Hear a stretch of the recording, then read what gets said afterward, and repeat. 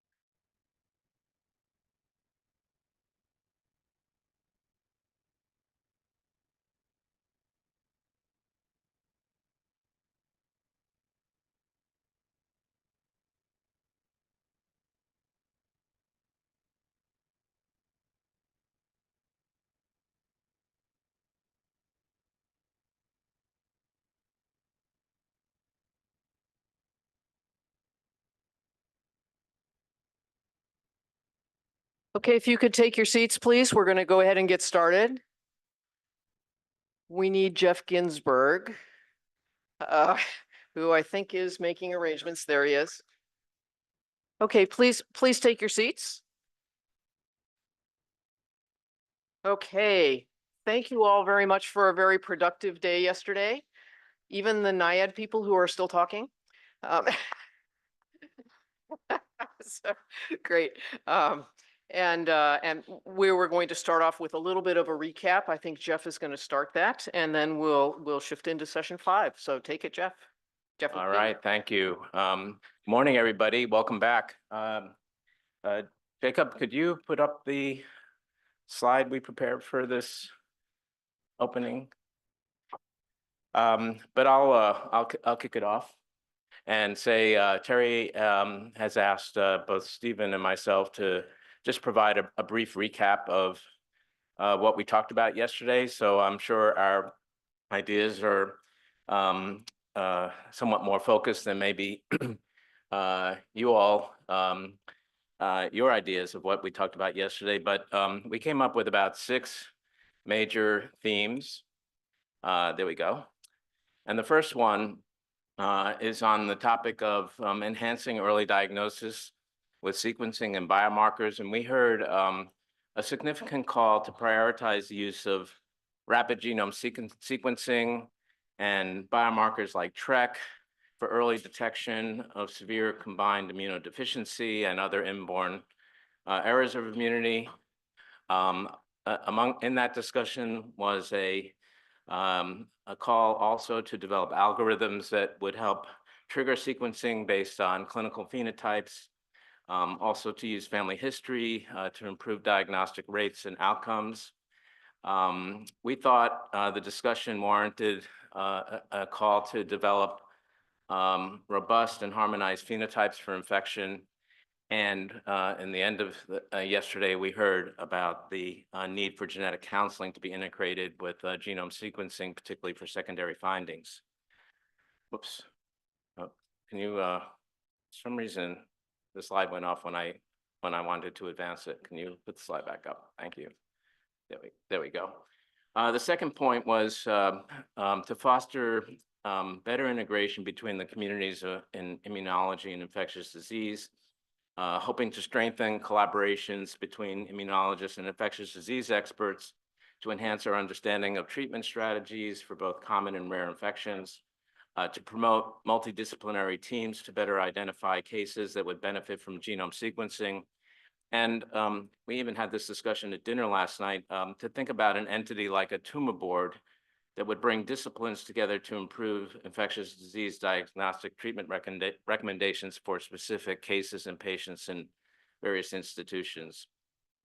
The third area was to expand data resources and tools for clinical applications with the notion of creating forward-looking genomic databases and comprehensive annotations of genes and variants coupled with clinical and immune phenotypes, but also to include social determinants of health and various exposures, including environmental exposures in those with those data. And alongside the databases, the database idea was the idea to develop tools like improved family history, health history modules for identifying immune deficiencies and genetic susceptibilities to infectious disease. The fourth idea that we heard was really to take on driving policy and reimbursement strategies and to advocate for really demonstrating conclusively in multiple settings the cost effectiveness of genome sequencing for accelerating diagnoses and to maybe prove that that this reduces hospitalization, patient outcomes, and reduce costs, to engage payers in collaborative studies to enable evidence-based coverage decisions. The fifth idea was to promote international collaboration and to explore opportunities for population scale genomic data in the infectious disease community, and particularly to collect and address underrepresented populations and global health challenges. And we certainly heard in the talk on the Pacific Islander research, the benefits of doing so.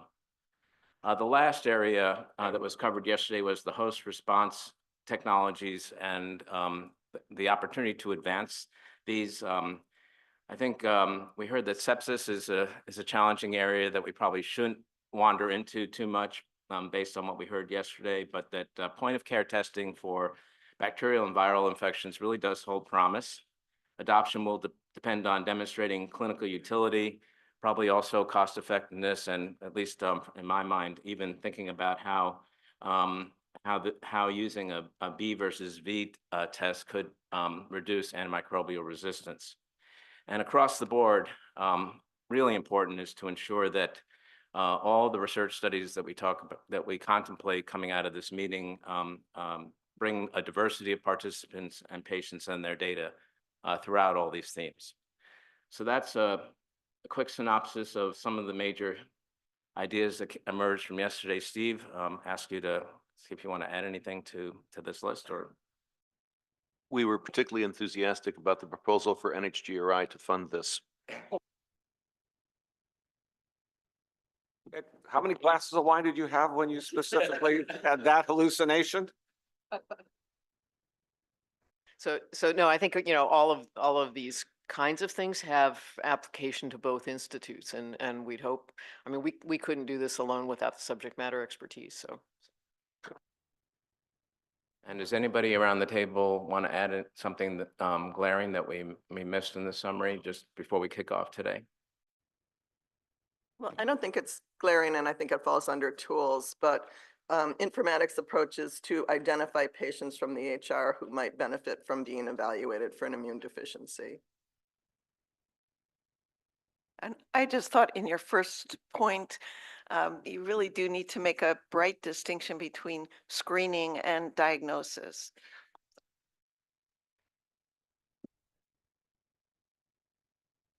And I would note there will be more time to discuss these at the end of the meeting. We just wanted to get everybody back into the, gestalt of what we did yesterday. So thanks, Jeff and Steve.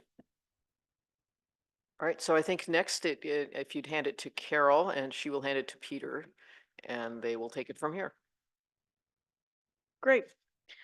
So this is the session on pharmacogenetics and infectious disease management. And our first speaker in this session is Peter Steiger, who's going to talk about aminoglycosides, clinical settings, and pharmacogenetic variants mediate drug-induced hearing loss. Peter.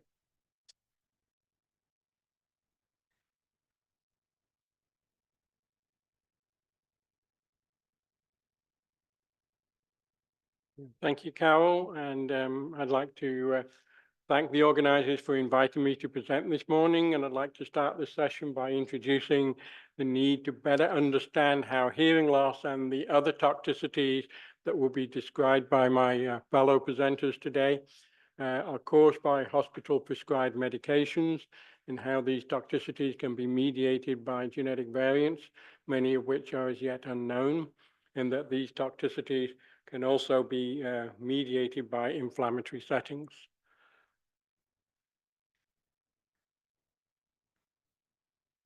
So hearing loss affects more than 1.5 billion people and is the third most common cause of years lived with disability.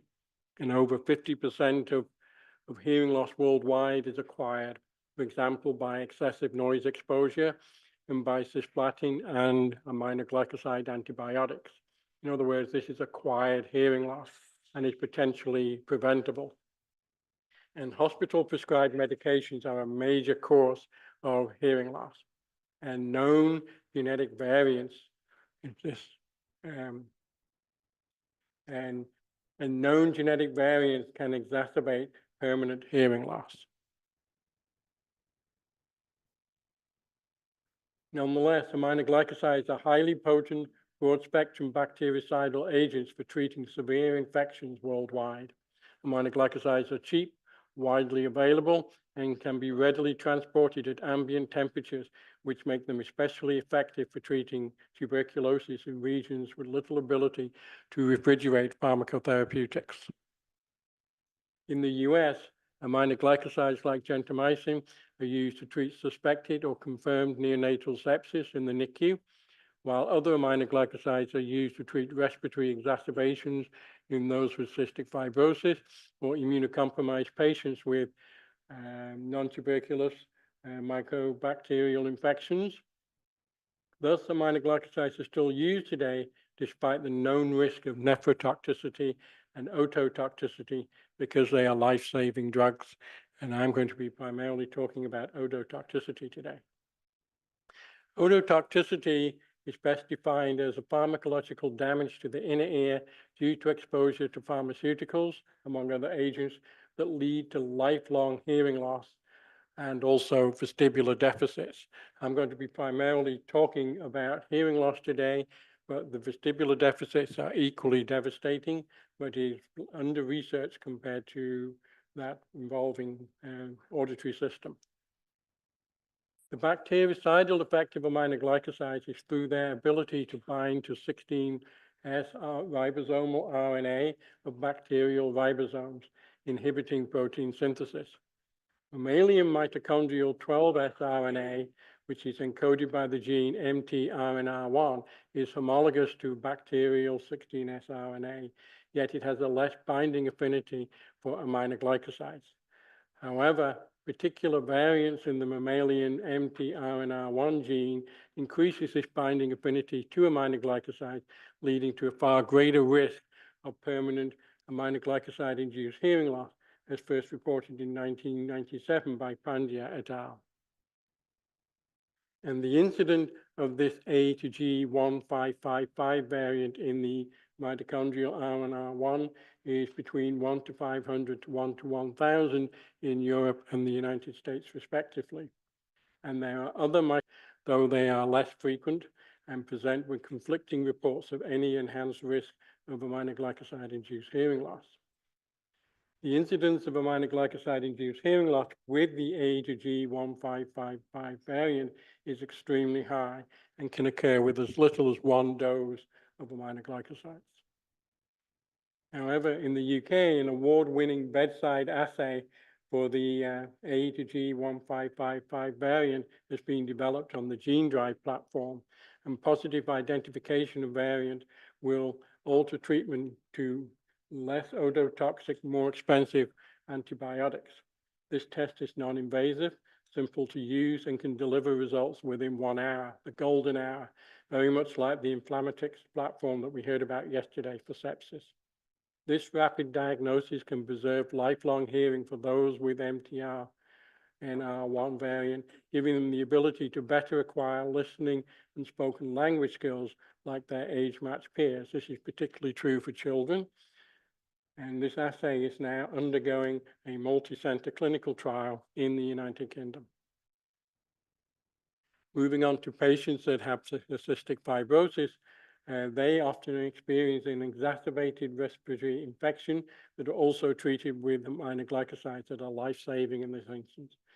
Aminoglycoside-induced hearing loss is typically dose-dependent, and onset of hearing loss first occurs at the higher frequencies, and continued dosing leads to hearing loss of progressively lower frequencies, and these tend to be within the frequency range of human speech and conversation, like in this room today. Yet, aminoglycoside-induced hearing loss occurs in as many as 54% of cystic fibrosis patients. And this chart here shows clear variability in the degree of aminoglycoside-induced hearing loss. A fraction of patients with cystic fibrosis appear to have exacerbated hearing loss in the lower corner here, down here. They seem to have exacerbated hearing loss down here, and a substantial fraction of patients, despite high cumulative dosing, have very little or no hearing loss. We tend to call these golden ears.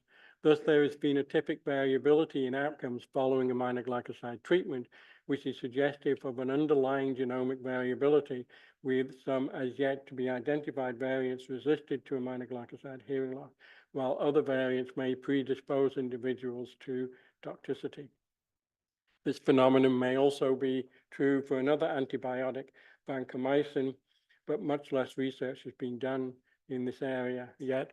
It is prescribed even more frequently than aminoglycosides themselves in the United States. The Cystic Fibrosis Foundation is funding a multi-site study in around, which is enrolled around 500 subjects to determine if specific genomic variants predispose individuals to aminoglycoside-induced hearing loss, or alternatively to prevent aminoglycoside-induced hearing loss in those with cystic fibrosis and treated with aminoglycoside. A GWAS analysis is now underway to assess if any gene variants are associated with this increased susceptibility or resistance to aminoglycoside-induced hearing loss. So I'm going to move on to preclinical models of ototoxicity. And most preclinical studies of aminoglycoside-induced hearing loss to date have been conducted in healthy animal models, particularly guinea pigs, rats, and mice. Yet clinically, aminoglycosides are only given to those with severe bacterial infections. Severe infections are known to modulate the permeability of the blood-brain barrier, and the inner ear itself is protected by a similar barrier called the blood labyrinth barrier. And similar infection, it keeps out the toxins, macromolecules, and blood cells from entering the inner ear itself. We used a model of bacteriogenic systemic inflammation induced by LPS given intravenously to better model the clinical conditions. And we found that this type of inflammation increased the cochlear uptake of aminoglycosides. And so what I'm going to show you here is a chart where along the x-axis down here, which we move away from the origin, we see increasing frequency from 4 to 32 kilohertz. And on the y-axis over here, we see a threshold shift from baseline to the audiogram after treatment. And this shift and further up the y-axis means an increasing degree of hearing loss or change in hearing in those animals. And what you can see here, that animals treated with just LPS alone, this red line, is hardly different from those treated with saline for over 3 weeks.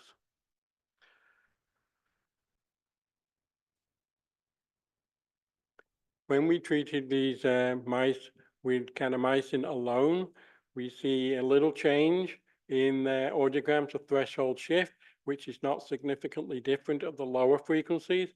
And we see a higher frequency at the 32 kilohertz, which was deliberate and significantly different. And this shows that we are giving a dose of the ototoxin aminoglycoside to a small degree at the very high frequency. But when these mice are treated with both LPS and kanamycin, the degree of hearing loss at 32 kilohertz is significantly greater from those treated with just kanamycin alone, and also extend for lower frequencies at 24 and at 32 kilohertz. This suggests that the very individuals who most need aminoglycosides are at even greater risk from the host immune responses to bacterial infections, potentiating the degree of hearing loss from the aminoglycoside treatment. We validated this hypothesis by using null mutants for components of the TLR4 pathway. And here in this particular example, hold on. There we go. Sorry.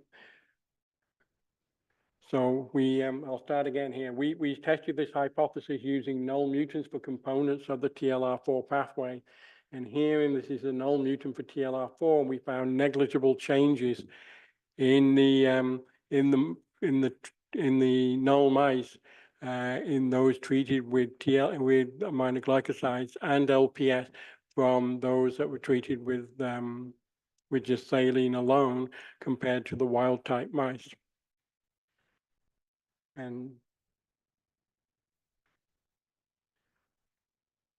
null variants with similar outcomes after treatment have similar outcomes after aminoglycoside treatment with healthy wild types.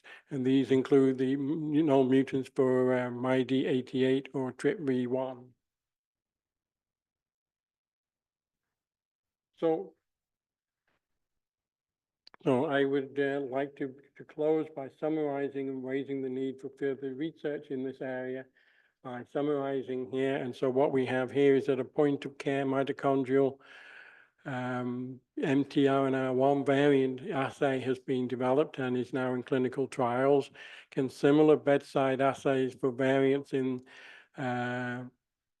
aminoglycoside-induced hearing loss give similar results in the golden hour? And gram-negative inflammatory responses can exacerbate aminoglycoside-induced hearing loss, but we have questions here.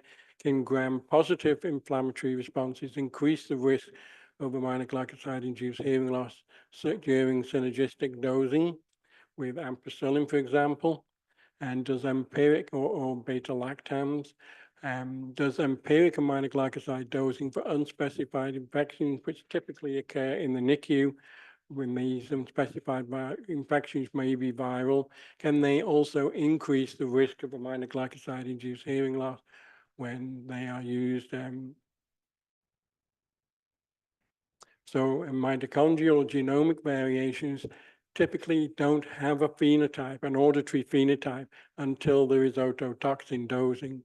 And those variants could increase the risk for hearing loss during treatment, or they could indeed decrease the risk for hearing loss during treatment for infection. To figure out how much of an impact genomic variants can have on the impact of aminoglycoside treatment on hearing. And null mutants of genomic genes involved in the inflammation can attenuate aminoglycoside-induced hearing loss.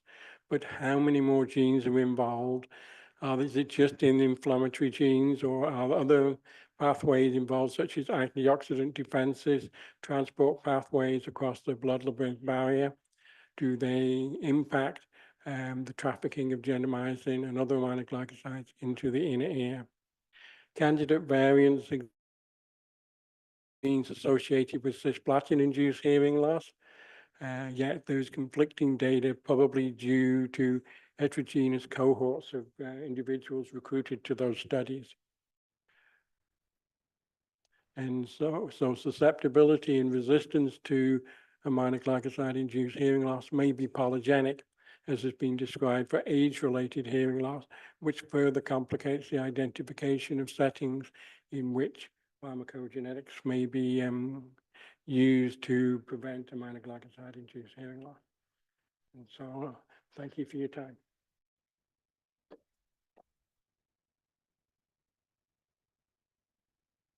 Thank you, Peter.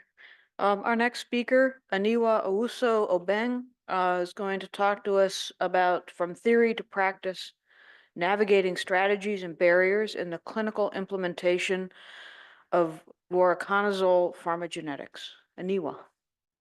Thank you, Carol, and good morning, everyone. Thanks, Terry, for the invitation. And thank you all for the very engaging conversation yesterday. Today, I would like to talk to you about voriconazole pharmacogenomics, and I'll give a quick, brief overview of the pharmacogenetics and the CPIC guidelines, or the Clinical Pharmacogenetics Implementation Consortium guidelines. And then I'll highlight some of the barriers and how we are navigating those barriers in the Mount Sinai Health System in New York City. So starting off, I don't think I have to go much into voriconazole for this group, but it is a triazole antifungal agent that inhibits the ergosterol synthesis, and it's approved for the treatment of invasive aspergillosis and candidemia. But most importantly, what I want to talk about today is that the IDSA recommends voriconazole for primary therapy of invasive aspergillosis and also as alternative therapy for candidemia, and it's also used for prophylaxis. However, the current CPIC guidelines are only for the treatment use of voriconazole in invasive fungal infections. And if you know anything about the pharmacogenetics of this, you know that CYP2C19 is the culprit gene here. So it's mainly metabolized by CYP2C19. However, voriconazole is also an inhibitor of CYP3A4, CYP2C19, and CYP2C9. Voriconazole exhibits wide interpatient variability in plasma concentrations. We know that this is due to some genetic aspects, but also due to age, also hepatic function, concomitant medications, and even inflammation, which Peter just mentioned in regards to the aminoglycosides. We are starting to see more information on this in literature about how inflammation phenoconverts people from one genotype or phenotype to the other. But today I'll be focusing on the CYP2C19 alleles here. So CYP2C19, there are 5 main categories, maybe 7 if you talk of the likely phenotypes, but 5 main ones. So there are the ultra rapids, which are individuals that carry 2 copies of the increased function allele. You have the rapid metabolizers, those that have 1 normal and 1 increased function, and the normal metabolizers, intermediate and poor. Poor metabolizers carry 2 copies of the no function alleles for 2C19. One thing that I wanted to highlight are the notable frequencies here. We've been talking a lot about global participation and having representation. So let's just take a look, because these are the phenotypes of interest with voriconazole: the ultra rapid, the rapid metabolizer, and the poor metabolizer. If I can get the cursor to go downwards, but it won't. So ultra rapid metabolizers, you're looking at roughly about 5% of Europeans, 4% of African Americans, and about 3% of Hispanic Latinos and Central or South Asians. Now, on the flip side, if you look at the poor metabolizer rates, this is about 57% of Oceanian population. We heard a lot about the Samoans yesterday. So you're looking at that. That's more than 1 in 2. So if you flip a coin, that person may actually be a poor metabolizer in that population group. You're also looking at 13% of East Asians and 8% of Central and South Asians fall in this category. Mind you, this is not only relevant for voriconazole, it's also relevant for a lot more medications such as Plavix and others that go through the CYP2C19 pathway. So for the CPIC recommendations for voriconazole, it is recommended that for ultra-rapid metabolizers, because they have a low probability of attaining therapeutic levels for voriconazole, and the chances here is that the trough levels are set between 1 to 4 micrograms per ml, and that's the suggested trough for treatment. Right. So for rapid and ultra rapid metabolizer group, because they clear the drug too quickly, they do not attain, or they have a very low chance of attaining these therapeutic levels. Now, on the other side, where you look at the poor metabolizer group, these individuals have a higher dose adjusted trough concentrations and may increase their probability of adverse events, such as the ones I listed here: hepatotoxicity, neurotoxicity, some visual disturbances, skin rash and photosensitivity, and others. So that's what the recommendation recommends against. So for these groups here, it is recommended to choose an alternative agent. For the ultra rapid and the rapid metabolizers, the agents are isovuconazole, liposomal amphotericin B, or posaconazole. The poor metabolizers, if voriconazole is still warranted, you can consider it, but at lower doses than the standard doses. So these are the recommendations that we have to work with. Now that brings me to our implementation program for pharmacogenomics at Mount Sinai. We have a threefold aim, and the first is education and dissemination. The second is clinical implementation, and lastly, translational research. I was tasked to talk mostly about the implementation, so I'll talk about what we've been doing. So we realized that there are a few challenges, there are a lot more, but we just chose to highlight these ones. The first one was the lack of awareness and education that we realized among our clinician group. So in 2014, Casey was here earlier yesterday. So she worked with our team, and there was a paper published in 2014 of how we had surveyed the providers in our primary care clinics. And we asked the question, how often do you perform genome-guided prescribing? And about 91% of the group that were surveyed had never used any genome-guided prescribing in 2014. So we knew that, okay, this is not something that they're doing routinely, or they may not be well aware of it. So how can we get them to use this more? So we started with building these one-pagers. So we have a one gene summary in the institution for every pharmacogenetic gene. This is the example for 2C19, where we talk about the phenotype groups, we talk about estimated frequencies and implicated medications, if there are any strong inhibitors, inducers, and so forth, and any other clinical considerations for each of the gene. In addition to gene summaries, we have drug gene summaries. So this one here is an example for efavirenz here. And then also there is one for voriconazole. We try to keep these to one-pagers, which is basically a summary of the CPIC guidelines for that particular drug gene summary. In addition to those, for our prescribers, we do a lot of grand rounds and faculty meeting updates. And we've also introduced CME programs and the reference cards. We've built different reference cards, giving them guides on how to counsel their patients when the results come back, in addition to some of the summaries that I showed you earlier. For our pharmacists, we've developed a pharmacogenetic certificate program that is in-house, and we recently graduated 9 pharmacists from this program for the 2024 version. 2025 version is starting in January. Hopefully, the aim here is really for our pharmacy department to be fully certified by 2030 is the goal. So pray with me.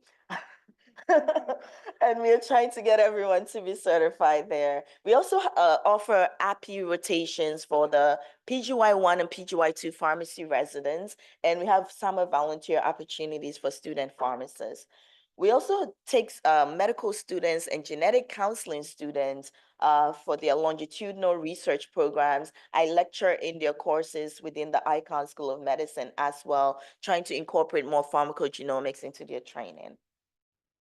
For patients, we have brochures and videos. So I'll show you the first one. This is our pre-testing brochure where we talk about what genes are, what pharmacogenetics is, and other things like that. It's a trifold. So the flip side looks like this, where it says your guide to pharmacogenetics. It has our contact information and other information there. We also have these pre-test video. The first one that has the high heels is just talking about everyone does not fit into the same shoe size. So why should you be, placed into one category for dosing? And it was supposed to play a little bit, but I'm not going to go into all of that. Then we also have drug-specific videos. This example is for Dapsone, where it talks briefly about pharmacogenomics. What we are creating for these drug-specific videos are 2 to 3 minutes long, briefly touch on pharmacogenomics, have a patient example for that drug gene, patient story example. And in this case, these are all developed, by the way, by the students that we take on rotation and for our summer programs. So the next challenge I wanted to touch on is EHR integration. How are we going to handle this? So the other question we asked in that same paper was, how often do you use decision support guides? Now, for this answer, we saw that over 90% sometimes use decision support or often used it. So we knew that, well, they're not doing genomics, but they use decision support. So how can we tie the two together? This was in 2014. So then we started building a program called ClipMerge. But since then, we've moved on to more commercial platforms. So this is the CPIC recommendation or the decision tree for CDS for voriconazole, where it tells you that if you see a voriconazole order initiated, you first check to see if the patient's 2C19 result is on file. If no, then you give them a CDS asking for them to get tested. But if they do have 2C19 on file, do they have a priority result? This is whether they are ultra rapid metabolizer, or poor metabolizer. If so, you fire a CDS post alert. If not, then there's no alert that goes out. So this is a sample alert that our clinicians would see. It would tell them that according to genetic testing, this patient is a CYP2C19 ultra rapid metabolizer, and this status is associated with significantly decreased plasma concentrations of voriconazole and may increase their risk of therapeutic failure. So they should consider an alternative drug from the SMART set. So the SMART set will list all the alternatives that are recommended for this patient. And we also have our contact information in there. If they were to click here for further information, it would open up that one-page drug gene summary that I showed earlier on voriconazole so that they can read more. And in that one-page document, it also links directly to the CPIC guideline if they wanted to read even further. Now, the third challenge I wanted to talk about here is the adoption into routine practice and return of results. So in our clinical workflow currently, we leave it to the providers to identify patients who would benefit from testing. Sometimes we also get patients requesting testing, and we would also test those patients if they're willing to pay for the test. So our priority patients here are those that have had a history of adverse events or those with treatment failures. Also, those that have immediate family history of these things, adverse events or treatment failures, those that have diagnosis that may warrant a pharmacogenetic medication, high-risk medication, especially these are medication specific, high-risk ancestry, sorry. These are medication specific. So for instance, with the clopidogrel example, then if you're of Asian ancestry, we highly recommend testing. 2 minutes, 2 minutes yes. remaining.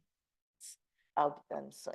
So for these patients here, they get a pre-test visit, they come back, the patient consents for testing, send their kit we send them a kit at home, they send it back to the lab.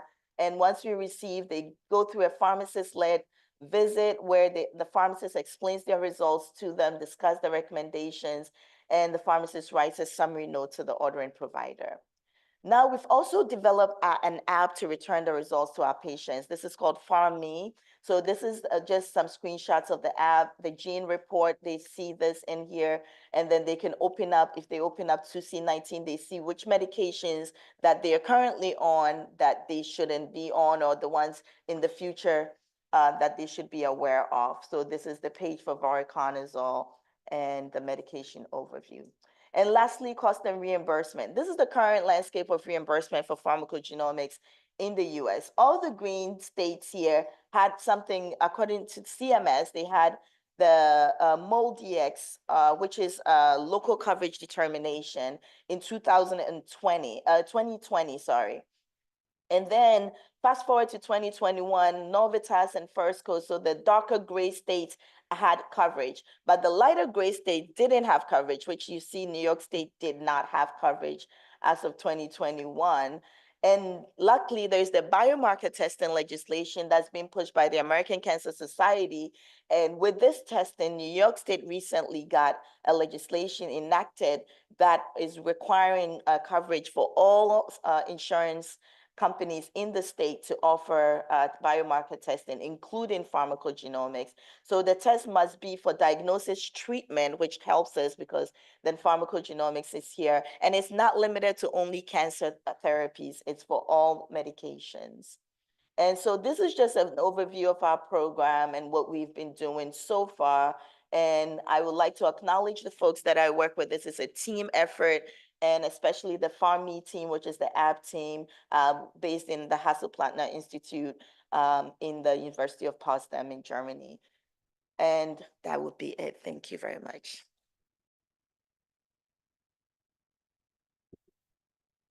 Thank you. Our next speaker, Roseanne Donnelly, who will talk about unique challenges with implementing G6PD genetic testing to prevent drug-induced hemolytic anemia. Thank you. Good morning, everyone. It's a pleasure to be here this morning. We've already heard about several important implementation challenges with pharmacogenomics. And in my talk, I'd like to focus on some unique challenges that are specific to G6PD. So first, by way of some brief background, G6PD, or glucose 6-phosphate dehydrogenase, is an enzyme that protects our red blood cells from oxidative damage. There are many different sources of oxidative stress, and these may include fava beans, infection, certain chemicals, as well as certain medications, including anti-infectives. And in somebody with normal G6PD enzyme activity, in the presence of these sources of oxidative stress, there are no adverse consequences. But in somebody with G6PD deficiency, because they have variants that predispose them to this, in the presence of these triggers, these red blood cells cannot handle the oxidative stress, and these patients can experience acute hemolytic anemia, which could be severe or life-threatening. G6PD deficiency is one of the oldest known and documented enzyme deficiencies, and it's one of the oldest known and documented pharmacogenetic associations with the anti-malarial primaquine. G6PD deficiency is one of the most common enzyme disorders worldwide, with about 500 million people estimated to be G6PD deficient. And if you take a look at the world map here, the darker regions correspond to increased prevalence of G6PD deficiency, and you'll note that we see a higher prevalence among patients of African, Southeast Asian, and Mediterranean ancestry. And interestingly, where we see higher prevalence of G6PD deficiency, this correlates where we see malaria to be endemic, as there is a heterozygote advantage here, with G6PD heterozygotes being protected from malaria mortality. Pathogenic variants in G6PD can result in two distinct clinical phenotypes. On the left here, we have the more common G6PD deficiency that's characterized by moderately to severely decreased G6PD activity. These patients are generally asymptomatic. They can go their whole lives and never know they have G6PD deficiency. It's only in the setting of a triggering agent that causes that increased oxidative stress where we can see that acute hemolytic anemia. On the other side, we have a more severe phenotype, which is G6PD deficiency with chronic non-spherocytic hemolytic anemia, or CNSHA.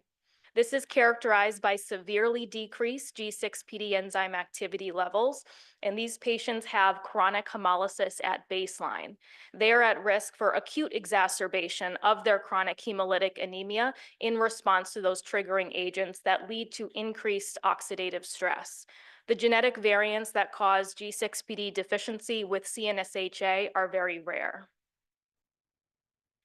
For decades now, the World Health Organization has provided a framework for the classification of G6PD variants, and in 2022, they underwent a revision of this classification system. You can see there are now 4 classes, A, B, C, and U, and these are defined by both the median of G6PD enzyme activity as well as the propensity to cause hemolysis. So the Class A variants are those that cause the CNSHA, that chronic hemolysis, and the Class B variants are the ones that cause the acute triggered hemolysis.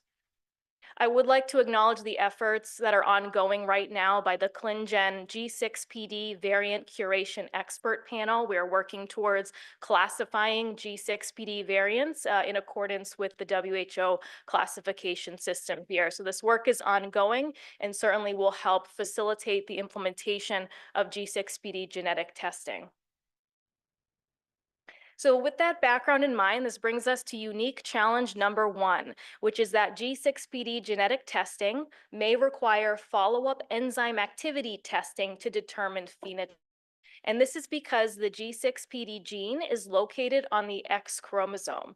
So if you're somebody with one X chromosome, the interpretation is if you have one deficiency. Now, if you're somebody with two X chromosomes, it's also fairly straightforward if you're homozygous, either for the normal function allele or if you're homozygous for a deficient allele. And where it becomes a little tricky is with our heterozygous patients, somebody with one normal function allele and one deficient allele. Here we can say that the phenotype is variable, meaning these patients may have normal G6PD enzyme activity, or they could have G6PD deficiency. And we don't know which is the case based on genetic testing alone. And this is because of X inactivation. So we don't know what proportion of red cells are actually expressing the normal function allele versus which proportion of red cells are expressing the deficient allele. And that proportion is going to determine what the expressed phenotype is. Does that patient have normal activity, or are they G6PD deficient? And the only way to figure that out is to do follow-up enzyme activity testing to measure that specifically. So in clinical practice today, by and large, G6PD testing is mostly done via enzyme activity testing, in part because of these challenges with interpreting the results in heterozygotes. But there are some limitations I'd like to point out here. First is that in heterozygotes, the result may change over the course of a patient's lifetime. Someone could have normal G6PD enzyme activity today, and then 10 years down the road be G6PD deficient. And so there is a need to potentially retest these patients in the future. In addition, G6PD enzyme activity assays are affected by hematologic parameters, such as those that are listed on the slide here. So for some groups of patients, such as those with cancer, anemia, or infections that may have these altered hematologic parameters, the G6PD activity test results for them may not be reliable. In response to this, my colleagues out of St. Jude Children's Research Hospital have been doing a lot of great work in this space with pharmacogenetics implementation in general, but with G6PD, what they've been doing is actually integrating both G6PD genotype and G6PD enzyme activity to come up with a more informed G6PD phenotype than either method alone. And if anyone is interested in learning about this further, I do refer you to the citation at the bottom of the slide.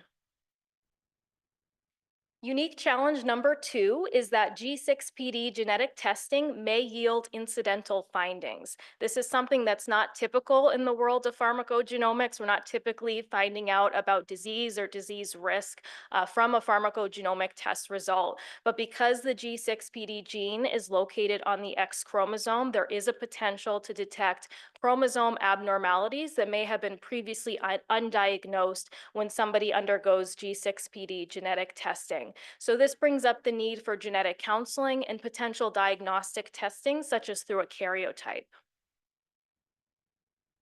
Unique challenge number 3 is that there have been conflicting recommendations about which drugs are actually unsafe in patients with G6PD deficiency. So if you take a look at regulatory agency warnings worldwide, if you take a look in the literature, you might see a recommendation from one source that says a medication is safe to use in patients with G6PD deficiency, and another source says it's absolutely unsafe and there's a high risk of that acute hemolytic anemia.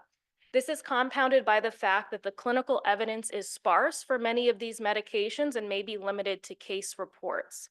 So because of this challenge, CPIC took this on a few years ago. The Clinical Pharmacogenetics Implementation Consortium assembled a team of international experts in order to evaluate the literature for medications that have been associated with potentially being unsafe in patients with G6PD deficiency. And this effort was led by Dr. Mary Relling. So what we did here is we did a systematic review of the literature for 48 medications that were identified by at least one source as potentially being unsafe in these patients and categorized them into high risk, medium risk, or low to no risk groups. So what did we find here? Well, first, the recommendations that I'm presenting here are for the more common phenotype of G6PD deficiency.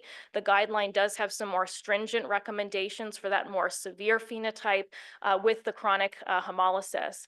But in general here, you'll see that there are 7 high-risk medications, which the recommendation here is to avoid in patients with G6PD deficiency. I've highlighted the anti-infectives here in bold, and you'll see that dapsone, standard dose primaquine, and tafenoquine make the high-risk list. In the medium risk category, this is defined as those medications that should be used with caution in patients with G6PD deficiency, potentially with additional monitoring. Here we have nitrofurantoin and what I'm calling medium dose primaquine here. These are weekly doses that are recommended by CDC and WHO for the treatment of malaria in G6PD deficient patients. Now, what I think is perhaps more interesting to point out is that the vast majority of those 48 medications that were evaluated were classified into the low to no risk group, which is defined as you can use without regard to G6PD phenotype. And others were not given any recommendation because of the complete lack of data that was available.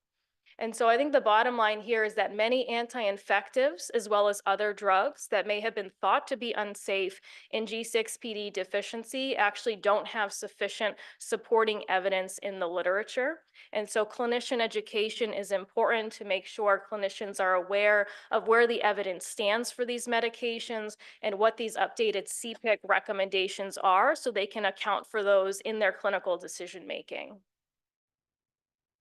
And this brings us to our fourth and final unique challenge, which is leveraging G6PD genetic test results from newborn screening programs over time. This is a newer area. We're just starting to see G6PD testing integrated into some newborn screening programs in certain places in the country. Some of these programs may use enzyme activity testing, but others are using G6PD genetic testing. Now, the rationale for including G6PD in newborn screening programs is not a pharmacogenomic one per se. The rationale is that G6PD can cause neonatal hyperbilirubinemia, and early diagnosis can facilitate proper management and avoidance of bilirubin encephalopathy. Now, that being said, we all now know that there are pharmacogenomic implementation considerations here as well with G6PD. And so the challenges are, how are these results going to be documented into the electronic health record with clinical decision support? And importantly, how can these results follow the child throughout their life, especially if they are identified to be G6PD deficient? How can we ensure that they do not receive the high-risk medications? And also want to avoid redundant testing in the future if we got the information we needed from a newborn screening program. Now, because G6PD represents one of the first examples of a pharmacogene being integrated into newborn screening, lessons learned here could potentially be applied to other pharmacogenes that may make their way into newborn screening in the future. So in summary, we've covered today 4 unique challenges with G6PD, including G6PD genetic testing may require follow-up enzyme activity testing to determine phenotype. G6PD genetic testing may yield incidental findings. There have been conflicting recommendations about which drugs are unsafe in patients with G6PD deficiency, and leveraging G6PD genetic test results from newborn screening programs over time. Thank you for your attention, and I look forward to the discussion.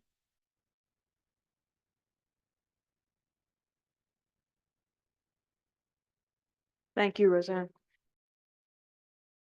In this session is David Haas, who will talk about pharmacogenetics of antiviral agents. David? Great. Thanks, Terry. Yeah, so it's my pleasure to speak this morning, and I realize there's a typo in the title, either an extra word or a word missing. So by background, I'm an infectious diseases physician primarily, who dabbles in pharmacogenetics, more than dabbles, but so I come to it from that perspective. And I was asked to talk about things that are ready for prime time, shovel ready, implementation science ready. I'll also make clear that I am not an implementation scientist. So I will talk about the various antiretroviral drugs and the potential for implementation science with these. Although almost all my past work has been in HIV and more recently in tuberculosis, I'll also talk about drugs used to treat hepatitis B, hepatitis C, herpes viruses, coronavirus, and pox viruses. Some overarching considerations to think about, and this doesn't just apply to what I'll be talking about, probably applies more broadly to pharmacogenetics, is how clinically important is the drug being considered? Are the therapies given of short course or chronic? When we think about pharmacogenetics, are we thinking about pharmacokinetic effects on drug disposition and exposure? Are we talking about being able to predict off-target toxicities? Right now in infectious diseases in many areas, there's the issue of giving pills daily or multiple times daily versus infrequent injectables. Do the pharmacogenetics affect drug-drug interactions, which is an area that I'm very interested in? Are the issues primarily domestic or global or both? And if we're talking about implementation, where on the implementation science spectrum are we talking? Are we talking about, at this moment getting it into the clinic and delivering, or are we a little bit further upstream? And what I didn't put on the list is, especially in the HIV space and other some other spaces, some of the medications are delivered in co-formulated tablets with multiple drugs. So if you're going to do something to affect one drug, it may have implications for the other drugs as well. At present, there are 4 antiviral drugs for which there are CPIC guidelines shown on this slide. Abacavir, interferon alpha treatments for hepatitis C, efavirenz, and atazanavir. And I'll say a few words about each of these. The HLA B5701 testing for abacavir is really the poster child, I think, for pharmacogenetics. And the good news is that this has been, at least in the US, as far as I can tell, very successfully implemented in clinical practice so that now people are not prescribed abacavir without knowing their HLA type. This was published in 2012. Of note, recently there's a big move away from abacavir for treating HIV infection. This is driven primarily by increasing data that abacavir is associated with cardiovascular events, including from recent analyses in the REPRIEVE trial recently presented. So in our clinic, which has several thousand HIV positive individuals, there's very frequent people being presented who are on the combination with abacavir where the presentation is to get them off the abacavir. So this is not really, it's already been implemented, and again, people moving away from abacavir. Yesterday, we touched briefly on interferon-based therapies for hepatitis C. Here, genetics were shown to be very, very predictive of who would respond or not respond. Maybe that highly predictive is an overly enthusiastic word. But the reality is that the field has advanced so far that nobody, as far as I know, gets treated with interferon-based therapies for hepatitis C anymore. Rose is involved in some of these guidelines. First author on this, Rose just presented. The CPIC guideline for UGT1A1 for atazanavir shown to predict hyperbilirubinemia and discontinuation of therapy. As with abacavir, atazanavir has been supplemented by much more preferred agents for treating HIV therapy. Within the protease inhibitor class, which atazanavir is, darunavir is a preferred drug because of its better resistance profile. So atazanavir is rarely prescribed in the US, as far as I know, anymore. And lastly, efavirenz, which I done lots of work on over the years. CYP2B6 is very predictive of drug exposure and identifies people at higher risk of suicidality and other side effects. But again, because much more effective drugs have come along, relatively few people are being prescribed efavirenz, and people who have been on it are being taken off it to be on cleaner drugs these days. So of the 4 CPIC guidelines, they've had their time, but are not highly relevant to current prescribing for HIV.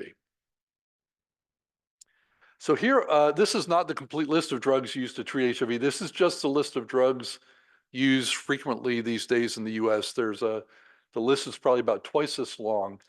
And I've ordered them from the top to bottom important in terms of interest and importance. in terms of therapeutics, not in terms of necessarily lending themselves to pharmacogenetics. The top two newest drugs on the block are fostemsavir and lenacapavir. Fostemsavir is a drug that's effective in people with very highly drug-resistant HIV. It's an attachment inhibitor. What the drug that's gotten the most press is lenacapavir, which can be administered once every 6 months and has been shown to be 100% effective in preventing infection, new infection with HIV, and is being used somewhat in therapeutics as well. For both those drugs, there doesn't appear to be a big pharmacogenetic role for lenacapavir. There's minor metabolism by CYP3A and UGT1A1, and fostemsavir with esterases and CYP3A4. This is not to say that there won't be off-target effects, but in terms of purely drug metabolism disposition, not a lot to go on. The biggest drug class used in the US, I'd say, are the integrase inhibitors, primarily dolutegravir and bictegravir for oral therapy, and cabotegravir, which is part of Cabenuva, for long-acting, like monthly or every other month injectable therapy.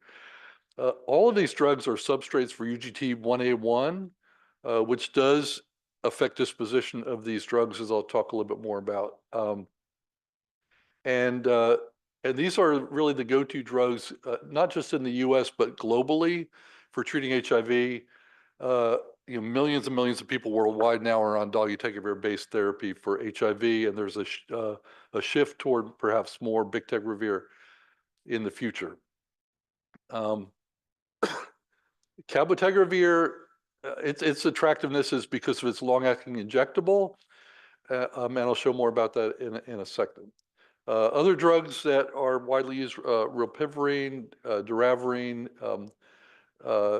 not big pharmacogenetic opportunities there, I don't think.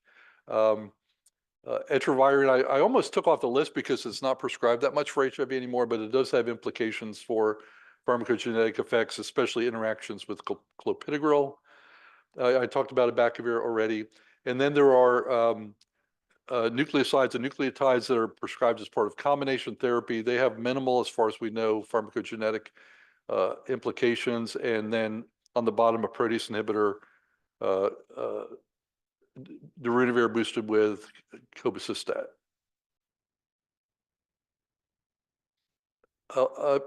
This slide shows the impact of UGT1A1. It shows two things: the impact of UGT1A1 on dolutegravir. So I'm going to try to show the pointer. Oh, it works. So over here on the left is the effect of UGT1 genetic variants on trough levels of dolutegravir on people getting once daily dosing for treating HIV therapy. And you can see there's an impact here. But what's important to note that down here at the bottom, this dashed line is the IC95 for dolutegravir. So the levels are way in excess of what is needed to inhibit viral replication. What is shown over here on the right is in this clinical trial, I should have mentioned ACTG study A5372, people were then treated with treatment for latent M tuberculosis with a regimen that included rifapentine. Rifapentine is metabolized by ADAC, and a variant in ADAC affects rifapentine levels. And what we were able to show is that both your UGT1A1, which affects your dolutegravir directly, and your ADAC, which affects levels of rifapentine, combine to predict or are associated with a spectrum of dolutegravir exposure. And briefly, people who are slow rifapentine metabolizers have higher rifapentine levels, which then induces more hepatic enzyme, which then lowers your dolutegravir levels more. So if you're both a normal UGT1 metabolizer and a slow or poor ADAC metabolizer, those folks will have the lowest levels of dolutegravir. Cabotegravir, I mentioned being a UGT1A1 substrate and an important drug. On the left is what happens with UGT1A1 and cabotegravir, where clearly you have an association with poor metabolizers and higher levels. but cabotegravir as being used to treat or prevent HIV is given as an injectable. And this bypasses that liver effect. And the UGT1 variant really doesn't seem to have much of an effect in large clinical trial on plasma exposure with injectable cabotegravir. Now I'm going to quickly walk through the drugs to treat other infections, and it'll be quick because I'll tell you, not a lot to say. For the anti-Hep C drugs, the two drugs that are used primarily in clinical practice now in the US are the ones that have kind of won out of the top two, Epclusa and Mavorette. I will not say that generic names are way too long. And both of these are widely used, very effective for treating hepatitis C with multi-week courses. There does not seem to be a lot of opportunity for pharmacogenetics here. They're either metabolized minimally or by multiple pathways. Really, the work now in hepatitis C therapeutics is trying to get these drugs to people who need them most, who are oftentimes hard to reach populations, and the move toward long-acting injectables so that a single dose given one time would be curative for hepatitis C for all viral subtypes. Hepatitis B drugs, these are largely treated with nucleoside analogs, especially at the top, entecavir, TAF, entecavir, and Truvada. And these really, although there are some pharmacogenetic effects, perhaps on renal toxicity with Truvada, they're minimal and not predictive enough to really be considered for use or translated into clinical practice.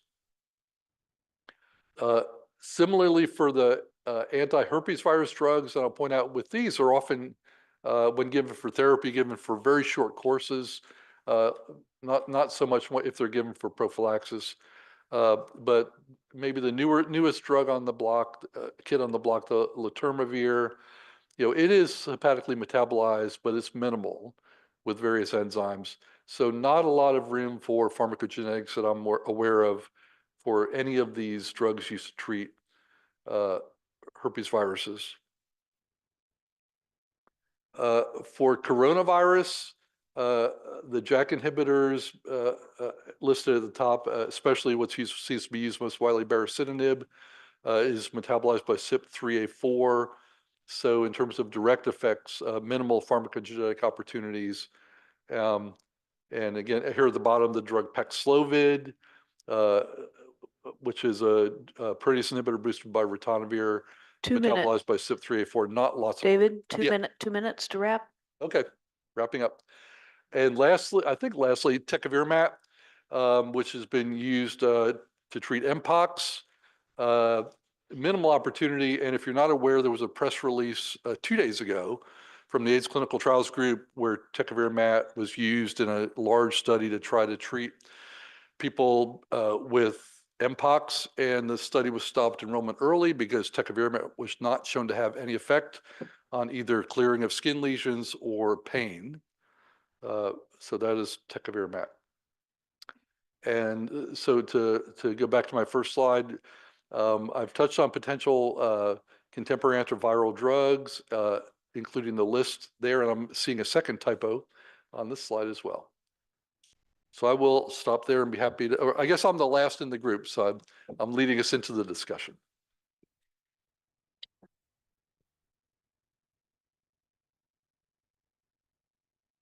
Thank you. We now open it up for discussion.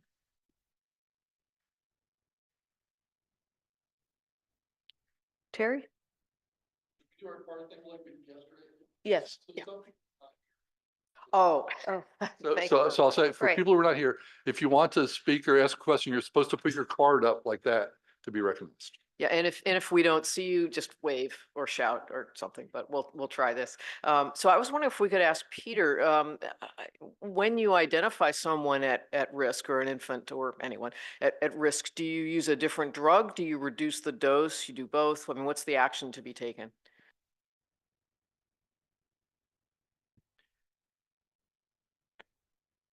Ideally, typically, that would be the way to go. Excuse me a moment.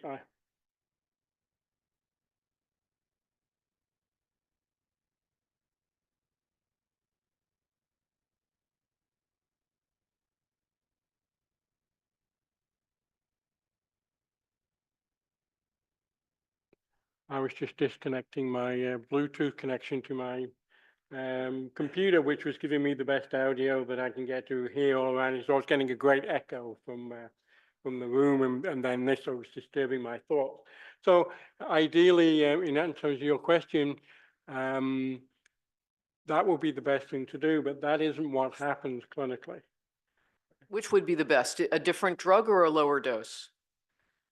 So, yes, and so in the US, it's easier to do because the cephalosporins are useful.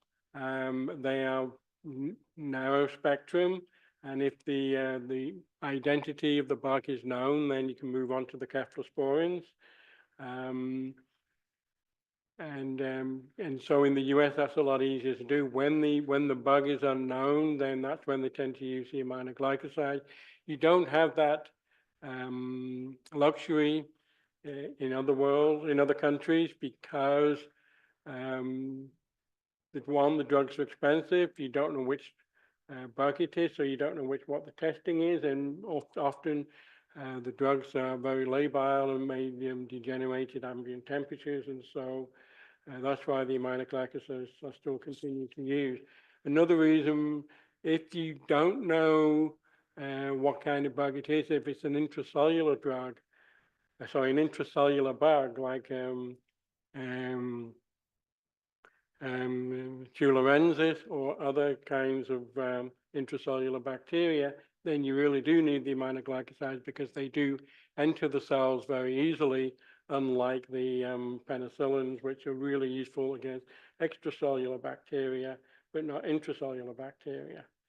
So it all depends on the circumstances, and I'm sure I'm not covering all the clinical range of circumstances that might exist.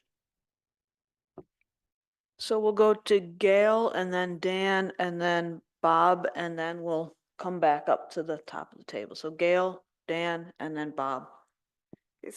So Roseanne, I really enjoyed your talk about G6PD. I have a comment and question. My comment is I consider finding Klinefelters and Turners a bonus, not a challenge, but I understand people need to be aware that that can happen, but I think there's real benefit.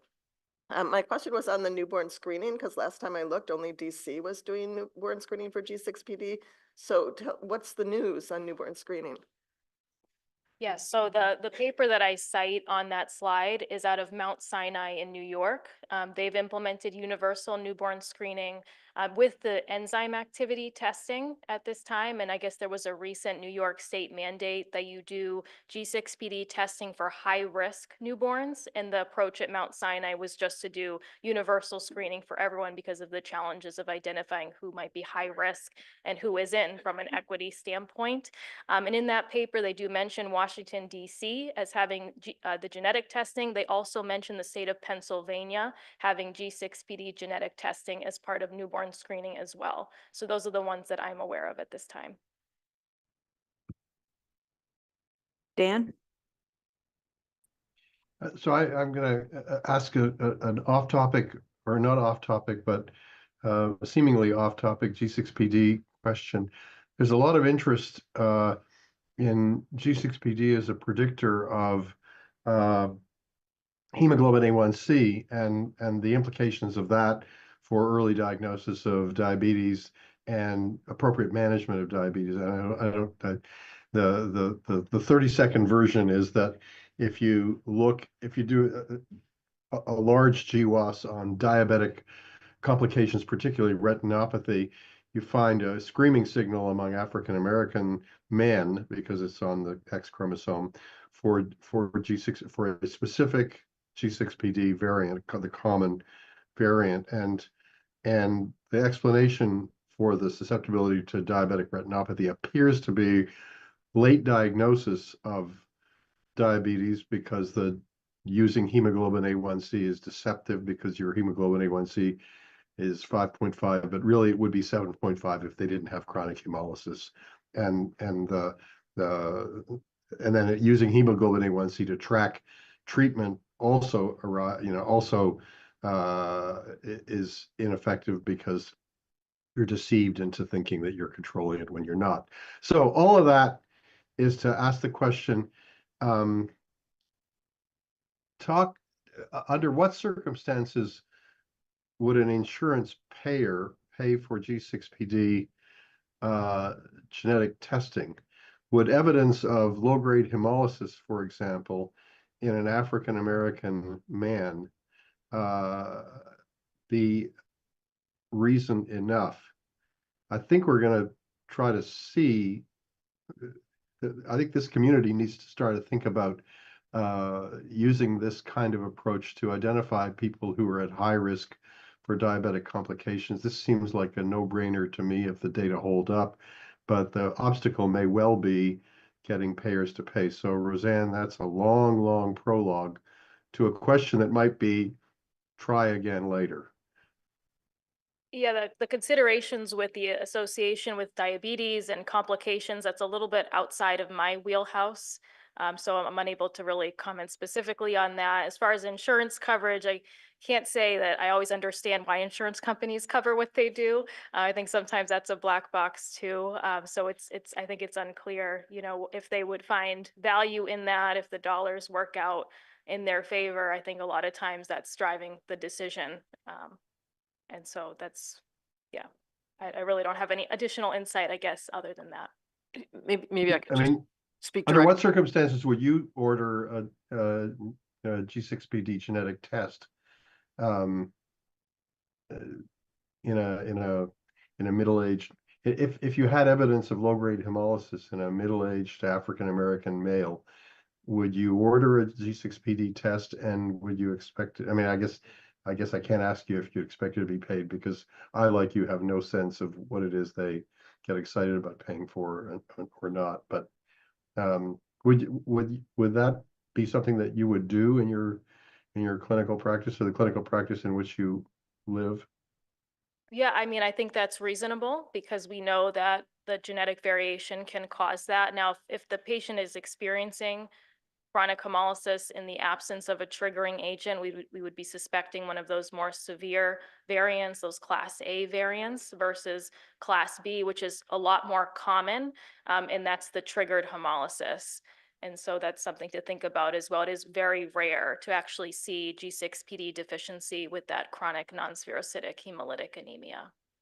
Well, I mean, I don't want to, push this conversation. I know there are other speakers, but if you look hard for evidence of low-grade hemolysis, you may find we think we may find a signal in the EHR in many G6PD carriers, not the signal that would rise to your clinical attention or to most people's clinical attention, but might be enough to trigger a test if we were interested in this diabetes question.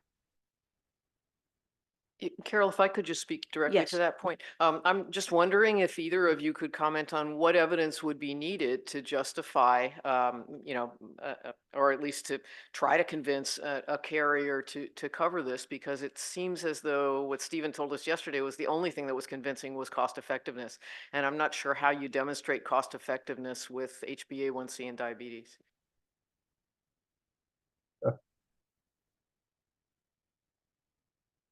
I mean, is that a question for me or is it a question for I mean, Roseanne? you've asked, so.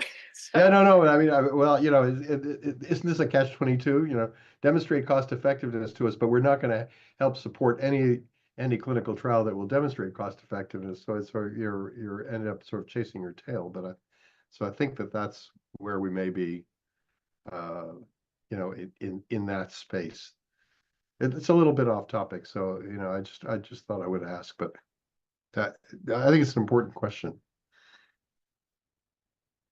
So just a reminder, when you speak, you have to be uncomfortably close to this microphone for it to carry. And if you're not following along on the webinar itself, there are some interesting side discussions in the chat. So you might want to actually log into the meeting and if you have that link and see the chat discussion as well. So we'll start down, Bob, and then David, and then we'll continue around for. Pharmacogenetics is really a fantastic microcosm for the entire issue and of implementing genomics in medicine. It has some of its own peculiarities, such as the the fact that the turnaround time really needs to be very, very short. Well, one of the problems we came up with introducing pharmacogenetics was physicians who said, I want to prescribe this drug now, and you're telling me I got to wait 2 weeks for me to figure out what to do. But that aside, it's absolutely clear to me that if you provide this test with great clinical validity and utility and say, build it, they will come, they won't. And that what you absolutely need to have is implementation from a centralized health organization that says, we're going to do this, and we're going to get clinical decision support of the appropriate kind into the EHR. We're going to get the ordering into the EHR, and that implementing genomics in medicine is not going to happen physician by physician. It's going to happen health system by health system. And I was very impressed with the Mount Sinai talk. I thought that was just absolutely fantastic. Thank you. David? Yeah, so I have a question for Peter, and this may show my ignorance, which happens every time I open my mouth. But when we talk about genetics that where mitochondrial variants affect risk, and if I remember correctly, mitochondria are inherited 100% from the mother. Can you do prediction based on doing testing of mothers and basically identify the risk for all the offspring from that mother? That's very much outside of my area, but I would like to say that you're correct, but I don't have the experience to respond to that question, so to be determined. I don't see why not, unless there's a high new mutation rate in the mitochondria to that allele. Those alleles are around in the population, so single digit percentages, but they're there. And so I think if you can very accurately predict that every offspring of a mother who's a carrier of one of these is going to be a carrier. I see no reason for that not to be the case.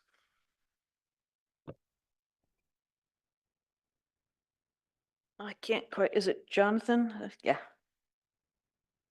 Okay, so just sort of a general comment for all of the speakers, but maybe there seems to be a recurring theme in which drugs are being used, and we discover there's a pharmacogenetic interaction that we need to implement something for, but then better drugs come along and they are no longer subject to a pharmacogenomic interaction, and so now we're just using those drugs. I mean, and just sort of an open question, is this because older drugs are probably more likely derived from the types of compounds that we would have, as humans, evolved to have these sort of mechanisms against, and newer drugs being more, or maybe less reliant on those old sort of structures, don't go through the same pathways? Or are the drug companies just getting better at selecting compounds that aren't going to have these types of effects? If that makes sense. Any thoughts on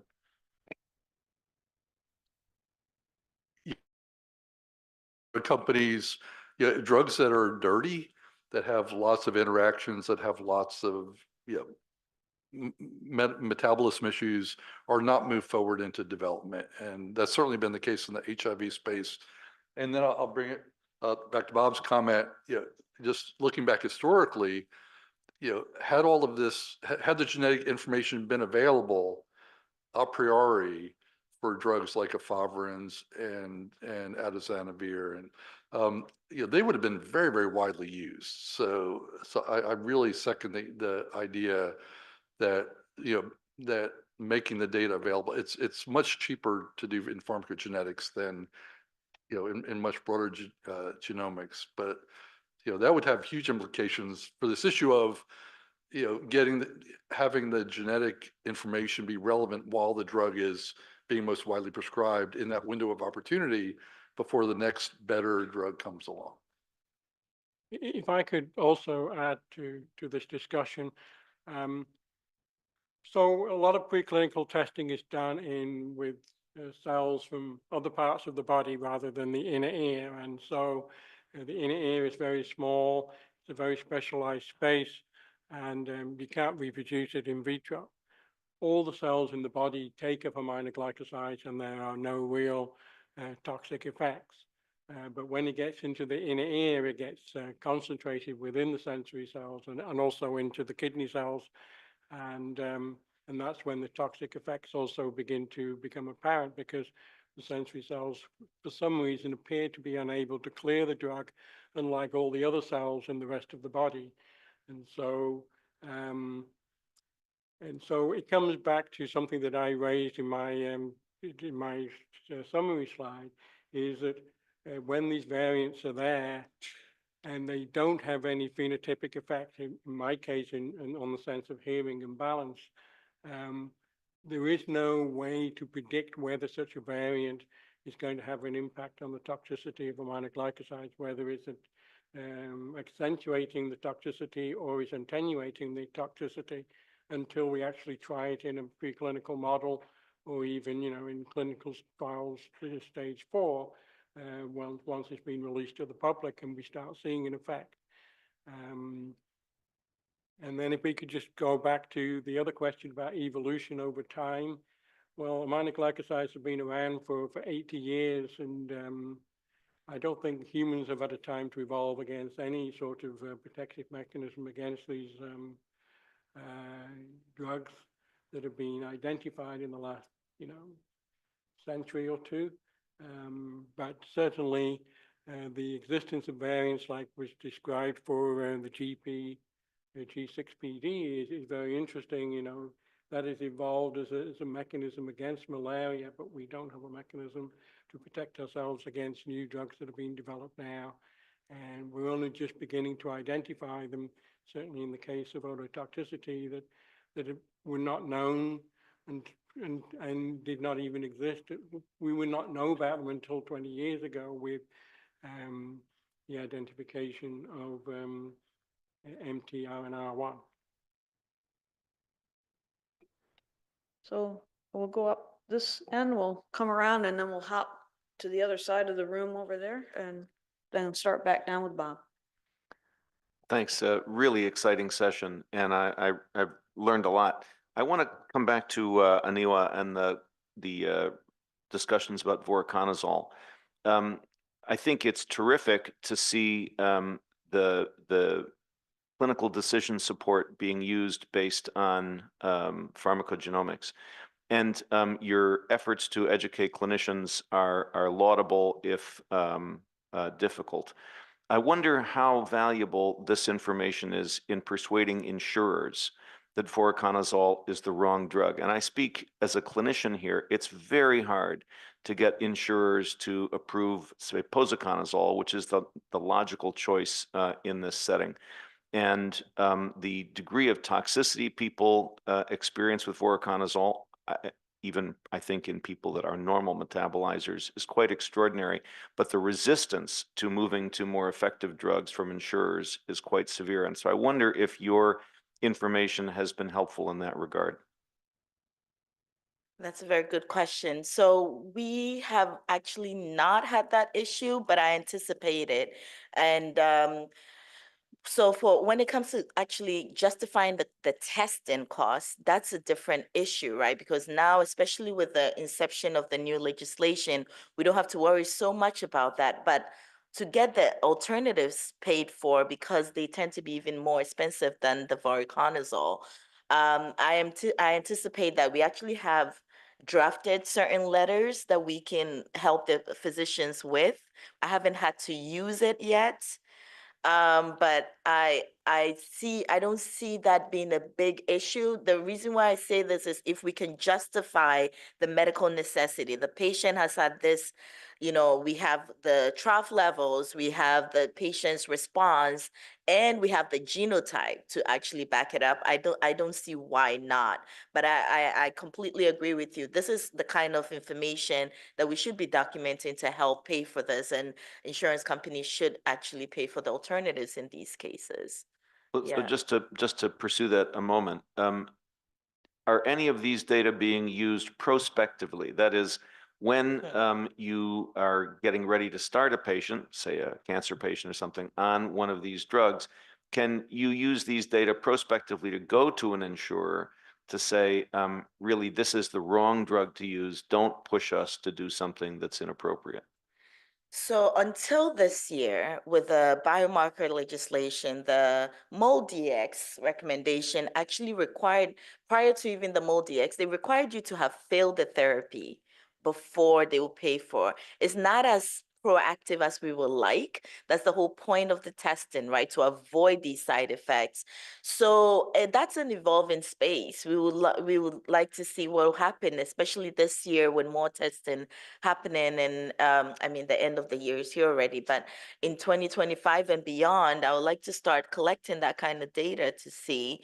But most of the time, they would prefer that you would have failed the therapy first and then justify the new one, especially if it's not a tier 1 covered medication or So something. I think just as an issue for Terry in particular, to make sure that we put into any report, the whole purpose of having information is to Exactly. use it. And the failure-based approach to therapy that so many insurers have required is just maladaptive and really malpractice. I second that. Terry? Yeah, I agree completely with Steve. It's like your comment about you know, after your second, you know, intubation, you can come to us, et cetera. I did want to just comment briefly on David's point about sort of dirty drugs or drugs that can't be applied to everyone. And there's a good example with abacavir even before these other cardiovascular side effects were recognized, where once it was seen that there was this variant, basically, as I understand it, a lot of companies began pushing much more expensive drugs. So because, you know, you have this problem, and so we should just avoid it by giving everybody the more expensive ones instead of in, you know, resource limited settings, you could do the test and get the abacavir. I put a note in the chat, just wondering if non-invasive prenatal testing picks up the mitochondrial DNA, and kind of wondering if anybody knows that, because the advantage there is that all of the mitochondrial DNA is going to be from the mother, right?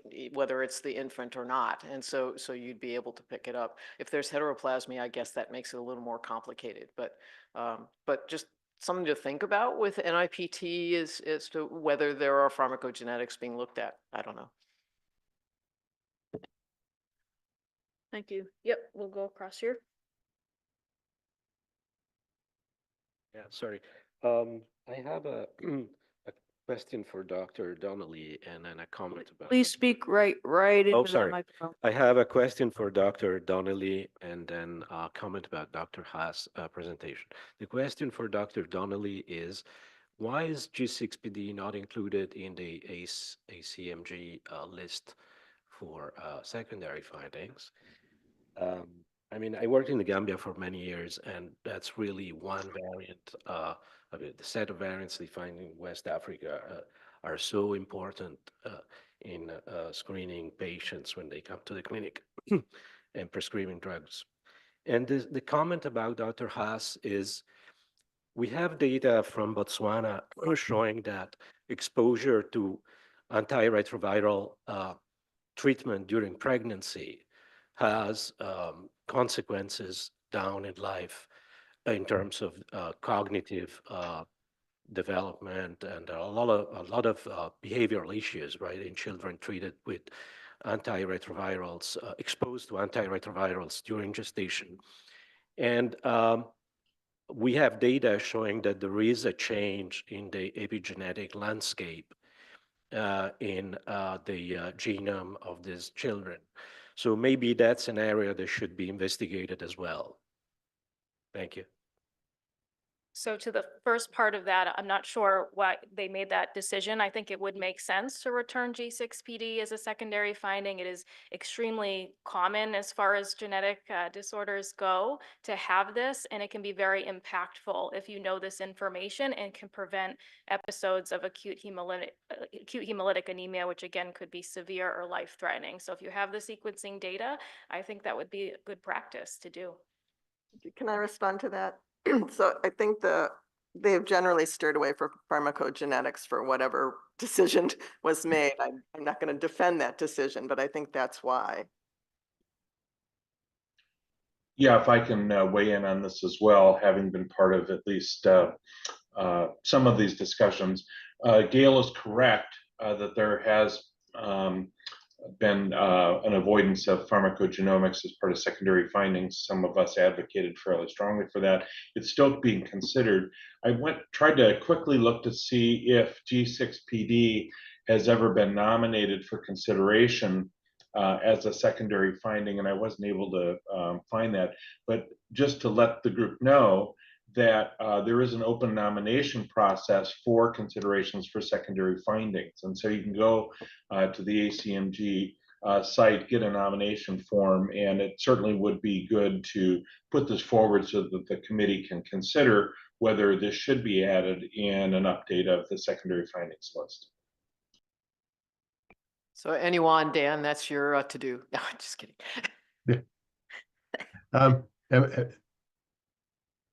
Um, Dan, do you want to go? Yeah, so I just wanted to say that, I mean, the pharmacogenetic discussion it raises the question of sort of at what point do you just go ahead and do broad pharmacogenetic or genetic testing and stick that in the electronic medical record and leave it there fallow until a need arises, like a drug is prescribed. That's a philosophy that we've had in our program for preemptive pharmacogenetic testing for the last 15 years. We started with clopidogrel and CYP2C19. We're now up to about 25 or 30 drug gene pairs. And one of the frustrations that I have, and I probably shouldn't say this in public, is that I still don't have a sense of how often those data are accessed, how often those data accessed more than once. So the idea of doing preemptive genetic or pharmacogenetic testing is that you create a data set for a patient, and then over time that patient gets exposed to multiple drugs. I mean, so voriconazole and CYP2C19 has been on our panel for about the last 3 or 4 years. I wish I had a sense of how often it fires and how often people pay attention to it, but I think that's the way of the future. And I guess my job is to both advocate for G6PD to be included in the next version of the ACMG list, and to figure out whether we have outcome data. David Haas can help me with that. Thanks, Dan. So we'll go down to Bob and then Jillian. Thanks. I just had a couple comments. One is CYP2C19 is covered by most insurance companies because of clopidogrel, because the alternatives are more expensive. So they'd rather you use that as a cheaper prodrug. Of course, if you're from the Pacific Oceania, you're out of luck with clopidogrel half of the time. The other comment I want to make is really a follow-up on Dan Roden's, which is our healthcare system is just not geared to using genomics in a preventive way. In the same way that, for example, doing carrier testing after someone's pregnant makes no sense. You've cut off many different channels of possibly helping people in a reproductively after the pregnancy is established. But getting carrier testing done before pregnancy, I found it to be very difficult because of the healthcare system. Well, getting PGX testing done in advance of needing a drug. I mean, how many people actually end up getting voriconazole? So can you justify doing the PGX because of a possibility of using voriconazole is so rare? But if you put them all together, which is the same idea with carrier testing, you now have something that is going to be actually applicable to most people at some point. So that if you can bring it back and have good clinical decision support, so it doesn't just get buried. I mean, you put it in a PDF into the electronic medical record, and you can guarantee it'll never be looked at and never be used. I think would be very, very important to part of this. And finally, the last thing is we put G6PD on our proactive health screen at Invitae. Yeah, just to quickly comment on that, I agree with you. When it comes to even voriconazole for 2C19 testing for voriconazole, we've been able to implement this because people were testing 2C19 for Plavix, right? And we just wanted to make sure that everyone was getting the most benefit from that test. So most of the tests most of the BPAs that would even fire for voriconazole were not originally ordered for voriconazole. right? And so that has been our approach, because initially, like you said, 2C19 testing is covered, but not for voriconazole, or maybe now with the new LCDs that are out there. So we were just using every information that we get from the psych medication testing and from the clopidogrel testing. So 2C19, 2D6, and then we just added all the other medications that those results are applicable for. So that's why we even implemented voriconazole to begin with.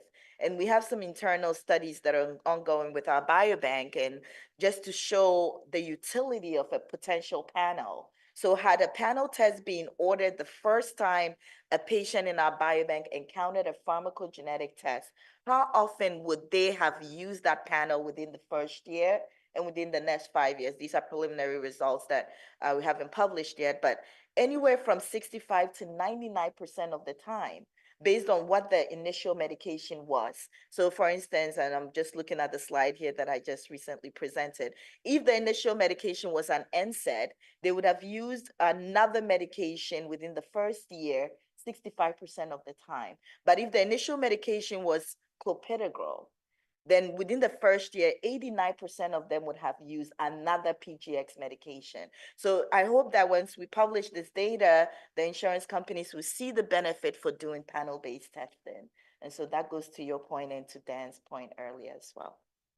And just to piggyback off of that as well, when you do panel testing for a dozen different pharmacogenes, 99% of the time you're going to have at least one actionable finding, if not many more. So there is potential to have a great value at the population level. And many of the medications that are used that do have pharmacogenomic implications are commonly used medications. So as Aniwa presented, there's a high likelihood that someone over the course of their lifetime will potentially need a medication that interacts with their specific pharmacogenomic profile.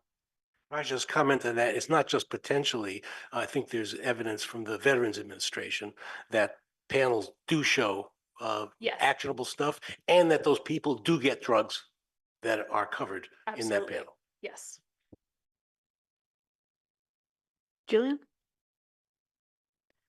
Okay, a couple of points to follow up on. To the question about G6PD and the payer landscape, I did look it up really quickly, and it looks like there are two major national payers who have non-coverage positions, and they're largely based on old and outdated guidelines included from the American Academy of Family Physicians, who said not to do G6PD genetic testing, and the current up-to-date guideline is pretty negative right now on G6PD testing. So all that to say, guidelines could probably change some of that coverage. There is one payer, Anthem Carelon, that does cover it for pharmacogenetic indications specifically.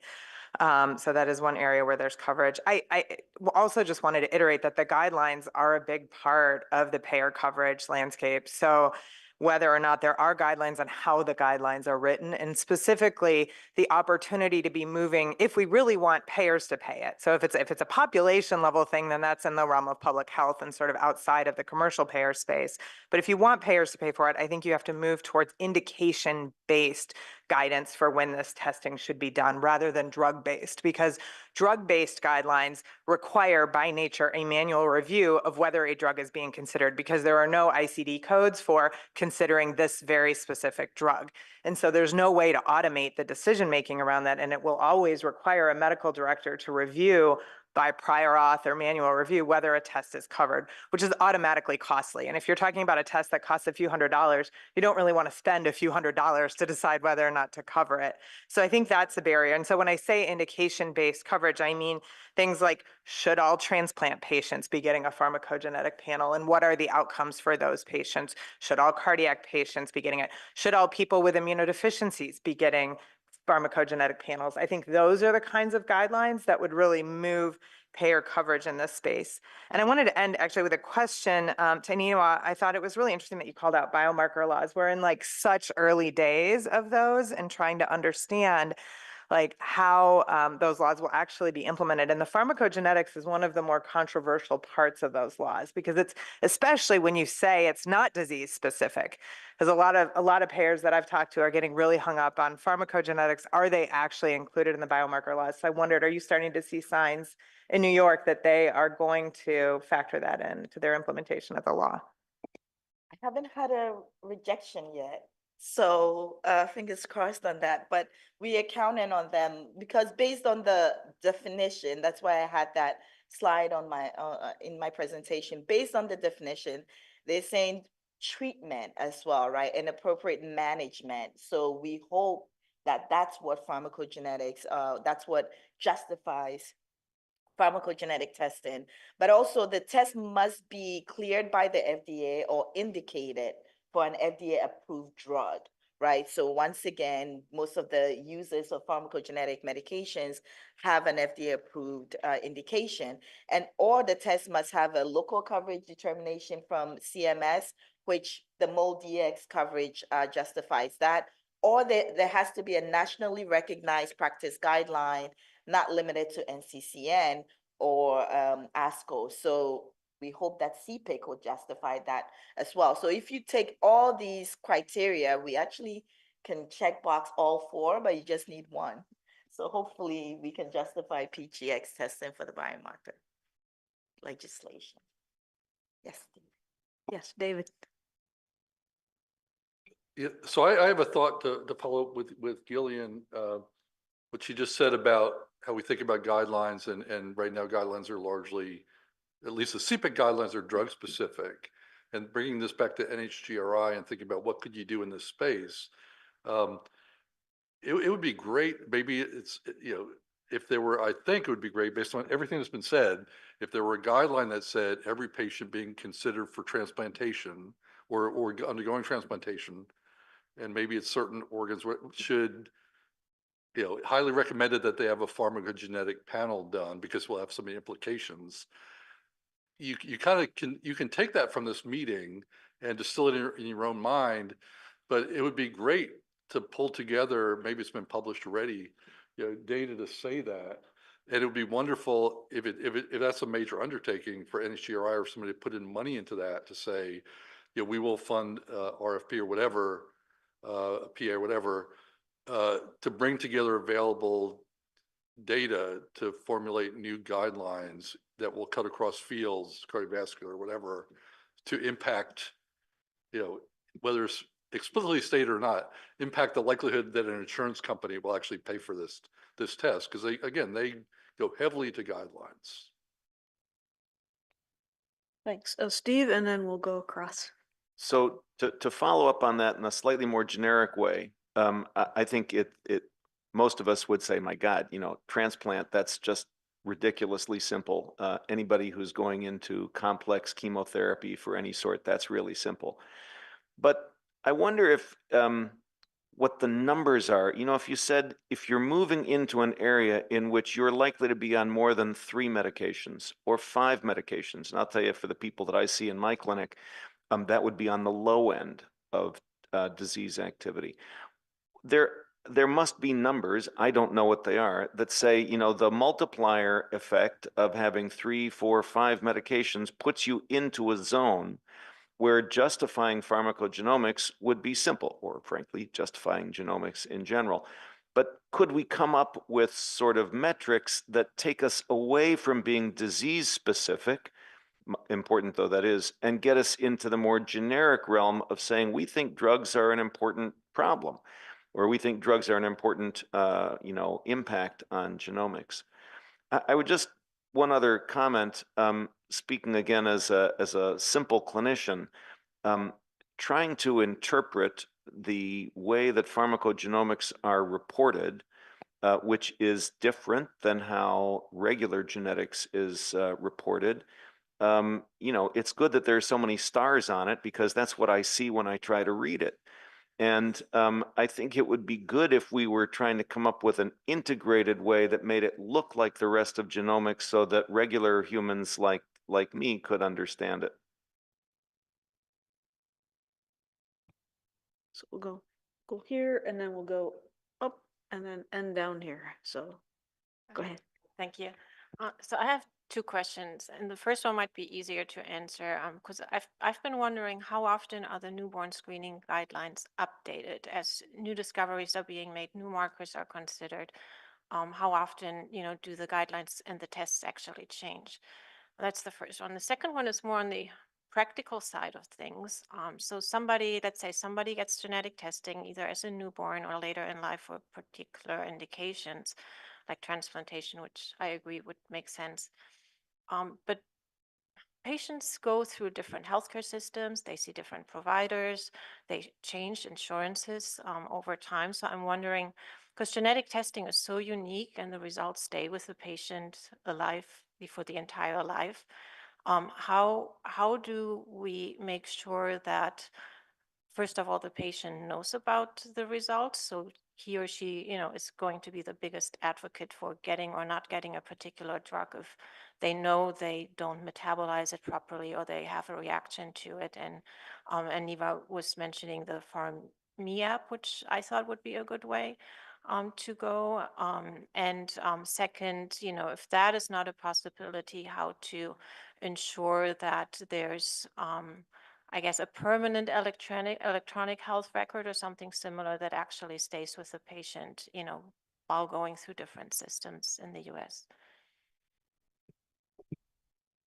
Thank you for that comment. I'm not sure about the frequency of, when they reevaluate the newborn screening guidelines. Maybe someone else in this room has better insight on that. But I think you hit on a really great point that because our healthcare system is so disjointed and we have a lack of interoperability between electronic health records, that presents a very real challenge for pharmacogenomic data, because we do want that to follow the patient. Patients don't just stay in one place. They don't just go to one hospital or one clinic or one pharmacy. They're moving around throughout their life, but these results are relevant throughout their lifetime. So that is a huge implementation challenge. I think you're absolutely right that we do need to be empowering patients and educating patients about their results and telling them that and making sure they are communicating that they have been tested with other providers if they do move and go see a new healthcare system, new providers, wherever they may be. And one potential solution out of Europe, when they did their preemptive pharmacogenomics program and published on that, they created what they called a safety code card, basically a wallet-sized card that had a list of the pharmacogenetic results and a QR code that they could bring to their local pharmacist or clinic, and that could be scanned. That would pull up online a portal where those providers could see the results and a corresponding medication recommendations. And that sort of system too can be updated, which is great because CPIC guidelines, for instance, are updated over time as new evidence emerges. And so we do need to make sure that the results are also linked to the most up-to-date medication recommendations when they're needed for a particular patient.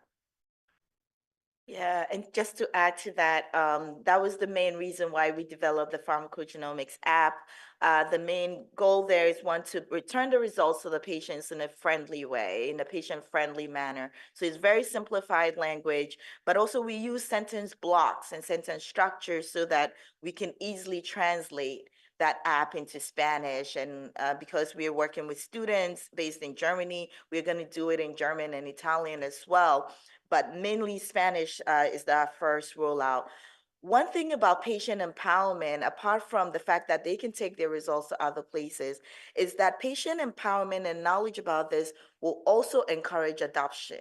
We don't realize how, as more and more patients come into someone's clinic, asking for pharmacogenetics, I start to see those providers calling me to find out more about this. Mind you, 10 years ago, I knocked on their doors begging them to test, right? And they didn't want to do this. But now all of a sudden, because patients are asking, they want to learn more, they want to integrate. So then my focus has shifted from just, providers being my main stakeholders to patients. I'm trying to educate the patients to know about this field. And then they are the ones coming back asking to help drive more adoption. So yeah, that's why we did that with the Farm.me app. So we'll go to Jennifer and then Terry and then Morgan, and then we'll be, I think, at time. So I love this discussion.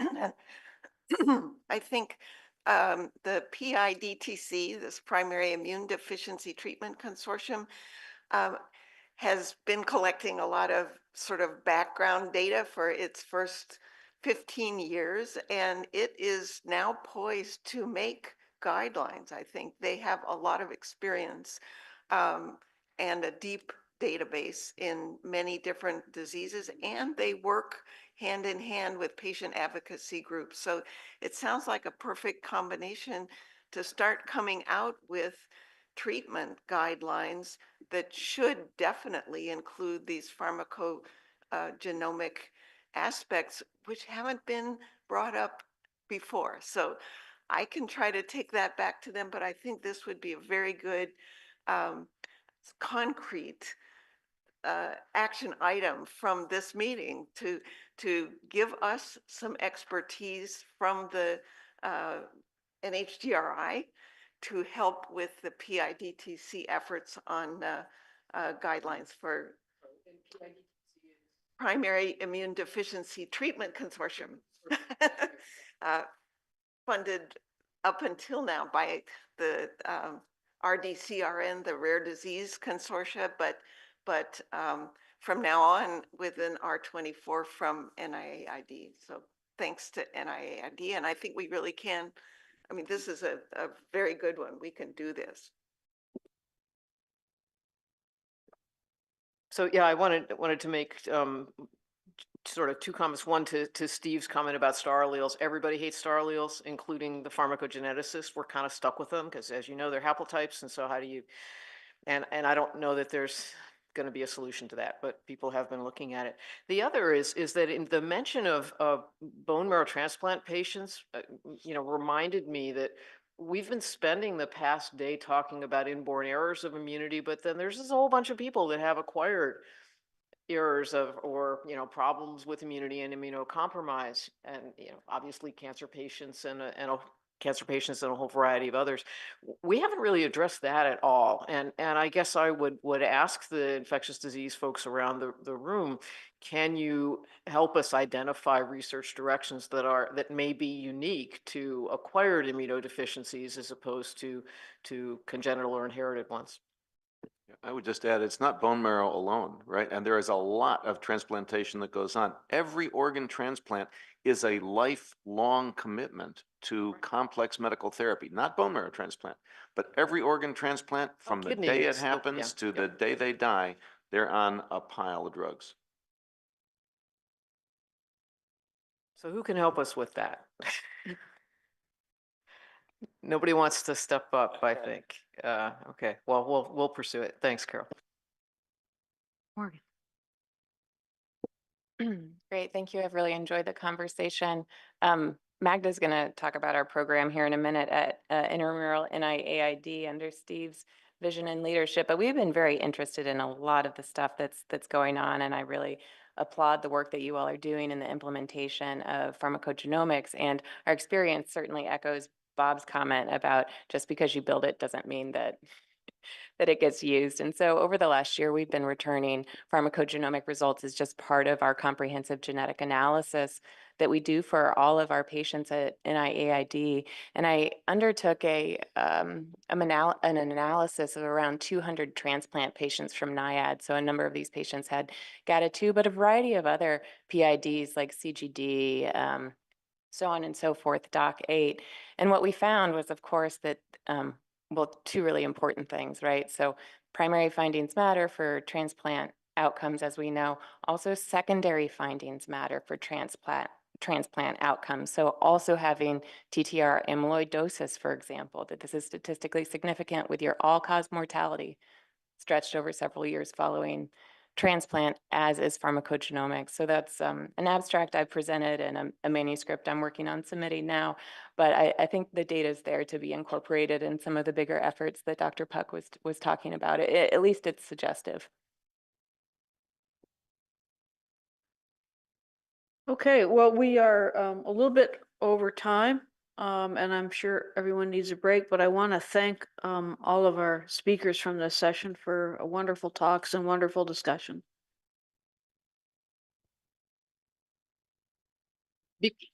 So because we recognize there are many of you who are anxious to get to your flights, can I ask that we try to stick to the 10:45 return, but really be back here by 10:45? Thanks.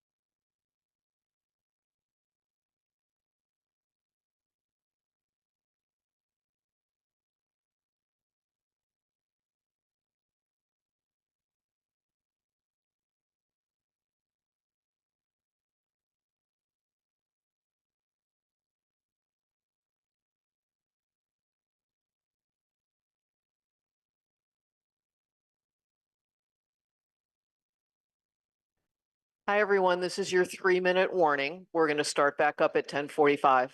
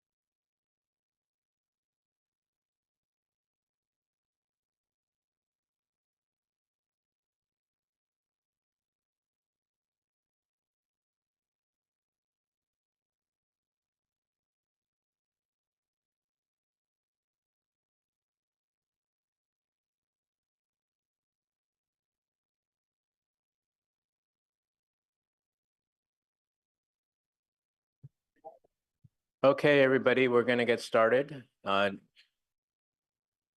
going to turn the floor over to Jillian.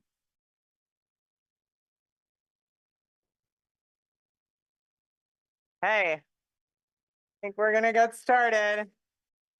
And our final session, session 6. I have a complete monopoly on the moderation for this session. My co-moderator was not able to be here today, so I really have a lot of control for the next hour and a half or so. Here. And this final session is on the implementation of host genomics in clinical care of infectious diseases. And we are going to kick it off with a local speaker, Magda, to my left, who'll be talking about data to diagnosis, the clinical implementation of genomic insights, stories from the NIAID program.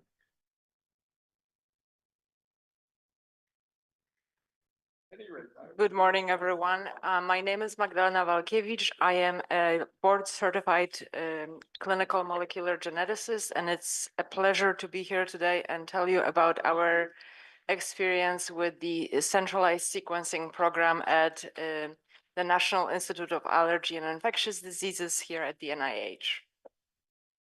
I have nothing to disclose, and just a brief overview. I'll begin by telling you a little bit about our program, then I'll move on to molecular diagnostics, and then I'll try to tie all the aspects of molecular diagnostics that I'll discuss into this case example to illustrate some of the points that have been made throughout this meeting. Before I begin, I really would like to acknowledge the commitment of Dr. Stephen Holland here to the clinical molecular diagnostics at our institute, and then also Morgan Similek, who is a genetic counselor and a co-lead of the program, for her work prior to the inception of our program that really lifted the effort that I will be discussing here today. So the centralized sequencing program is a team of board-certified clinical molecular geneticists, genetic counselors. We have some postbaccalaureate fellows that are supporting us as well, and technical staff. And our mission is pretty simple. We offer everyone who enters the clinical center for a study at our institute a molecular workup that currently includes genome sequencing. We interrogate that data for primary diagnoses, meaning the reason why they are seen at the clinical center. Secondary findings, which are the 80+ genes recommended by the American College of Medical Genetics to be looked at when genetic testing is performed. These results are then summarized into a report that is uploaded to our medical record. The results of these studies are communicated with both the referring team as well as the patients. And then we hope that these diagnoses allow us to provide better treatment, prevention, and prognosis. In addition to this paradigm on the top, we host the genomic data in one spot, and we hope that this allows us to perform reanalysis of the data as new disease genes arrive, but also we leverage the data for new gene disease discoveries. We are interested in understanding how polygenic risk modifies some of those phenotypes that we look at. And last but not least, we look at contribution of structural and mosaic variants to disease. And then on the other hand of this model, and the pointer is not working, are some of the studies that Morgan discussed yesterday in her talk, meaning how our patients are understanding the results that we discussed with them. And we hope that these studies then can help us perform our job better and communicate these results more effectively. There is a little bit of an overview of our history. We started in 2017, and initially we offered exome and chromosomal microarray. We then introduced a rapid turnaround time for clinically sensitive cases. In 2020, we switched from exome to genome, and then as several algorithms for interrogating the data became available, we implemented them as well. Those allow us to look at repeat disorders as well as copy number variants. We did a pilot study in 2023, and we currently have a couple of pilot studies utilizing long-read genome sequencing for our participants. On the bottom, what I'm showing you is the history of the services offered through different institutes around the clinical center. And then on the y-axis of the numbers is the accrual, or how many patients are currently on the protocol. So let's talk about molecular diagnoses. I just wanted to mention that our exome and chromosomal microarray data has been published, and those were the two PMIDs on 2 slides before. So I'll just focus on the recent work performed by one of our molecular geneticists, Bryce Seifert, where he looked at 1,300 individuals that were referred for genome sequencing recently. And then this allows us to, our studies allowed us to establish molecular diagnoses for a little bit short of a quarter of our participants. These included primary diagnoses, secondary diagnoses, dual primary and secondary diagnoses. We've reported few incidental findings. And then if you look at the bottom of that graph on the left, we have some variants of uncertain significance that we deemed high priority. And this just goes back to the conversation with Ivan yesterday. We just don't have enough evidence to push them to likely pathogenic, but we are highly suspicious that these variants are disease causing. And then also the risk alleles are something that was discussed yesterday as well. These are the alleles that predispose to disseminated cocci, colitis, and so forth, which are not necessarily Mendelian diseases, but they do confer susceptibility to the disorders that we are interested in looking at. So why are these molecular diagnoses so important? They really can inform treatment, and that includes therapeutics consideration for transplant, and this includes both either hematopoietic stem cell transplant or thymic transplant. And then the growing field of gene therapy, both gene addition and gene editing. I just wanted to spend a second on this slide. On the top, I'm just showing the first, the second part of the last century, where there are several pharmaceuticals or treatments that were described, but I just want to focus on that bottom, three panels and those medications described here. And I just want to the last 20 or so years, where we really are able to understand the molecular pathways that govern pathogenesis of the diseases that we study, have been instrumental in either discovering new medications or actually borrowing medications from other specialties, including oncology, and including these medications or therapeutics for our patients where they are really much more effective and have much fewer side effects. So understanding these molecular defects that drive the diseases really can inform personalized treatment for our patients.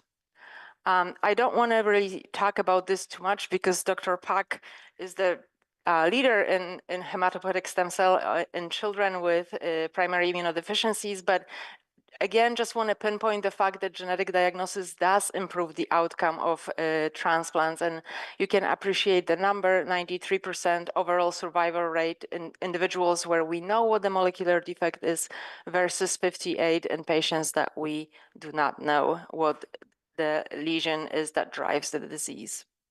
And last but not least, consideration for gene therapy. Over the last 30 years, gene addition has really been, in a way, leading the field with the development of new vectors that are much more, that result in much fewer side effects. That field has really exploded, and there are several successful clinical trials that have been carried out. Several are pending, and there's a lot of preclinical work for targeting different genes. And same situation with gene editing.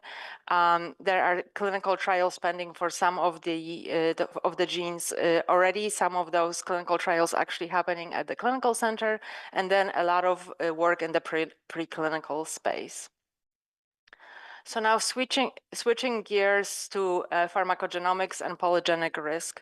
So the genomic data that we use for providing molecular diagnosis can also be used for looking into pharmacogenomics and polygenic risk scores. And this is a study and research interest of Morgan's with help from Laura Amendola. And when Morgan looked at a cohort of over 3,000 patients for whom we performed genome sequencing, 87% of these individuals had at least one at-risk diplotype. When she then cross-referenced those patients with the medication that was in our medical record that was prescribed for these patients, 1 in 3 of these individuals had a medication and a pharmacogenomic finding that could alter the medication that's prescribed. And obviously, when you look at the meds that we've listed here, these are some of the frequent flyers in our institute, which include medications for treating infections, but also a lot of supportive drugs, SSRIs, opioids, and such. Therefore, from the conversation earlier today, I don't think doing these panels for patients outside of the clinical center really necessarily means like how often are we going to treat someone for an antifungal, but they have such a cross utilization for other medications that are much more frequently prescribed. Some of the data that we are also interested in interrogating in is the common variation. As discussed yesterday quite a bit as well, we often talk about the variable expressivity or non-penetrance of some of the disorders that we deal with. There is absolutely, there is quite a bit of evidence that common variants in the form of polygenic risk scores modify the phenotypes that we look at, and some effort that we just basically started at the beginning of 2024 was to look at, to utilize the data that we already have and look how those polygenic risk scores, or if they associate with some of the phenotypes that we often see in our diseases. And this is work completed actually by our ERDA under the supervision of Dr. Yan. And we were able to show that, for example, when we look at patients that have asthma and compare these patients with controls without asthma, that although the effects are small, but you can clearly see a shift, and the polygenic risk scores are higher for individuals that have the phenotype, and that's also true for inflammatory bowel diseases.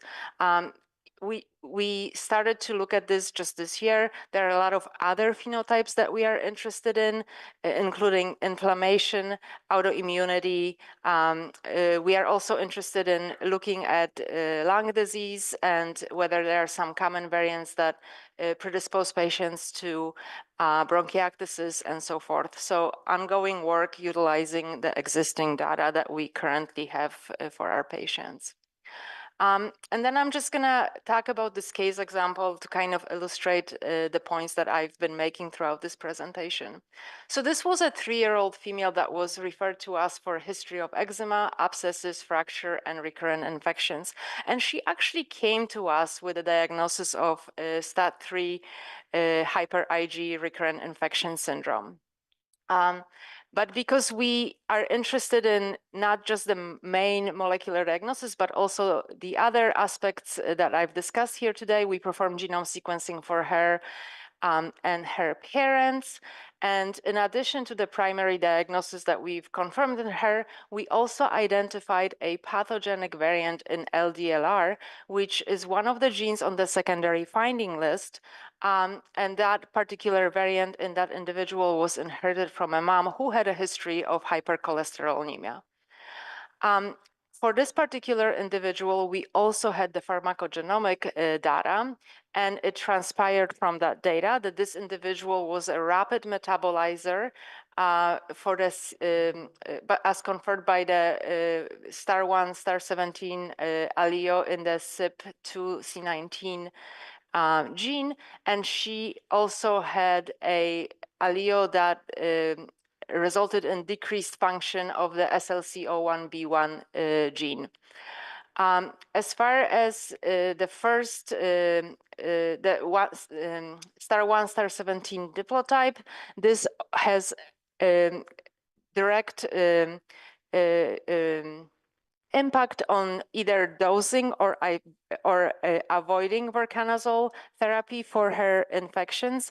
And when I actually reviewed her medical record, there was a note in our system that she was treated with voriconazole and could not tolerate that therapy at all. So it actually all made sense once we put all those pieces together.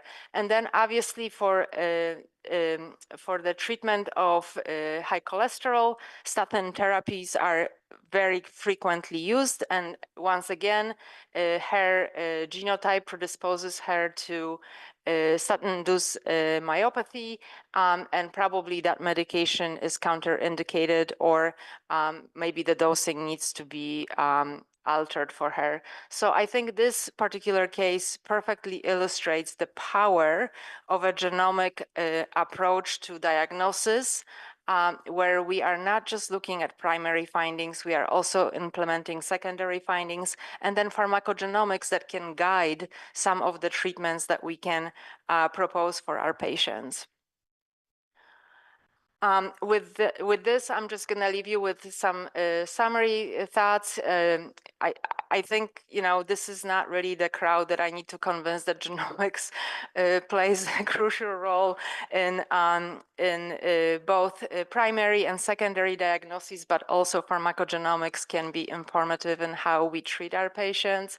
I think, you know, the field of polygenic risk score, I know that there are a lot of laboratories in the outside world that offer some of those, but I think that is still a very unexplored area. And I hope that in the next few years, we'll be able to make some leeway in how to think about these data and how to incorporate them into medicine. I didn't really have a time to talk about mosaic variants, but we have a huge effort on our team looking into mosaic variants from the existing exome data and seeing if we can identify new disease gene associations, or even look at existing genes and see if there are some mosaic variants that drive the disease in some of our patients.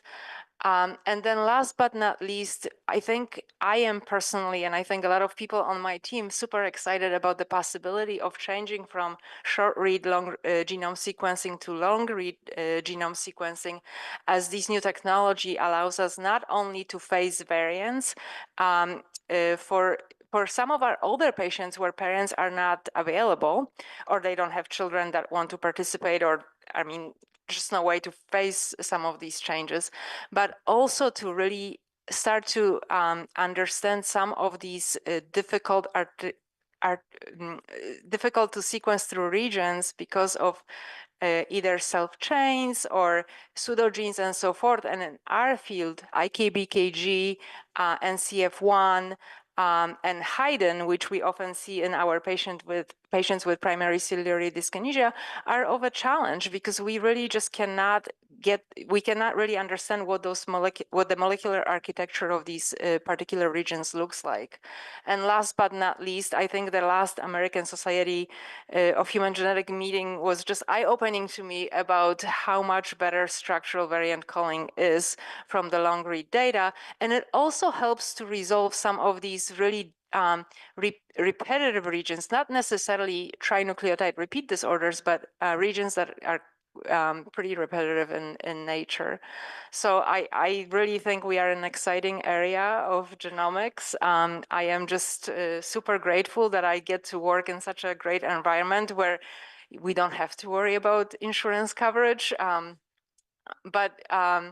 With that, I just do want to acknowledge my centralized sequencing core team. I actually don't work because we have so much fun on our team that it's just really a pleasure to be in the office or do our studies. And then the support that we received from the clinical center all around. We work with 2 bioinformatic teams that support our efforts on both managing the data as well as incorporating all the new evolving technologies, algorithms, and so forth. We have a support from the Department of Laboratory Medicine, where we do some of our confirmations and so forth. And HGRI has been crucial in helping us with some of the difficult secondary findings. This is really the work, the collaboration with Les Biesecker and Jennifer Johnston. And then just our institute and all the other institutes that chose to collaborate with us on genomics. It's just been such a great pleasure.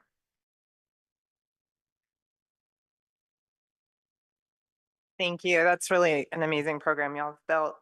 Our next talk is from Catherine Calvo, also from the NIH, who'll be talking about germline versus somatic variants and other considerations in clinical next generation sequencing. Good morning, everybody. So I'm the chief of the laboratory, the hematology laboratory service in the Department of Lab Medicine in the NIH Clinical Center, and I am a hematopathologist. So looking at predisposition to hematologic disease, and this also is relevant for other disease types, there are many different types of mutations. We are typically looking at somatic or acquired mutations that arise in specific cells, drive the development of cancer or benign disease associated with the tissue of origin. And there are germline or constitutional mutations that are typically inherited present in all cells and may be present in multiple family members. And then there's another subtype of de novo germline mutations that are not detected in the parents, but are germline in the patient, and these may have arisen in a germ cell, such as a sperm or an egg. Given the exponential growth of NGS in clinical practice, there's increasing recognition that germline predisposition to bone marrow failure and hematologic disease is much more common than we previously thought. There's also increasing detection of germline variants on NGS panels that are designed for somatic mutations, particularly in pediatric and young adults with MDS and AML. So there are common types of clinical genetic testing. Most of you are probably familiar with this already, but single gene sequencing or Sanger sequencing. This is fast and can be used for confirmation of NGS findings. However, it has low sensitivity for somatic variants or germline variants where there may be somatic genetic rescue. And then NGS targeted sequencing panels. These are very common in the cancer world. Genes on the panels may vary depending on what we're looking for. In my lab, we have myeloid, lymphoid, hematologic malignancy genes, also immunodeficiency genes, and genes associated with inherited predisposition. The regions of the genes sequenced may vary on different panels. Some panels are more focused on hotspots. Some have exons of genes, and some have whole genes. Somatic panels, again, can detect germline variants if the gene in the region is on the panel. The advantages are that the testing is rapid. It can be 72 hours to 3 weeks, largely depending on whether the lab batches samples. The depth of coverage can be very deep, up to 5,000 or more. Many genes are sequenced, it's high throughput, and a small amount of DNA or RNA is sufficient. Now there are a lot of panels where we can sequence both DNA and RNA at in the same assay. Disadvantages are technical limitations due to either the panel or pipeline dependent. Often large deletions, translocations, or copy number variations can be missed. And then important regions of genes may not be included, such as intronic or regulatory regions that are critical. And then obviously there's whole exome sequencing. A large portion of the genome is covered, but non-coding regions can be missed, and the depth of coverage is low and often too low to detect somatic mutations or germline mutations with SGR. Longer turnaround time, this can be problematic in the transplant setting. And similar for whole genome sequencing, the turnaround time is longer, obviously, but the advantage is that you're pretty much covering the whole genome. There are also important tests to remember: cytogenetics, FISH, SNP array, CGH, and now optical genome mapping in the clinical lab is emerging. One important thing to note is that the clinical analysis pipelines are much more stringent than research pipelines and much less flexible. So what we've seen in the hematology lab is an overlap in the phenotype of genetic diseases that present in hematology, immunology, infectious disease, and rheumatology clinics.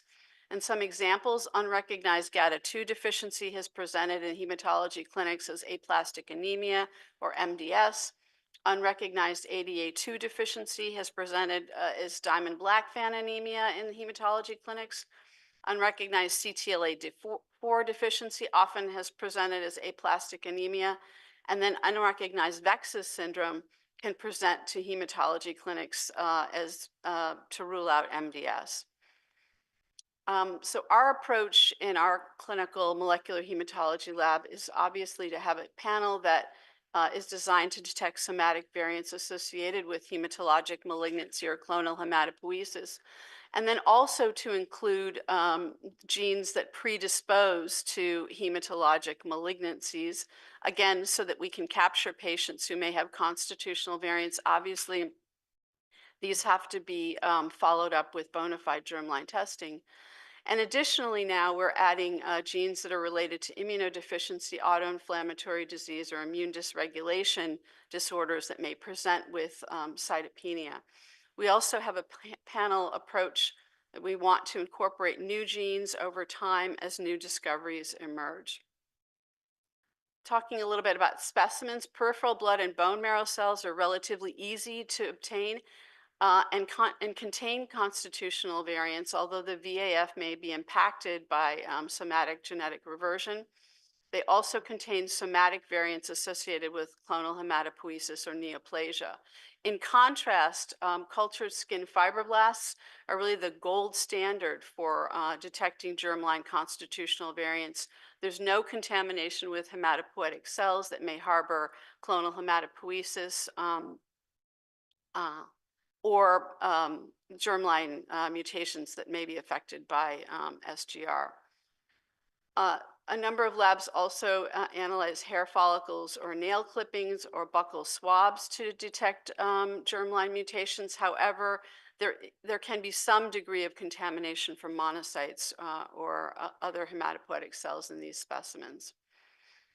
The common rules of thumb regarding interpretation, whether something can be somatic or germline, typically historically have been if the VAF is about 50%, it may be a heterozygous mutation. If it's close to 100%, it may be homozygous, and that somatic variants are typically less than 30%. However, this approach can be very misleading. There are a number of somatic variants that can have VAFs close to 50%, and germline variants can have VAFs under 30% in the bone marrow and peripheral blood if somatic genetic rescue events occur. And here's some examples. RAS-associated autoimmune leukoproliferative disorder is a disease that has features that overlaps with ALPS. When this was first discovered, it was originally reported as harboring constitutional NRAS mutations, as the variant allele frequencies were about 50%. Later, when hair follicles were sequenced and were found negative for the RAS mutations, it was realized that this is actually a somatic disease. And recently, the newly described VEXAS syndrome due to somatic mutations in UBA1. This is a severe autoinflammatory disorder in men. The UBA1 variants are often at very high VAF of about 50%. So originally, when this disease was discovered, it was considered that it may be due to constitutional variants. However, when the peripheral blood was sequenced and compared to fibroblasts, here you can see in this diagram that peripheral blood had very high VAFs. However, the fibroblasts were negative for the mutations, confirming that this is actually a somatic disease. So somatic mutations can be drivers of benign disease and have variant allele frequencies of less than 30%. If we're not considering the possibility of somatic mutations driving disease, we may miss them. If we think about somatic mosaicism, in general, again, germline mutations, if we look at peripheral blood, bone marrow, fibroblasts, and sperm, we're expecting a variant allele frequency of about 50%. Somatic mutations can be around 30% or less. In the setting of revertant mosaicism, in contrast, if we look at fibroblasts and sperm, we still expect a variant allele frequency of about 50%, but the VAF in peripheral blood and bone marrow can be considerably lower. And then in gonadal mosaicism, peripheral blood, bone marrow, and fibroblasts will be negative for the mutation. However, sperm will be positive. And in this setting, the offspring will have 50% or germline mutation in all of those tissues sequenced. And this is what we see in patients with de novo germline mutations. So what are the mechanisms for somatic genetic rescue? If we look at this example of autosomal dominant mutations, there can be single nucleotide substitutions that result in a different variant that abrogates the phenotype, or it can be completely revertant to wild type. There's also copy neutral loss of heterozygosity. This often happens in the setting of uniparental disomy, or there can be a second variant that occurs that abrogates the original mutation, or mutation in a modifying gene that modifies the original mutation. The mechanisms are similar in patients with autosomal recessive mutations or compound heterozygous mutations or X-linked mutations. However, the copy neutral LOH actually requires the presence of a wild type allele. So talking about somatic genetic rescue, SAMD9L is a poster child for, for this process. There's a high degree of bone marrow plasticity in patients with this disease. SAMD9L mutations are gain of function mutations that are toxic to cells. There are multiple cellular mechanisms for abrogating and reverting this phenotype. One common mechanism is through the uniparental disomy. SAMD9L is on chromosome 7, so if there's UDP of chromosome 7, there's loss of the mutation, resulting in 2 wild-type copies and recovery. Another mechanism is the acquisition of a loss-of-function mutation in cis that results in recovery. And then another maladaptive mechanism is actually the development of monosomy 7, where the cell is actually loses the copy of the 7th chromosome harboring the mutation. The problem with this type of adaptation is that it can result in MDS or acute myeloid leukemia. In any of these settings, though, the variant allele frequency of the SAMD9L mutation will be very low, and this is why it actually took so long to discover this disease.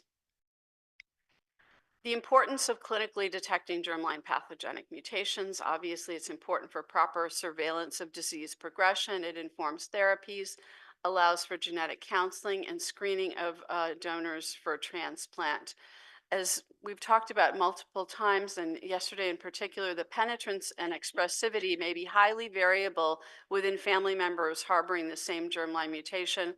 Obviously, there can be asymptomatic family members and family members with debilitating disease.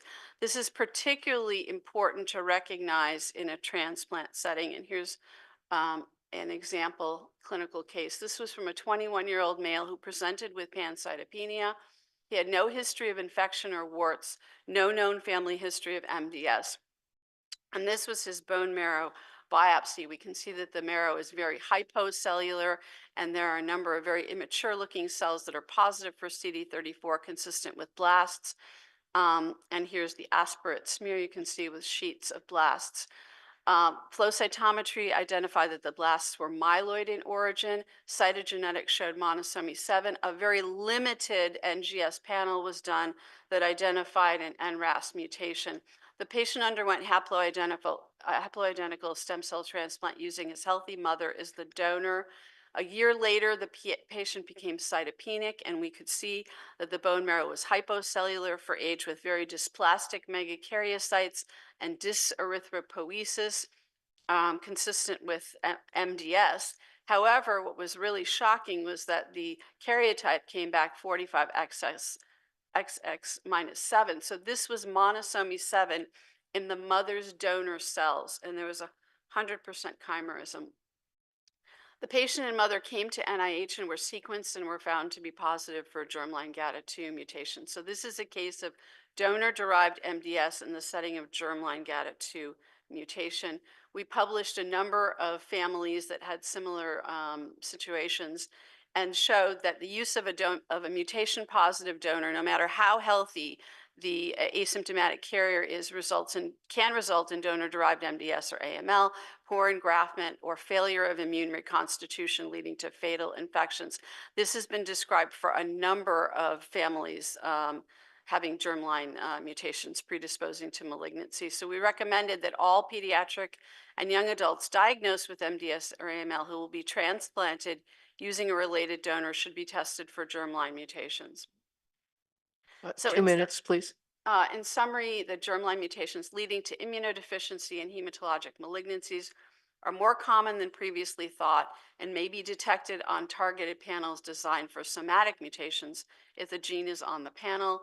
There's an overlap in the variant allele frequencies and mutation sites between germline and somatic variants. Cultured skin fibroblasts are the gold standard for germline testing. Somatic mutations can be drivers of benign disease, and great examples are RALD, VEXAS, and PNH. And somatic rescue in hematopoietic cells is common in some genetic diseases and can complicate the detection of the germline variant. So Thank you.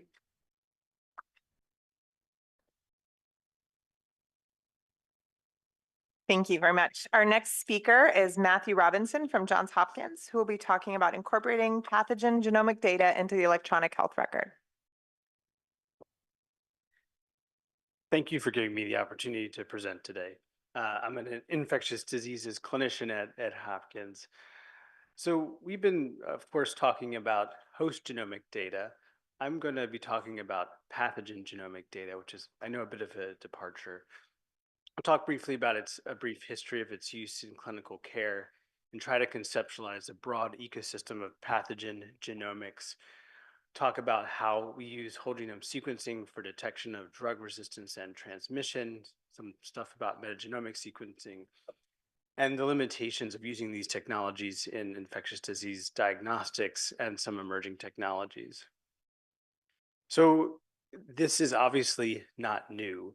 We've been using nucleic acid tests to identify viruses since the late 80s. Not myself, I was in kindergarten or something. But the first FDA approved test to use PCR was in 1993 for chlamydia. By 96, HIV viral load assay. And by 1999, we had evidence that testing for HIV resistance or genotype could improve HIV care. So to think about this topic broadly, I think we can think about it by the technical modality or the clinical application. So let's dive into these in some detail. So if we think about nucleic acid amplification tests, I'm sure everyone here has had a SARS-CoV-2 PCR at some point done on them. Outside of respiratory viruses, we frequently use gnats for difficult to culture bacteria such as chlamydia, for CSF analysis, for HSV, for viral quantification of HIV, hepatitis C, EBV. And we also use it frequently for identifying antimicrobial resistance genes. For example, MECA-C for MRSA and nasal swabs or blood cultures, CTXM for extended spectrum beta-lactamase producing enterobacterales. And then in HIV, obviously, we use the genotype to look for resistance. Now, for some nucleic acid tests, reporting into the electronic health record is very straightforward. Like when we're detecting a pathogen, it's there or it's not. Quantifying it is also relatively straightforward. An HIV viral load does not look so different in the electronic health record as for example, creatinine test. However, AMR gene detection is a little bit more challenging. So some AMR genes definitely confirm resistance, but not always. And when an AMR gene is not detected, it does not guarantee susceptibility to the antibiotic of interest. Oftentimes, these results are buried in comments and not presented in a standard way, which is really a challenge for scaling observational health research. We want to learn how these can be most useful. Whole genome sequencing is increasingly used in clinical practice. When the lab identifies bacteria or fungi that grow in culture but are unidentified by conventional methods, whole genome sequencing is frequently used for its diagnosis. I'll talk briefly about how we can use it to identify resistance genes. For HIV, this has been done, like I mentioned, for 25 years, but for tuberculosis, this is more recent. We also use it for strain identification and relatedness. For SARS-CoV-2, we use it to predict illness severity, distinguish new infections from relapse, particularly in immunocompromised individuals. And then in the setting of determining whether or not transmission is occurring in healthcare settings, it's been quite useful. So for tuberculosis, about 15% of tuberculosis cases are resistant to first-line rifampin or isoniazid. Now, the turnaround time for conventional TB drug susceptibility testing is 6 to 8 weeks. Although there are existing nucleic acid amplification tests for isoniazid and rifampin resistance, there are a lot of other drugs that are used for TB treatment. So whole genome sequencing can be rapidly performed once you have a positive culture. And so there's been a massive effort worldwide to try to correlate the TB genotype with the drug susceptibility testing profile. And this report here from the WHO includes about 40,000 isolates. This works well for some drugs, but for others, we really need more data to correlate the genotype to phenotype. The interpretations of some of these results is challenging and not always so straightforward. But this is already entering clinical practice.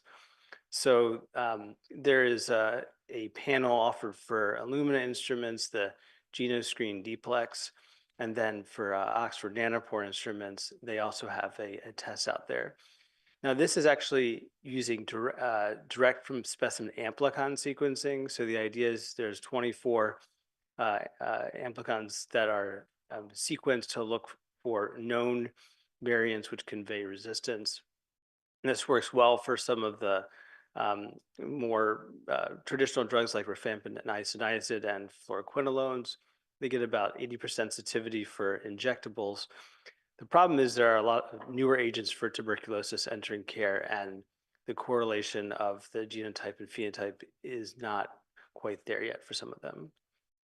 I'll briefly talk about my colleague Jeff Tornheim's work, who is trying to perform whole genome sequencing directly from clinical specimens rather than the amplicon sequencing, so that there's more data to evaluate for resistance to these newer agents, for example, delaminid and bedaquiline and linezolid, which have traditionally not been very easily detectable by these other technologies. Now, currently it's not quite there, but it's a work in progress, and I think there's hope that we can use this information to more rapidly guide therapy for this disease, which is oftentimes very difficult to treat. Now, I'm going to shift gears a little bit and talk about whole genome sequencing for infection prevention and control. So this work done by NHGRI scientists was particularly fascinating when it was first performed. So in 2011, there were 18 cases of carbapenem-resistant Klebsiella pneumoniae in the clinical center. At that time, this was a very unusual pattern to identify. So they performed whole genome sequencing, combined it with epidemiologic data to really identify in great detail the likely route of transmission through the clinical center. Now, we've been working on applying this same principle in other settings, and at Hopkins now, the infection prevention and control team can now order whole genome sequencing for bacteria to help them resolve these challenging transmission investigation cases. I work in India. We're also doing this in intensive care units where carbapenem-resistant organisms are a major challenge. This year is just showing 19 cases of Klebsiella pneumoniae observed in a neonatal intensive care unit. And you can see here that there is overlap in the hospitalizations among patients with very closely related isolates. In fact, a little more than half of all gram-negative bloodstream infections that we observed in this neonatal intensive care unit were closely related to another bacteria also observed in that unit. Now, we're trying to expand this capacity. And so, here we have in a public hospital in India, they have a MySeq instrument, and now the wet and dry lab capacity to perform whole genome sequencing on bacterial samples to look for emerging mechanisms of resistance and to resolve issues of strain relatedness. So I'll shift gears now and talk about metagenomic next generation sequencing and its potential for use in infectious diseases diagnostics. So 10 years ago, there was a really kind of shocking diagnosis of a 14-year-old boy with a severe combined immunodeficiency who had had fever and headache for 4 months with no diagnosis, progressed to the point where he was in the ICU in a pentobarbital-induced coma for seizures, and no diagnosis established. And they did a metagenomic next-generation sequencing of the CSF, which identified a Leptospira species. The diagnosis informed the boy's treatment, and he recovered. Soon after this, we were interested at Hopkins, could we also apply this to diagnostic challenges? So this is a patient here that I saw while I was in my fellowship of a patient with encephalitis that underwent brain biopsy showing granulomatous inflammation, but still no diagnosis. And so they performed next generation sequencing and identified 15 reads of Mycobacterium tuberculosis, started anti-tuberculosis treatment, and the patient recovered. And you can see their brain MRI improved on that therapy. Now, this was an excellent case, and the other one I showed were exciting, but the question is, can this actually be implemented at scale? And so at UCSF, they published their experience recently, which showed the performance of metagenomic next generation sequencing for nearly 5,000 cases for CSF, and about 14% of them were positive for at least one organism, mostly viruses, but really across all domains. So I pulled a few of the more interesting diagnoses from this paper. They had some cases of tuberculosis identified, Lyme disease, and some arboviruses such as powassan, and others that are obscure enough that it's difficult to find a test for them normally, and also some parasites that are very difficult to treat. And in 30% of these cases, metagenomic sequencing was either the first or the only diagnostic modality to make the diagnosis. At Hopkins, we are also doing metagenomic next generation sequencing for meningoencephalitis. So the protocol is slightly different, but we really prioritize using negative controls to minimize the false positives. And this work is led by Trish Simner and Carlos Pardo. It's a multi-day process. It's still not easy, and there is still a bioinformatics component that needs to be done to analyze the results. Overall, we can make exciting diagnoses, but it's important to note the limit of detection generally is not as good as a dedicated nucleic acid amplification test. So for example, here, you'll see that for RNA viruses, the limit of detection in this work showed that it was around 100 genomes per ml, which is going to be higher than it would be for a directed PCR test. And so like when I speak to medical students, I ask them, what is the most sensitive modality of diagnostics? And oftentimes they reach for sequencing, but really if you know what you think the diagnosis is, it's not going to be the most analytically sensitive test, but can really help when the diagnosis is unknown. Just shifting to blood. So clinicians are now starting to use microbial cell-free DNA sequencing for pathogen detection. There's a company, Carius, that offers this test. They include more than 1,500 organisms. An early report of its practices showed that they found something in more than half of specimens. They report their results as molecules per microliter or molecules per 100 nanoliters, depending on when it was done. And a positive test by this technology is now considered to meet major criteria for endocarditis, for Coxiella, Bartonella, and T. whipple. So it is entering clinical practice, but there are some challenges. These results are not so easy to interpret. So this is part of the informatics pipeline for the case I showed previously. So it is done in a run with some other patients. And you see this one at the top here. 1 minute, please. So anyways, it was able to, if you look at just the read counts, you're going to overcall something and miss others. If you normalize by % reads per specimen, it can be more specific. We also were able to identify Rickettsia connery for the first time in sub-Saharan Africa with some sequencing. And so the main limitations are its cost and the interpretability. I'll briefly mention FIPSeq, which is an antibody test that uses sequencing to resolve the results, and it was used to diagnose dengue panencephalitis.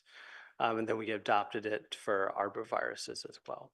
So in summary, it's already pathogen genomic data is informing patient care, but the interpretation, reporting, and high cost really do remain a challenge. Thank you very much. And we'll move on to our final speaker of the session. Dr. Bob Nussbaum from UCSF. What motivates clinicians to use molecular diagnostics and what obstacles are encountered that deter them? Personal view. So these are my disclosures. Invitae was a company that I joined in 2015 because it held a promise of trying to democratize and integrate genetic testing into mainstream medicine. This is a talk that's from the point of view of a large centralized laboratory running hundreds of thousands of tests using next generation sequencing, primarily panels, but also exomes. And as a commercial laboratory that was dependent on reimbursement for its keeping its lights on. So everybody knows Ohm's law. The amps and current in amps is equal to the ratio of the voltage or volts to the resistance, R. That's Ohm's law. This is Ohm's law, where A is adoption, V is motivation, and R is resistance. So I'd like to talk about motivation and resistance. Motivation, number one. We've all heard, and it is undeniable, that a test has to be considered standard of care to really drive its usage. This is generally determined by professional organizations like NCCN, USPSTF, MolDX, which is part of the Medicare, Palmetto Medicare contractor, and the various specialty colleges, cardiology, breast surgeons, et cetera. Another way that drives, motivates physicians to use this testing is it's required for the practitioners to meet performance metrics, and that's determined by individual healthcare organizations. And these decisions are generally based on that the test has proven clinical validity, has evidence of clinical utility, and in some cases, it can actually demonstrate economic benefit. And this, of course, is the most compelling piece of evidence. The other part of motivation is the doctors and the patients. Are the physicians aware that the test is available and what it's good for, and how comfortable are they in using it? And this differs tremendously by specialty, the natures of the practitioner's CME activity, and how much handholding they've had by genetic counselors, or in the case of pharmacogenetics, how much handholding they have from the pharmacists in their institution.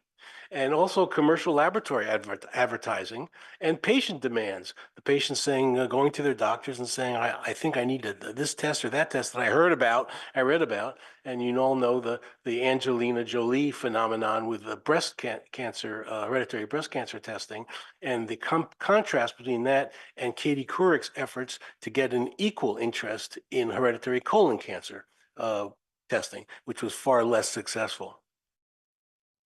Now, let's talk about resistance. Number one is gatekeeping. There are restrictive medical coverage policies. They deny coverage for many genetic tests, referred to them as experimental and investigational, when specific professional guidelines based on evidence of utility is lacking. And in some cases, the in-house tech assessment is really not up to par. In other cases, it's excellent.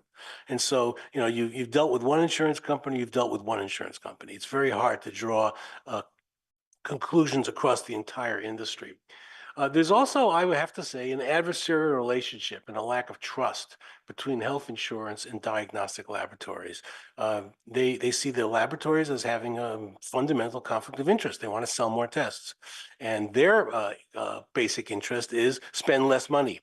And so do we have a way to come to some kind of balance that optimizes patient care? The definition of clinical utility varies a lot.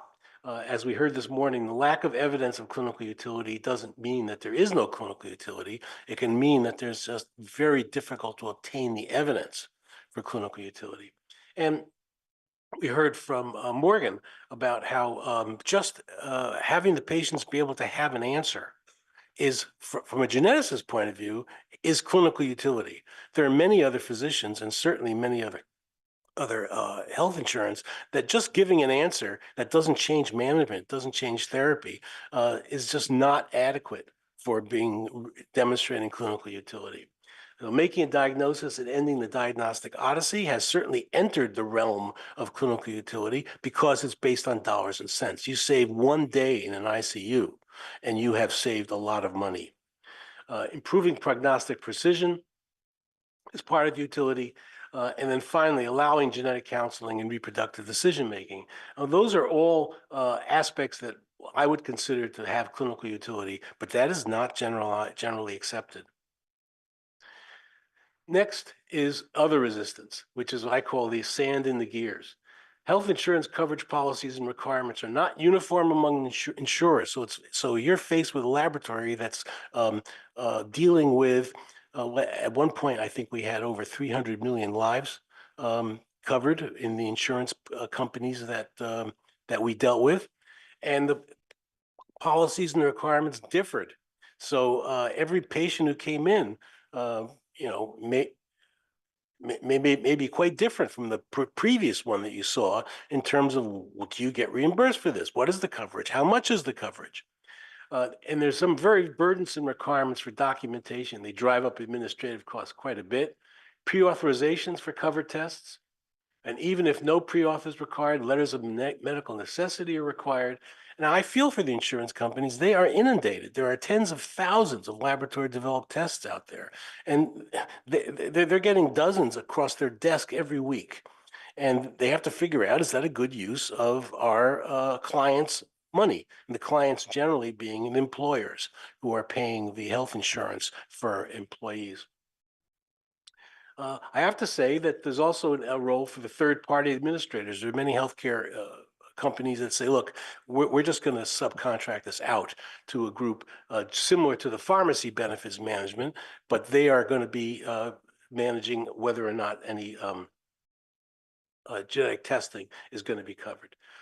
There's also, I think, some element of just say no and hope they go away. There's this ProPublica report, how Cigna saved millions by having its doctors reject claims without reading them.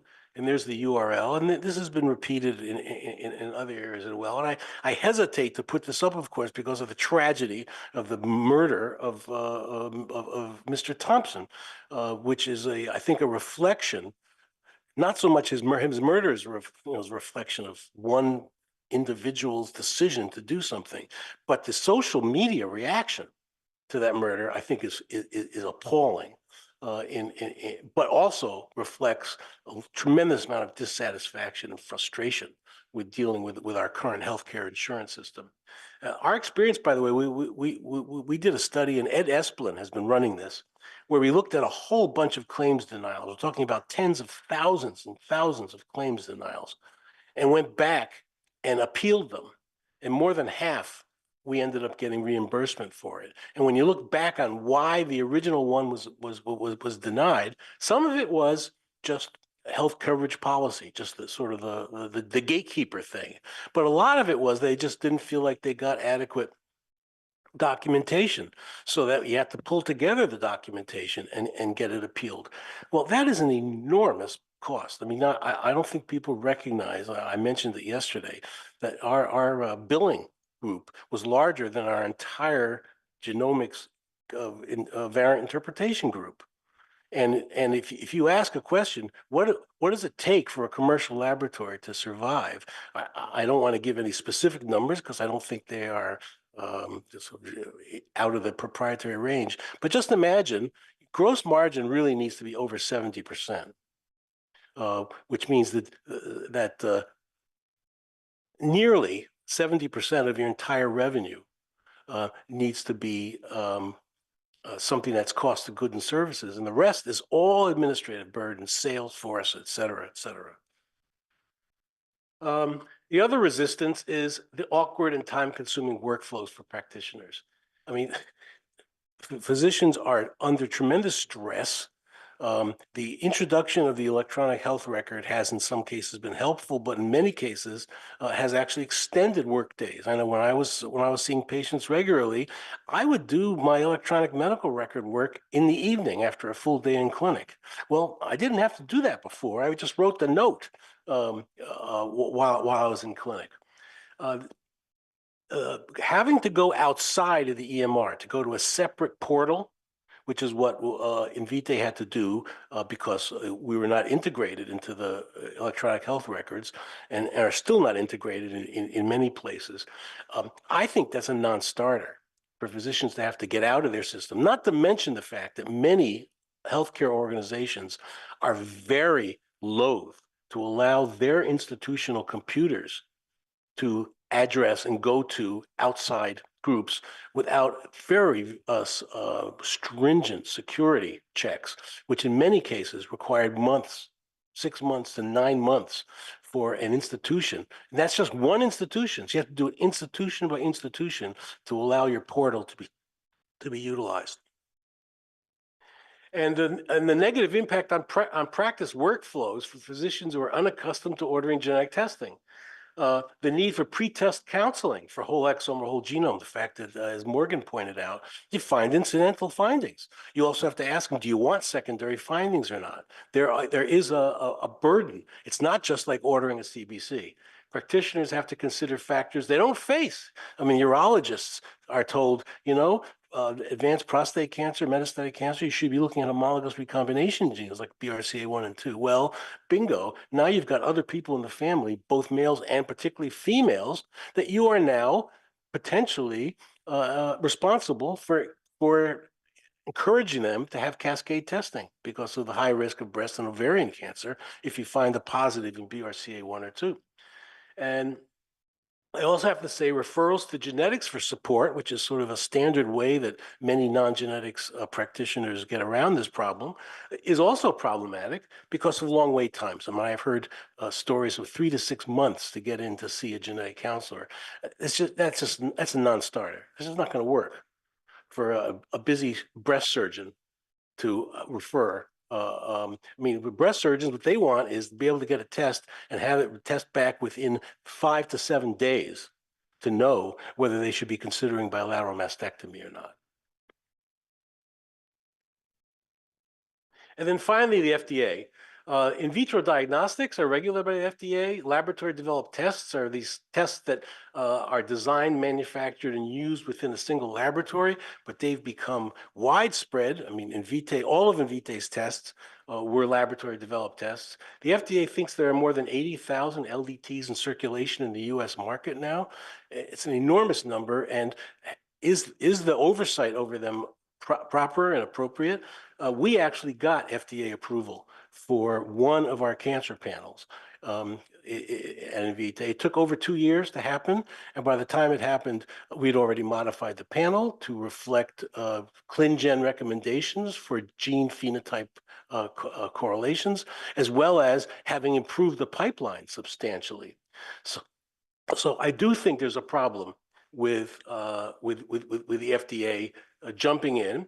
I think it's going to decrease the number of tests entering the market. It's going to increase the cost of developing tests, and it will stifle innovation. But I think it'll also require improved evidence for clinical validity and utility, and it will improve reimbursement for approved tests. I think that having an FDA approval, seal of approval, is helpful. So, educate medical and payer communities on accepting a broader definition of clinical utility. I think that's important. We have to organize specialty physicians to push for guidelines and recommendations within their societies. The difference between what NCCN thinks a breast cancer patient should receive in terms of testing and what the American Society of Breast Surgeons is quite different. There are 5 different guidelines for prostate cancer testing, depending on whether it's the European group, it's the American prostate group, the American urological. These guidelines need to be unified and pushed by the professional societies. We have to develop software solutions for pre-auths and letters of medical necessity while we work towards getting approvals. I think the testing should just be linked to ICD codes. Julian, I'm sure, has got lots of comments and probably criticisms on that. But the idea being, for a given diagnosis, a given genetic test is indicated. And having to provide additional stuff that maybe they don't even look at until you appeal the result is just a very burdensome problem. We have to integrate ordering and results reporting in the EHR. Sort of popping out through these outside portals is just sand in the gears. We have to develop better patient education tools. We've heard about some at this meeting that streamline pre-test counseling, reduce the burden on providers. We have to empower non-genetics providers to order testing and use it. If it all depends on whether medical geneticists, genetic counselors are providing it, it's never going to go anywhere because there's too few of them. Clinical decision support that identifies which patients need it. And we have to work with the FDA, which we did. And I think they listened to a lot of what we had to say about how their standard model for FDA approval of an analyte test just did not apply when you're looking at 47 genes. And you had to detect a bunch of variants, some of which you didn't even know exist until you actually do the test. And with that, I'll stop. Thank you.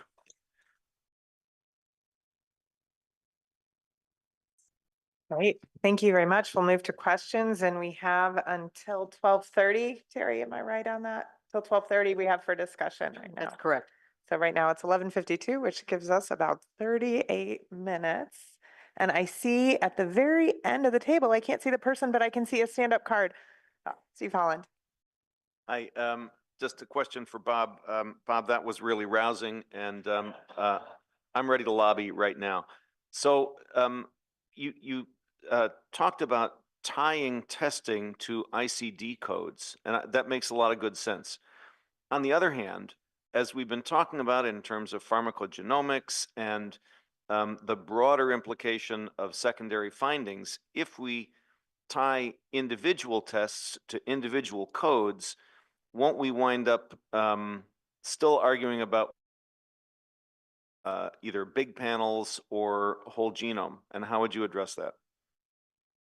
I think the idea of having specific panels tied to particular diagnoses is really designed for trying to solve what I think is a current problem, which is the overwhelming administrative burden of pre-auths and letters of medical necessity.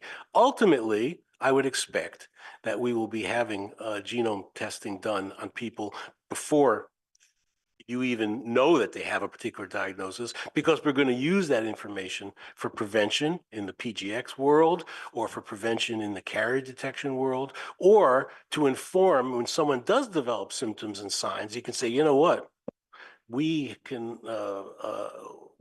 understand this and interpret it based on the genome. So I think it's a transition. I don't think it's an end result. I would add on to that, and in part because I was provoked to talk about my opinions on ICD coding and policy. I'm actually a huge fan, and it's really for more of a logistical reason, which I think speaks to your question as well, which is that there are two ways to enforce policy through payers. You can do it manually by reviewing records and having a physician determine whether they hold the opinion that is medically necessary, or you can implement coverage rules that are based on CPTs and ICDs and allow it to run in an automated way. And I think that that is a key part of the strategy towards reducing prior auth, is to make those sort of rules. So even though the rules may be less granular, less specific, and sort of lack the art of medicine, they are much faster and easier to implement at that level, and can ease some of the administrative burden. And so I think it's useful from that perspective. Julie, there's a Next question. Oh, Behind. oh, great. Yes, next question. Maggie Morris Fears from NIAID Date.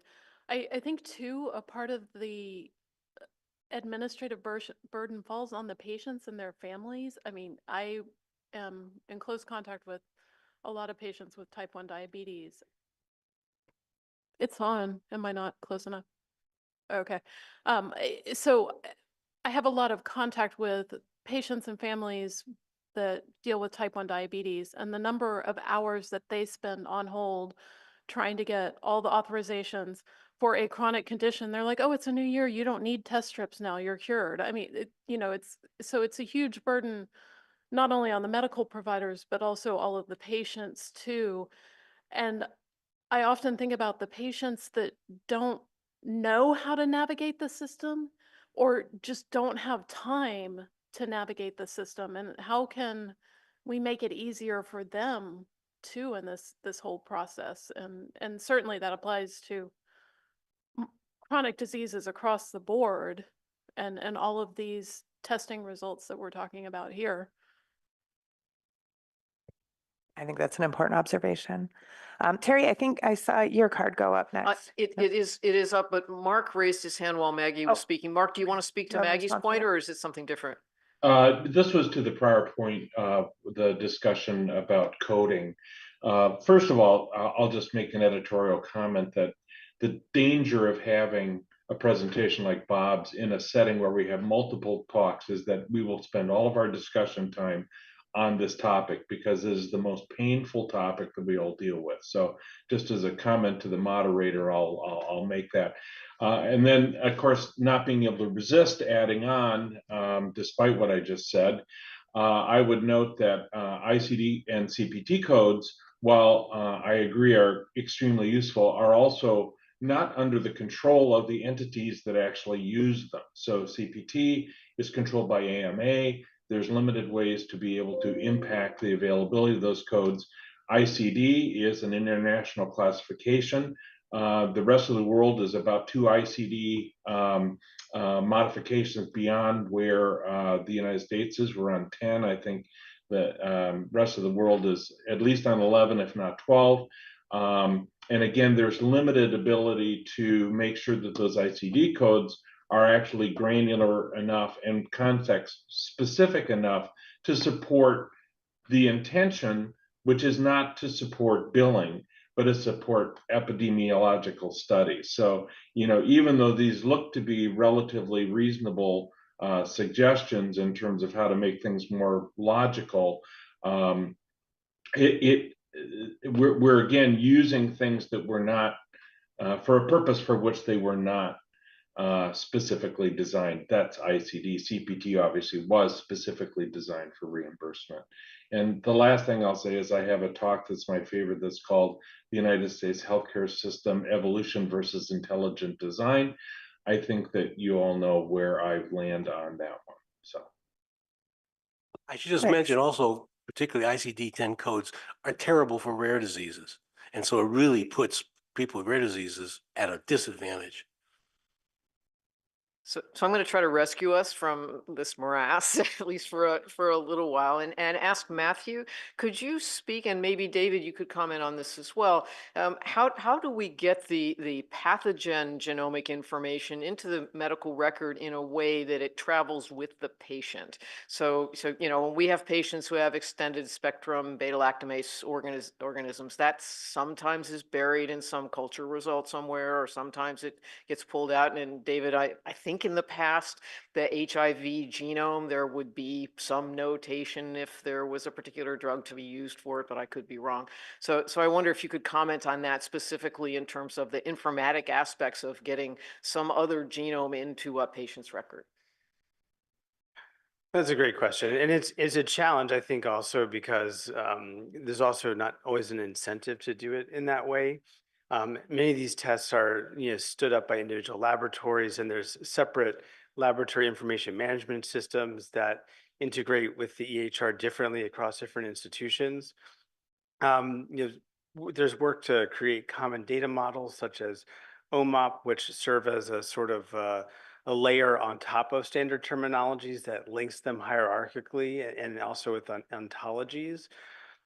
So I think, you know, at the most basic level, when you record a result in an electronic health record, it's important to make sure that it gets entered as structured data at that initial point. After that, there are some additional steps I think that we can take to harmonize between different structured formats. But currently, like you said, so much is just free text buried into comments that will never get easily integrated. And I'll comment, you know, even with HIV, which folks have worked on for a long time, the resistance testing on the virus itself, which is, you know, extensive sequencing, the way the data comes back, it comes back in different formats from different sources, different laboratories. So we, you know, at Vanderbilt, we end up looking at PDFs of lots and lots of different things, which are very interpretable, but it's very problematic for obvious reasons, part of which is because the genetics change over time. Someone who looks very sensitive now could have been highly resistant 10 years ago, and they are still resistant. You just don't see it in what's in their blood. So it is in an area that should be very straightforward. It is a morass.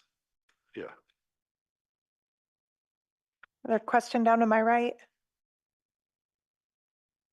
Hi, I'm gonna go back to the painful topic. So if the most efficient way to enforce the implementation of genetic testing is through ICD-10 plus coding. What is how can we help? What is our process? How do we mandate that? What is the governing body? I don't know, so I would like to know a little bit more if somebody knows. I mean, I can only speak to this because have had some conversations recently, and there've been, basically, it is very hard to get a new ICD-10 code in between version updates. And you know, what the specific details are a little bit unclear, but the situations in which this has occurred have been actually all industry led, at least within the immunology world, where there's a company that had like a PI3 kinase inhibitor and needed there to be an ICD-10 code for, you know, PI3 kinase gain of function disease so that they could have, you know, appropriate billing for that drug. And that took sort of a team of lawyers within that company. We were seeking to get one for malignancy associated HLH, and that was kind of a non-starter just in terms of the barriers.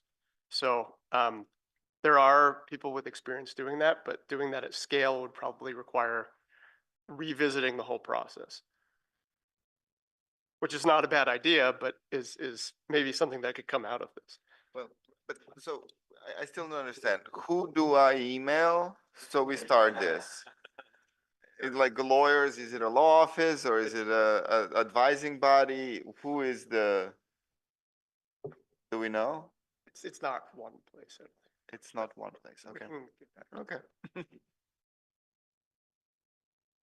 And besides, why should we tell you when all the rest of us have had to struggle with navigating it? That's half the fun. Stephen Kingsmore and then David Haas, unless you were going to respond to that. No, okay. Yeah, it seems to me like it's all doom and gloom here, and it's not actually, okay? Remember that the focus here is on severe, well, a lot of the focus is on severe acute infectious disease and figuring out solutions to inform genomic medicine. So most of these kids, you know, there's a time essence here. All of the Medicaid policies and the private payer policies to date for rapid diagnostic genome sequencing have not required prior authorization because there isn't time. There just isn't time. A physician needs to be able to order a test immediately and get results, ideally in a day or two, so in time to save a child's life. Those coverage policies are really well written. They are on track with the clinical needs. As I mentioned, right now, there is no mention whatsoever of infectious disease, so that's a glaring omission, but it's remediable. We just need evidence. And the payment schedule is also equitable. They pretty much are covering the costs under the CPT codes that are associated with rapid diagnostic genome and exome sequencing. So I know that in general, this area is a mess, but that's outpatient testing, non-emergent outpatient testing.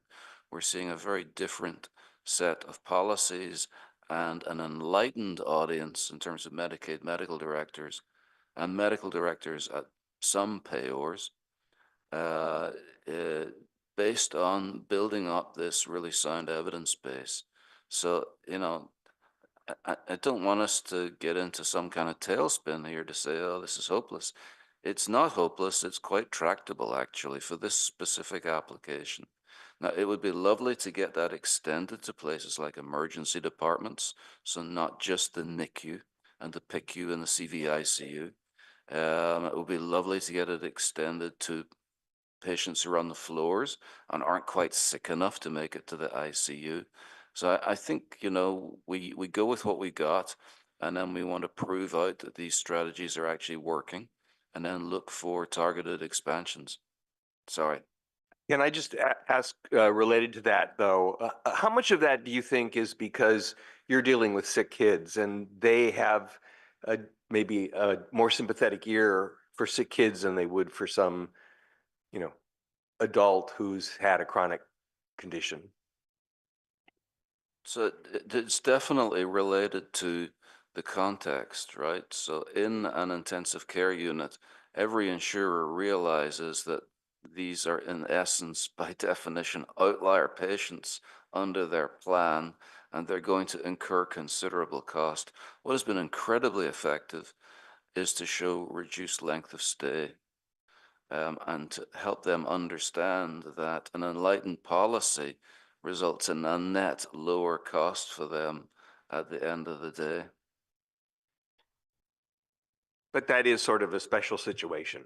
I mean, compared to a lot of the other ones that we've been talking about throughout this meeting. Not from my perspective, because that's my life. Yeah, so I'm wondering, you know, a lot of this is because we don't have a universal healthcare system where we don't have all these barriers, but I wonder if there are lessons learned from places where there is universal healthcare. The closest thing in the US maybe being the VA system. I don't work in the VA system, so I don't know, but for example, with the Million Veterans Project, are those being used at all clinically, or is that purely research?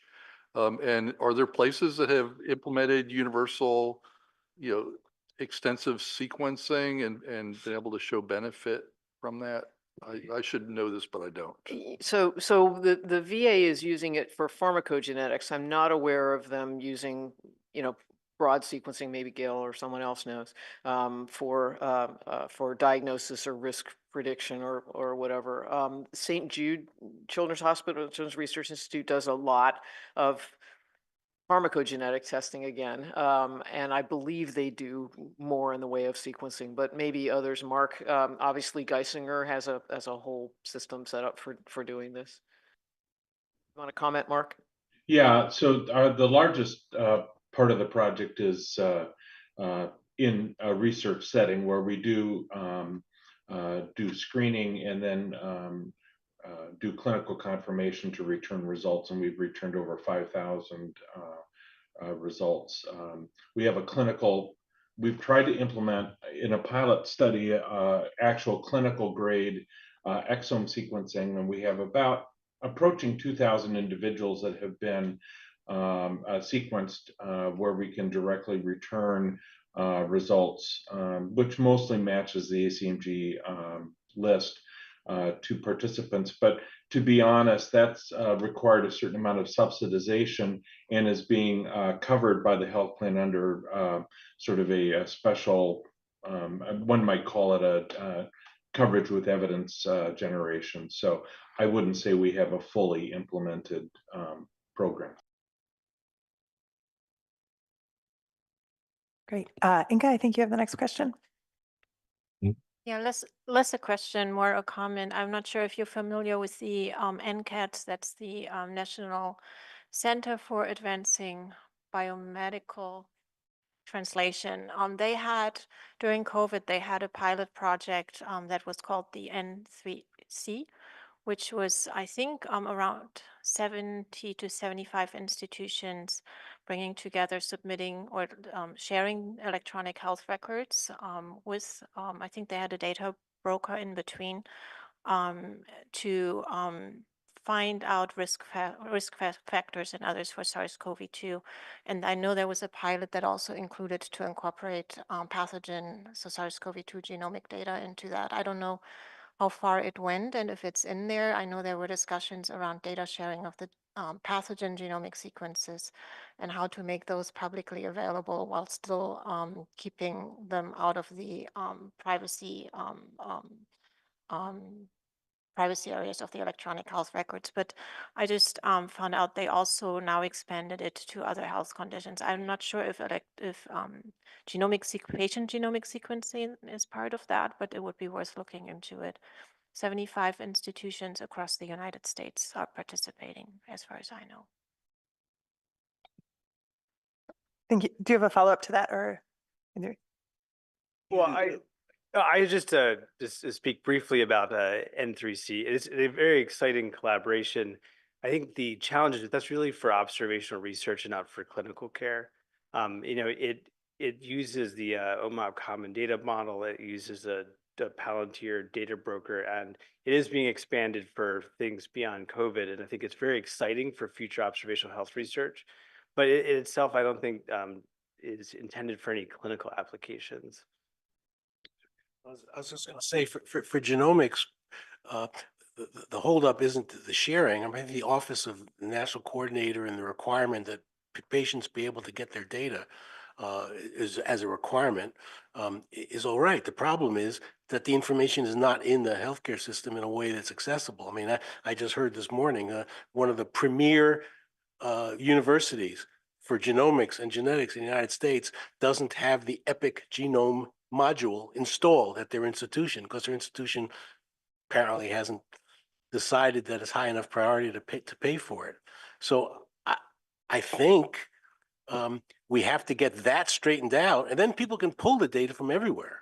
They have to be able to pull it by federal mandate, right? The Cures Act.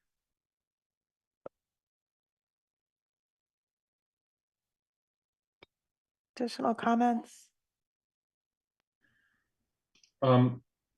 I can comment briefly on that, just to mention that the ACMG has published a couple of points to consider articles on availability of data, including what would constitute a designated record set for a request that would come to a laboratory for requesting genomic data, and also some broader considerations regarding what responsibilities are when such a request comes in, and what type of considerations should be given to education counseling of patients.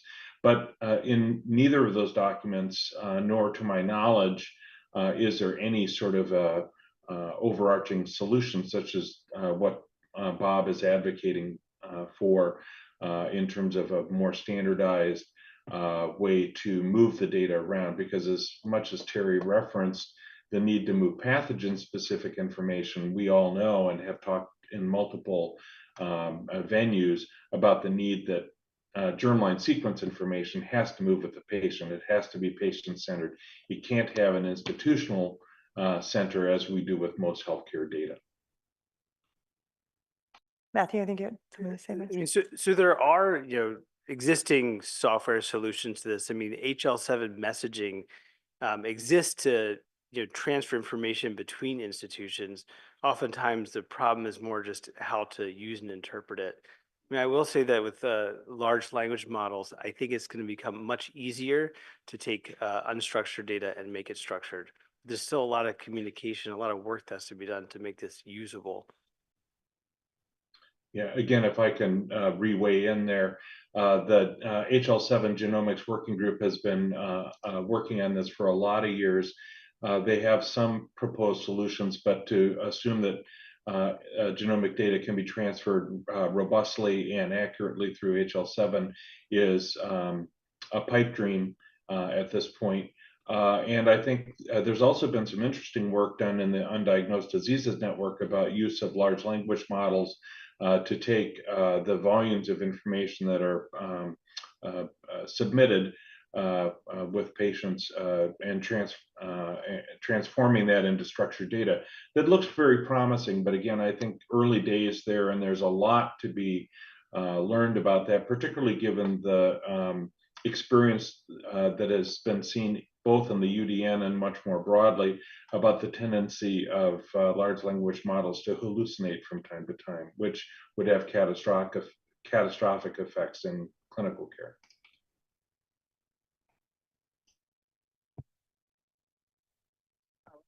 I was just looking to see if lunch is there. Okay. I want to stop, but Are there any more questions or comments where we can break a little bit early for lunch if they're not?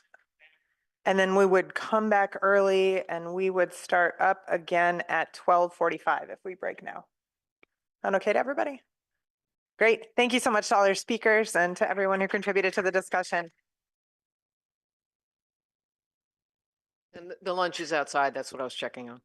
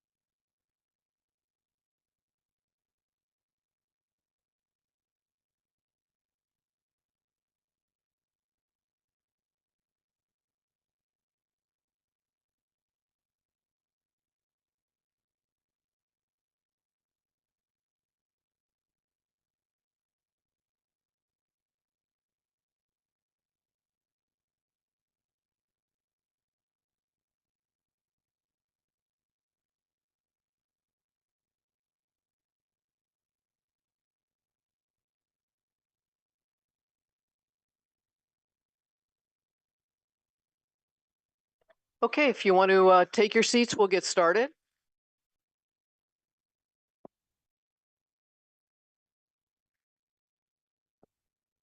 Yeah, sorry you're so far away. You'll have to use hand signals or something. No worries. Okay. All right, so this session will be led by Steve Holland and Rex Chisholm. So whichever of you is starting, go ahead. I'm going to kick it off. So just a reminder to everybody, the goal of this meeting is to think about research directions that we could think about, NIAID and HGRI, going forward based on the topics of this meeting. It's been a fantastic meeting, I think. We've heard a lot of really terrific stuff. It's been all over the map. And so what we wanted to try to do is in this final section, we've got 3 brave souls who have agreed to summarize what they've heard over the course of the last day and a half. And I would encourage all of you, in addition to listening to the 3 brave souls, also think about what you've heard and think about research directions you might be able to propose. So we'll have 3 15-minute talks and then a 15-minute discussion period. And during that discussion period, we hope the people that are sitting around the table that aren't presenters in this session will also come up with some interesting ideas for us to pursue. And Rex, we did suggest that if the speakers want to encourage people to interrupt or raise questions while they're talking, that's fine. So with no further ado, we're going to start off with a summary of what we've heard on post-genomic testing for diagnosis and management, and Dusan is going to lead that discussion. So thank you. Thank you. I also enjoyed these 2 days tremendously, and thank you everyone for being here. So here's what I heard and put down, and I'm going to discuss it, but please do stop me, do intercept, and do add things as I go through this, and happy to discuss any and all points. I won't be presenting there, so this is just a slide from yesterday, I guess. So here is a few thoughts that I had. So I gathered that NICU and in PICU, we should basically immediately send for rapid whole exome sequencing and whole genome sequencing, because that keeps coming back as a recurring theme that this should be done all the time. Perhaps, I mean, we know that should save lives and likely save the cost of disease management in the hospitals. What came to my mind as something that could be implemented and maybe we could use as a pilot study, and that is to, on the state-by-state basis, promote the newborn genetic screening to include all known genetics, because it depends on the state. Some have 200 genes, some have, you know, those decisions are made state by state. And in California right now, that costs $225 per born child. That's what I read online in 2024. So perhaps that can be the most seamless mechanism to implement curation of everything that we know about genetics that includes susceptibility to infectious diseases, but probably beyond that. But if it's done in a format that's whole exome or whole genome, maybe there are ways that this could be mineable throughout the life of that individual. So perhaps a pilot program of that sort in collaboration with the state is something that's worth pursuing. Then we also spoke about, you know, special focus on places internationally where approach like this might take time. And we had, you know, specific populations that carry perhaps founder or more frequent variations that really impact public health and vaccination and exposure to infectious diseases. And then something that was briefly mentioned, but really teased my mind. I know for my children, we have done prenatal screening from the blood.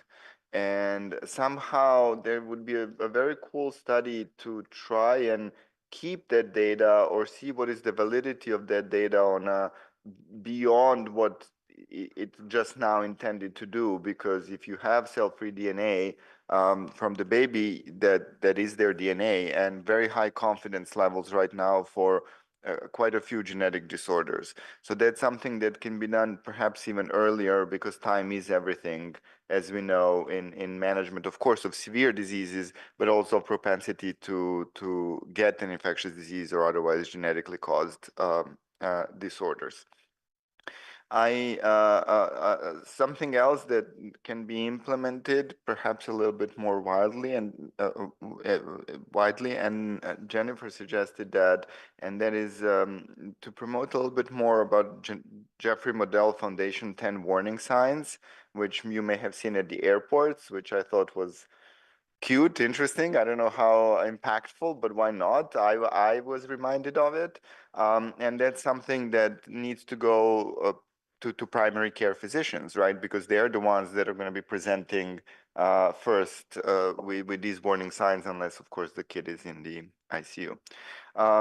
There was a very warm welcome about what Scott has talked about, and about the CHOP immune dysregulation program. So maybe that's something that's worth expanding to multi-center. Maybe that's a study that we can do and see how the impact can be. Perhaps there is room to make that even more equitable to some more rural area inclusion criteria, as opposed to just the metropolitan, high density, high educated presence of dogs, which, tends to be bi-coastal. There was questions also about how to get pathogen testing in patients with known immune deficiency. And maybe there is room to fund a program where this can be done and funded. So we have then hard evidence that can make and convert the gatekeepers to yay sayers in a way. And then I think a recurring theme in genetics was the timing of it all, and genetic counseling that is involved in it. So programs that would enhance AI incorporation, automation, whether from the company side or medical center side, something that can just get processed and then pop back with the data, at least for those variants that are known to be pathogenic, that's automated, that's something that feels it can be done, and then keep getting updated. Now, this is more realm of pediatrics and maybe early adulthood, but in the adulthood now, we also know that there is late onset, if you wish, presentation of something that was germline, and the late onset presentation of something that happened somatically. So in the adult ICU, should we sequence these patients as well? That's not standardly done at all. It's something that probably a pilot should consider doing, and we can look at somatic mutations. We haven't mentioned this today because it's not genetics, but it is a phenocopy of genetic propensity to have an infection, and Steve is the king of it all, and that is the presence of autoantibodies that cause infectious diseases. And Steve has described many of them decades ago, and more recently some of type 1 interferon, type 2 interferon, and whatnot. And we know the rapid curve there is in individuals above 70. So there, in my mind, the screening should absolutely be done in the context of infectious diseases of individuals that are admitted to the hospital. There was mention about sequencing adults with chronically low T cells immediately, as opposed to having a test after a test after a test only to come to genetics. And then something that I find very important is, as the AI is coming into its own, we have to structure biomarker data, including genetic data, so they are integrated into our electronic records in such a way that it's extractable, in such a way that's mineable, and in such a way that if the outside company does sequencing, it's not a PDF file that tells you this variant, that variant, and a summary, but in addition to that, some sort of a format that can be easily imported into other bigger databases. Another thing that this morning session really inspired me to think about is the concept of pharmacogenetics and how underutilized that is. So a few talks this morning really opened the importance of that, and the time for that is now because we finally have enough genetic data and enough pharmacogenetic data, and that goes both to which individuals who have a genetic disorder, whether or not when they get an infection, they will respond to an antibiotic, which is what we heard this morning. But it's also which antibiotic to give, or if they have, like in the case of HIV, what is the variation in UGT1A1, right? So combined to that, that's where I stand on all of this. This is what I heard. And I'll happily discuss and add more. So feel free. Thank you. Okay, if we have a couple of minutes, maybe anybody like to make a comment on any of these or second any of these suggestions? It's occurred to me a couple times. We've talked about the Model Foundation's 10 signs a couple times. They have built a algorithm, I guess, for a way of integrating this into the EHR so that we're not just raising awareness with the primary care folks, but actually building in alert systems, or you could even have almost like newborn screens where immunology gets notified of an abnormal newborn screen. The hope would you would just have automatic alerts from the EHR, and I don't actually know anywhere that's implemented that clinically. I've been emailing throughout the course of things, but I think that was the intention of why it's been built. Lots of our institutions are investing in AI alerts of their EHR data, and I think that that's a place of movement. Yeah, absolutely. Anyone else? So I had one and then Ryan. Go ahead. Go ahead. Yeah, and I've heard we sort of mentioned it in different points, and Terry brought it a little bit earlier. The concept of what we're doing in acquired immunodeficiencies, and we talked about HIV in several contexts. We talked about other transplant. Do we think that that is the conditions in which everybody should be transplanted for what should be sequenced?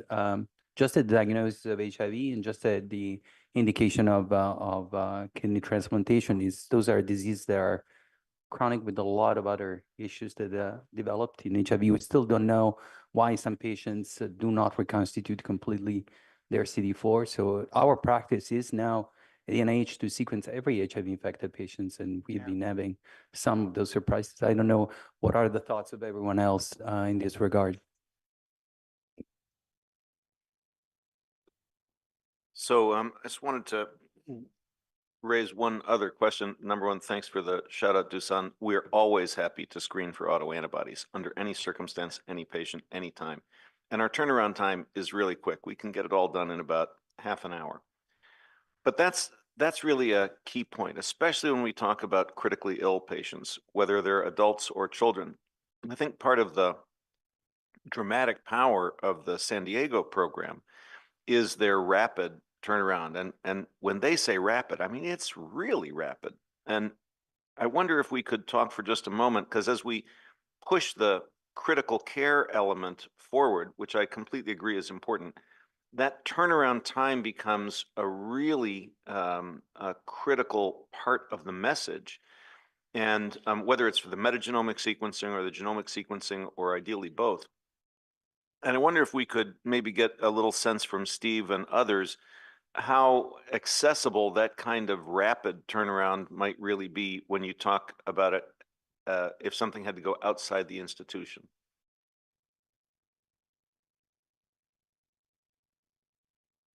There's no doubt. So thank you, first of all. It's very kind. There's no doubt that rapid genomes are much more scalable than they were a couple of years ago. There's stuff that Illumina's cooking that they'll be announcing at AGBT that I know about that is really exciting in this regard. So there are additional improvements that are going to be possible in the near term. And so I think it's becoming a generalizable technology. There is quite a high bar to overcome in terms of implementing that locally. But there's no reason why other places around the country couldn't do so if there was an institutional will. It's a teeny bit like the Broad, right, where you need critical mass to justify having all of that capital equipment and expertise. And that's been tough to do because the volumes are really small. It's still a really esoteric test. As hospitals buy into the idea that substantial proportions of their inpatient service are going to be getting genomes, I think that's going to change, and individual institutions or regions will be able then to justify making those improvements. I don't know if that answers your question, but I think it's come a long way, and I think technologically we are still not hitting, we got lots and lots of headroom in terms of additional improvements we'll see in the next 2+ years. Can I, Terry and Jennifer, can you just hold on your thoughts and we'll move on with the next? Unless it's sort of. Go ahead. On Stephen's point, Stephen, it's not just the sequencing, as I recall from your work, it's getting the phenomic information, the phenotype information, which you guys do in an informatic way, and many hospitals can't. And so making that available too is part of the challenge. Okay, brave soul number 2 is Jillian Hooker. So she's going to talk about a path to sustainability policy and reimbursement strategies. Great. I did put some slides together for those who don't want to just listen to my voice, they can read too. And I'll go through them pretty quickly. And I certainly invite, as I'm going through them, folks, if you have additional things to add or things that maybe weren't captured, please raise your table card and weigh in. Okay, so I started with I guess my challenge originally was what's the research needed to drive policy change? And I started from the thought of well, policy is big, right? There's big P policy, little p policy. I'm not exactly sure what delineates big P policy from little p policy, but to me, what that means is what should professional societies and guidelines do? What should states and federal lawmakers do? What should insurance companies do? So I'm going to go from each of those angles. But I think from all of those angles, it's clear we're at a point where we need policy change. That is not really arguable. And I think there was some great data presented here. These inborn errors of immunity are pretty common. There are a lot of distinct disorders. We're discovering new ones every day. The technologies we have to diagnose them are improving. In some areas, costs are dropping, and we're gathering data for clinical utility. So all of this leads policy change forward. And so I put most of it into buckets. There were 2 things that didn't really fit neatly into my society's federal and state policy and payers, which were these 2 discussions that I thought were important and still relevant under the policy change bucket, which is how do we manage variant classification? I think a lot of the conversation yesterday around variant classification wasn't necessarily unique to this space. I think there were a lot of challenges that are common across different spaces, but a lot of really great ideas that were absolutely relevant and salient to this conversation we're having about how to promote access to host genomic testing and what's it going to take to do that, and some of the challenges that people who are working in the trenches are facing, specifically around variant classification, around questions and variants, around the bottleneck that's created by the unannotated parts of the genome. And one of the things that was raised that I think is unique to immunological diseases is the idea of exposure was a really important one to consider. We also talked both yesterday and today about metagenomic sequencing and where to place it in the diagnostic pathways. Is there value to do it alongside rapid genome sequencing in either the NICU, the PICU, the ICU for adults? And then, sort of the sequencing of, are there cases where somebody's diagnosis, genetic diagnosis or diagnosis of disease might actually direct the tests you use in the clinic to identify pathogens? In some cases, it might make them more specific and narrow the choice of tests you would do. In other cases, it would drive more evidence for the utility of taking a metagenomic approach. And then to the previous discussion that we just had, turnaround time is obviously a key factor too. Okay, so now for providers and societies, I think a topic that came up a bunch was guidelines, practice resources, the need for them. And within those guidances, specifically data that would help provide more solid recommendations about who should be tested, with what, when, and how they should be counseled and what the follow-up looks like for them. We also talked about under the patient identification guys, what are the right family history questions to ask that folks who are doing this work are very much seeing specific family history questions coming up that should be asked and have some real expertise that maybe there are in this particular arena, nuanced questions that could be asked. And then we've had a lot of discussion today around ICD signatures. And I think one answer to the question Dusan asked earlier about what can we do to help drive an ICD model? I think some of it is in using that approach of ICD-driven clinical utility studies to use EMR data to define cohorts by ICD and then define the clinical utility within those cohorts in order to drive that kind of coverage model. And then I see there's a card up down there. I can stop. Okay. If it's relevant, okay. Feel free to shout too if you have a relevant, I'll stop talking then too. And then the other thing that came up at the provider level that I thought was interesting was the discussion about both the need for collaboration across different types of providers, and also the idea that either lack of collaboration or gatekeeping or territorialism could also be a barrier in some settings. So not only do we need it as a facilitator, but currently when it's not happening, it can be a barrier. On the state and federal level policy, some of the things I put under here, newborn screening, I thought it was a really, really amazing data about the dramatic decrease in mortality after newborn screening was implemented, that there was a really interesting discussion around what's the next best biomarker for newborn screening, and it just might be genome sequencing. So is that true? That's an interesting research question. And then also I thought the questions that were raised today around when there are data that's generated by newborn screening that may be useful over the course of a lifetime, what could we do to actually fulfill that ambition or that hope, and how would we do that? We also talked about other screening models that states or governments are considering, including opportunistic and targeted screening of populations that may have particular vulnerabilities. And then also the idea that using secondary findings alongside genome sequencing may also be predictive of the clinical outcomes related to the indication for sequencing there, which is sort of an opportunistic screening. Maybe you can debate that, but that's where I put it.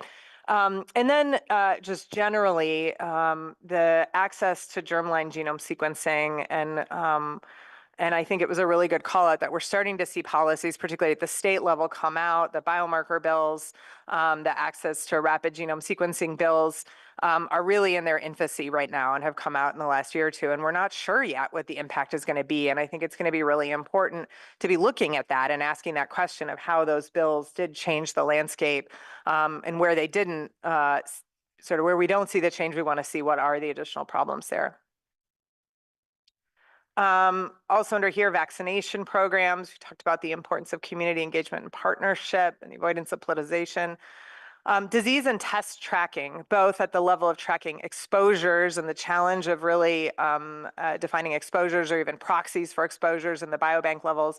And also that we don't really have a good sense right now of who is getting germline testing for immunological conditions, who's ordering those tests, how many people are getting tested. And then obviously there's been a lot of discussion around the FDA and regulation. And I think general agreement in the room that we need a balance between providing the necessary assurances to clinicians and payers and using FDA as a way to improve reimbursement while not totally squashing innovation and discovery and sort of bankrupting the laboratories in the country. And also a recognition that different types of tests are going to have different needs, different regulatory needs. And so that's going to be important in regulatory strategies. To private payers. So there's a whole lot of new tests. We talked about in this meeting, a whole lot of new tests coming on the market, both in the genetic space, germline genetics, as well as just new devices, new modalities of testing, like a ton of really cool things. That is a lot of volume for payers to manage. So what are the systems that we have in place to categorize those tests and sort those that are really useful and in some cases cost effective from those that are not? And then how do we define clinical utility and cost effectiveness? And that context is also important, that clinical utility in an emergency department and an ICU may be different than clinical utility in an outpatient setting. Talked about pharmacogenetics today. I thought it was a really great observation that we're often taking this failure-based approach of using tests once we already know somebody's got a problem metabolizing a drug, and moving it potentially to more indication-based approaches about populations or cohorts of people who really at the initiation of their treatment or their diagnosis might benefit from a pharmacogenetic panel. And then here also we talked a little bit about biomarker laws. The other factor I put in here that I think is a concern and came up a little bit is that it is a different utility argument as well when you're talking about point of care testing. Typically, point of care testing is more expensive, but sometimes the expenses of point of care testing can be justified by the greater utility that comes from having a faster turnaround time when it's right there. And so that's sort of an additional feature that comes, and I suppose, you know, to the previous discussion, it's also true for rapid sequencing. And then the final set of comments I put in here was about reimbursement recommendations, which sort of falls under payers, but relates to a number of conversations we've had that cost of testing can absolutely be a barrier. This is both true in germline and in point of care tests. I think there's a sort of common assumption, well, the costs are going to come down, the costs are going to come down because we've seen technical costs coming down. And there's reason to believe that a lot of laboratory testing is technology driven. And so if the cost of the technology goes down, it could decrease the cost of tests. But what we're actually seeing clinically is that the cost of tests generally is either remaining the same or going up in most scenarios if you do sort of a claims data analysis. And some of that would be expected. So tests that have high labor costs and high administrative costs, you wouldn't necessarily expect those costs to come down at the same rate that technological costs would be. And I think, and we talked about inpatient versus outpatient costs for testing as well. So that's what I had. Anyone want to have a thought or two before we move on to the final summary?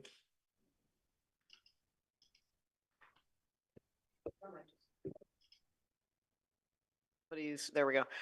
So Jillian, I wonder if you might comment on the CARES Act. The impact of that has been mentioned a couple of times this morning, particularly, you know, returning results directly to patients, and how we do that in a way that's understandable to the average patient as well as, you know, both useful and not scary.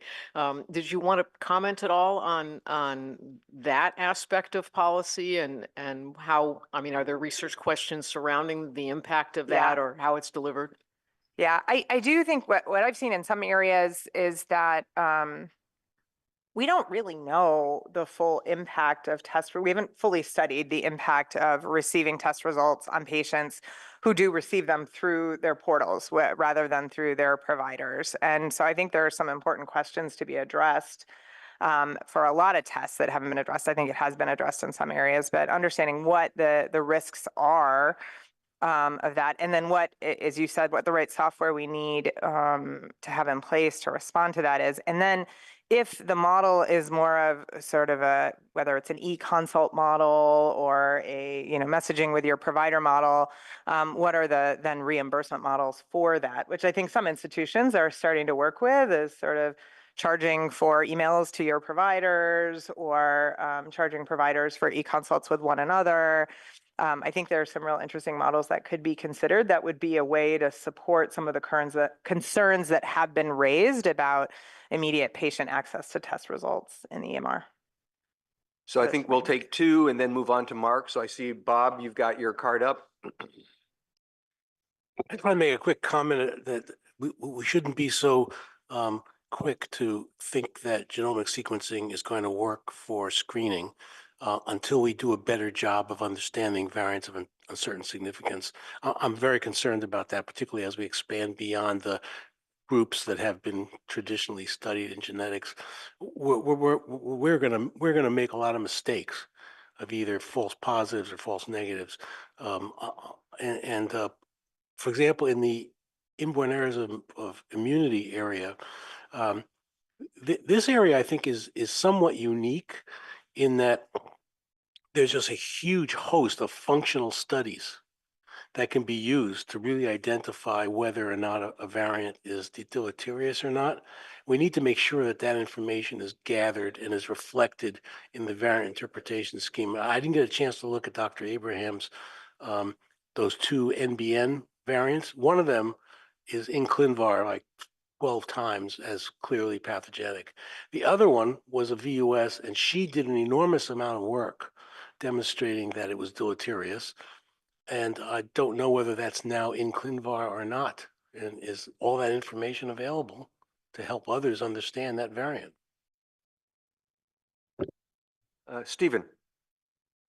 Yeah, I'll try and be really quick. So I was kind of shocked to see this on the agenda, right? I didn't think this was kind of on the bailiwick, right? I thought this was off the reservation, this topic of policy development. So I'm super excited to see that it's, it's okay to talk about that here. Thank you. So I'd love to understand that a bit better because it is a very new idea, I think, for most of us to think, wow, NIH may be interested in going beyond the research agenda and into the deeply into the implementation, how to make this effective and save lots of lives. That's pretty exciting, actually.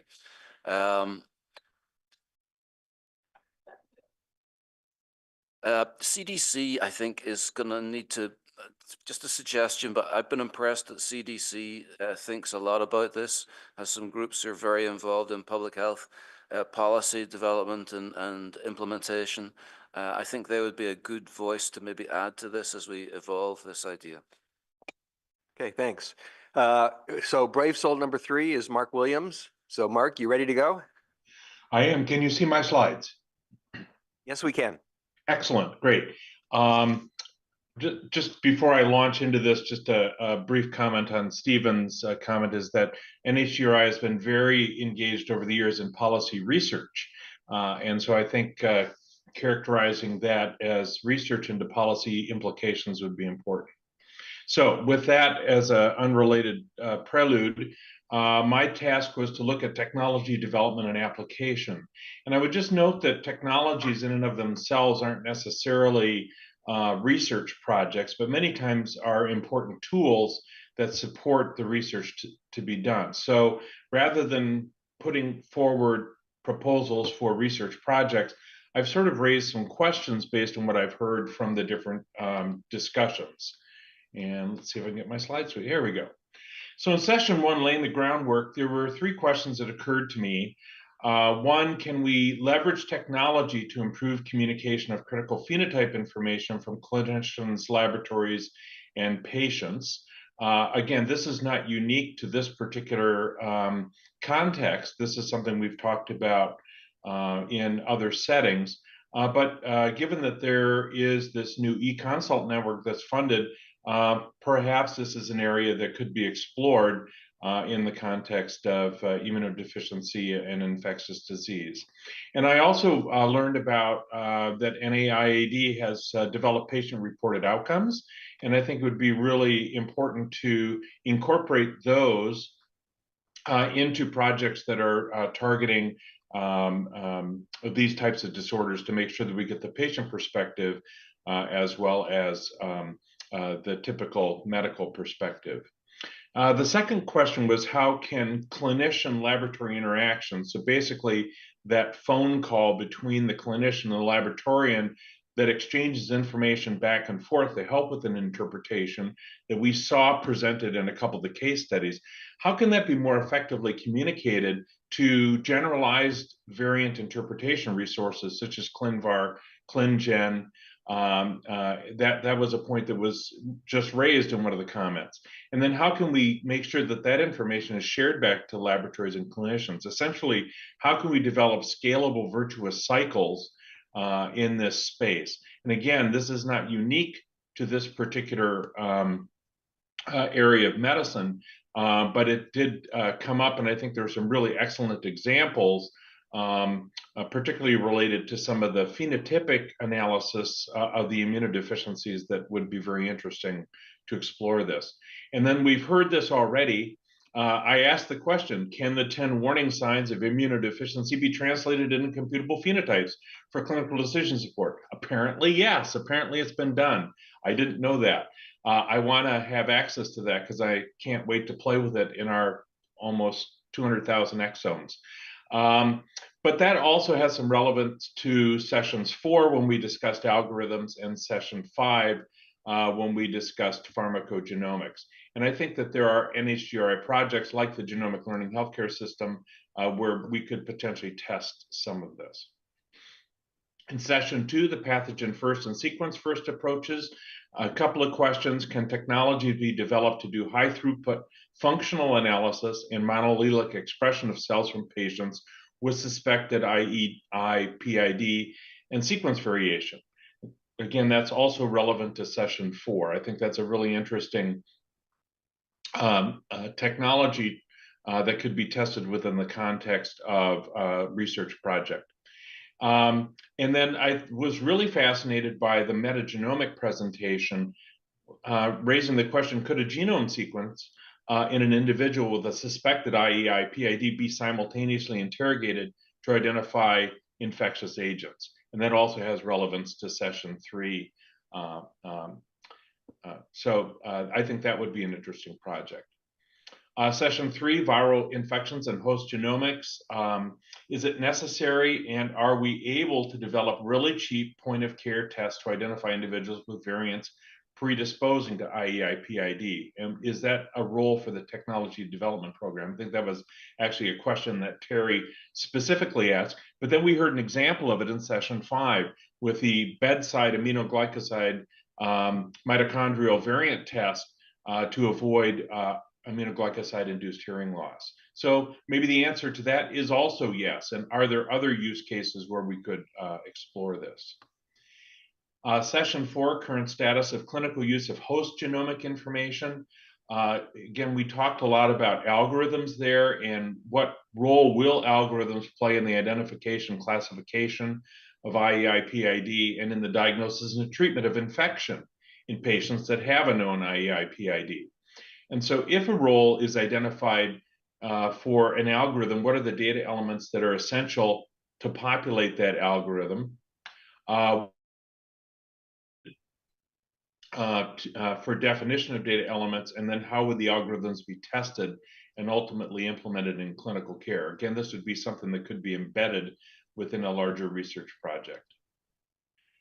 Today, session 5, pharmacogenomics and infectious disease management.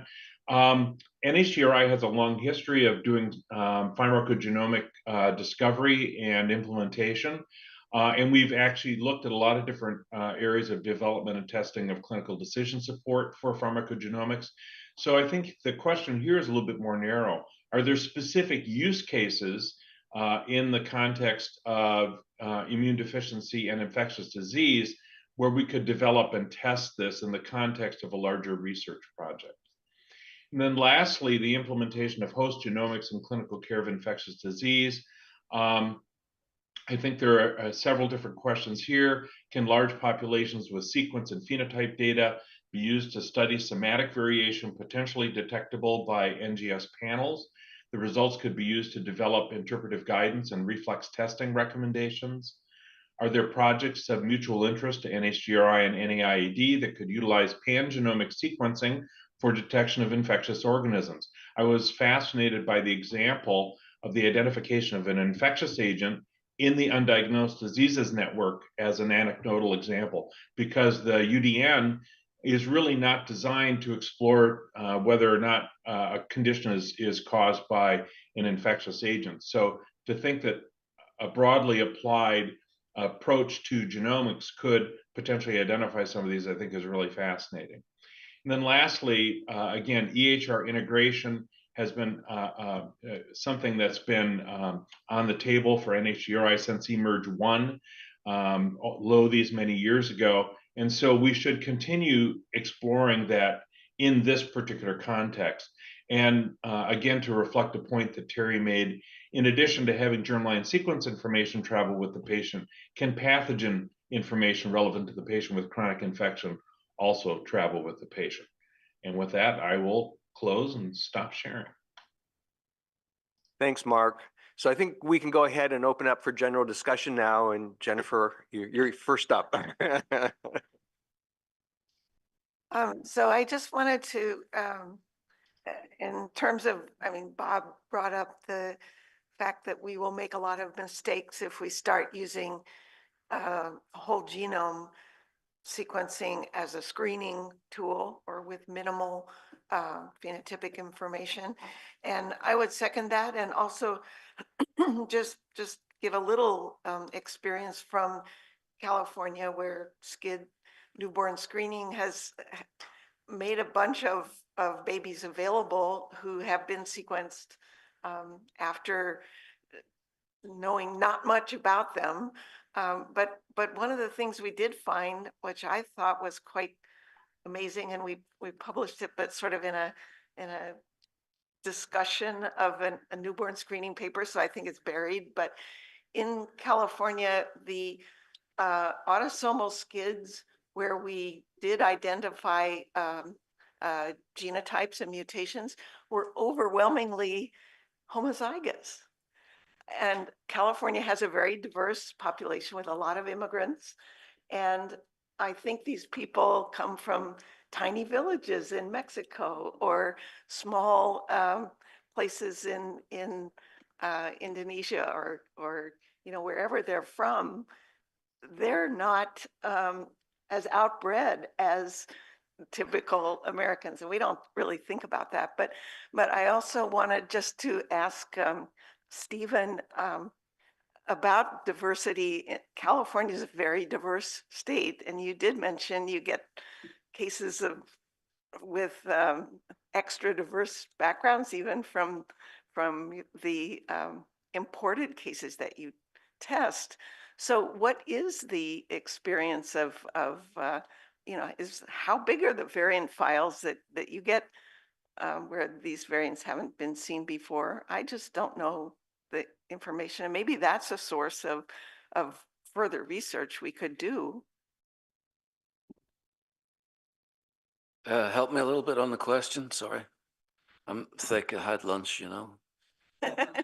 just the when you analyze sequences from diverse populations and underrepresented individuals, what do you find in terms of the numbers of variants of uncertain significance? I mean, yeah. I would expect it to be large. It is. It's a huge problem. We heard about Samoa. We see this in spades, right? That if you're not part of those select few groups for which we have lots and lots of reference genomes, then we just don't know whether your variant is ultra rare or actually somewhat common in your population. It's a big, big gap. And, you know, we've got Nomad, but Nomad's just missing so many groups. There is, you know, we started off great with the 1K Genome Project back in whenever it was, 2015 or something, and then it stalled, right? And there's still vast pockets of diversity all over the planet where we don't even have 100 genomes, much less 1,000. Minimalistically, 1,000 gets you a long way, right? You're not going to have a common variant that you're missing if you've sampled 1,000 from each population group. I think that's a gap. I don't know if it's relevant to this session. Well, I think it is, because our patients are all over. Can I ask I think all three of you mentioned the problem of variant classification, and NHGRI funds a huge project, and several people involved with that are in the room to do variant classification. That's ClinGen project. So maybe could we have a little more discussion about what's insufficient in what ClinGen is? Is it just scale? Is it what's the issue there? And is it the idea of just moving stuff into the databases faster? I can start there. So I think ClinGen is fantastic. We need to continue doing what ClinGen does, but ClinGen can only take what's out there in the publications to be able to implement, right? So basically, my sentiment is that we need to speed up and forward-looking way all possible variations in the 500, let's talk about IAI genes just here, that for which we have decent functional assays, and maybe we're luckier than some other genetic disorders in that way. So in a way, I think every single nucleotide, every single position, databases, so ClinGen can implement that should a patient show up, as opposed to being reverse looking right now. So I knew that would stimulate Jonathan. So Jonathan, you're up next, and then I see that Dan's got his hand up. Yep.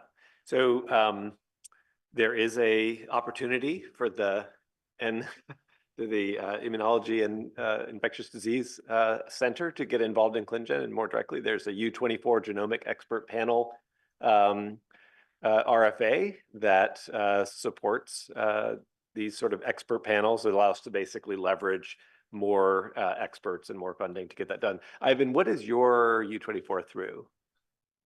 It is through that. Okay. So that's a good example of how the expansion of these expert panels could happen.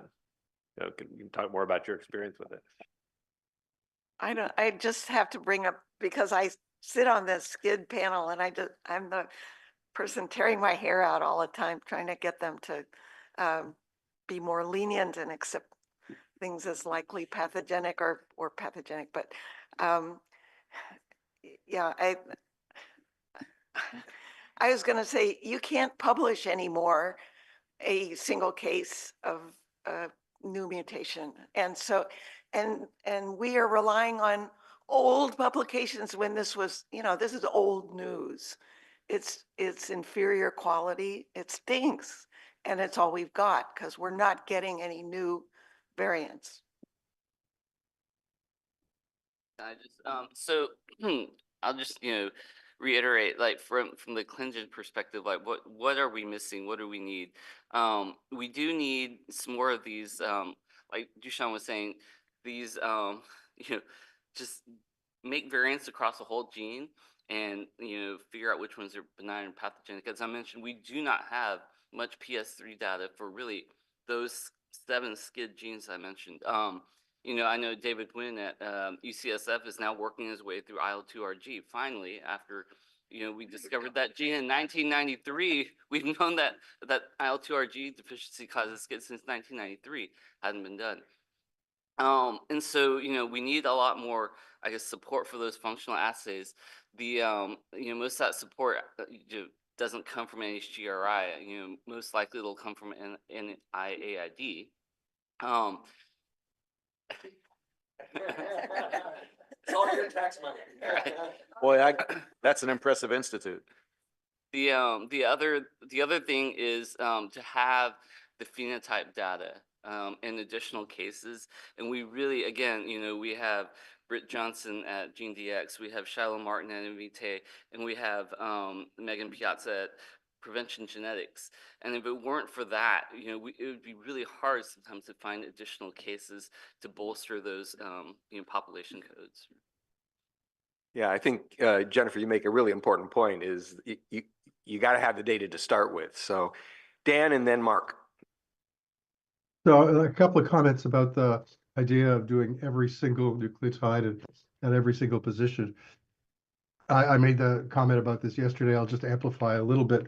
One is that it's possible to develop assays, although they are sometimes hard to actually sort of implement on scale And every assay assays exactly what function, a specific function, and doesn't necessarily interrogate everything that a protein can do. So that's one issue that we've sort of come up against.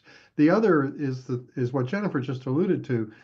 Um, one of the advantages of having an assay that deals with tens of thousands of missense variants in a specific gene of interest is that the assay can be calibrated. In the olden days, somebody would call me and we would do an assay for a variant that was of interest to them.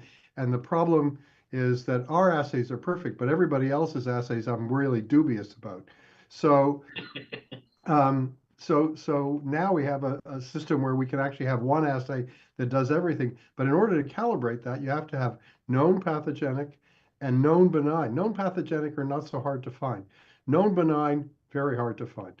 And that is actually sort of an interesting Achilles heel to the whole approach. So obviously we're sort of trying to work through all those things. And the other thing is that once we have a data set, figuring out how to integrate that into a ClinGen kind of environment is non-trivial. And I know Jonathan and his group are spinning up mechanisms to actually think about how to incorporate that well. But I made a comment in the chat, and I stick to it. I think that I'll echo what Eric said yesterday. This is a problem that has to get solved if we're going to implement genomic medicine, especially across diverse ancestries.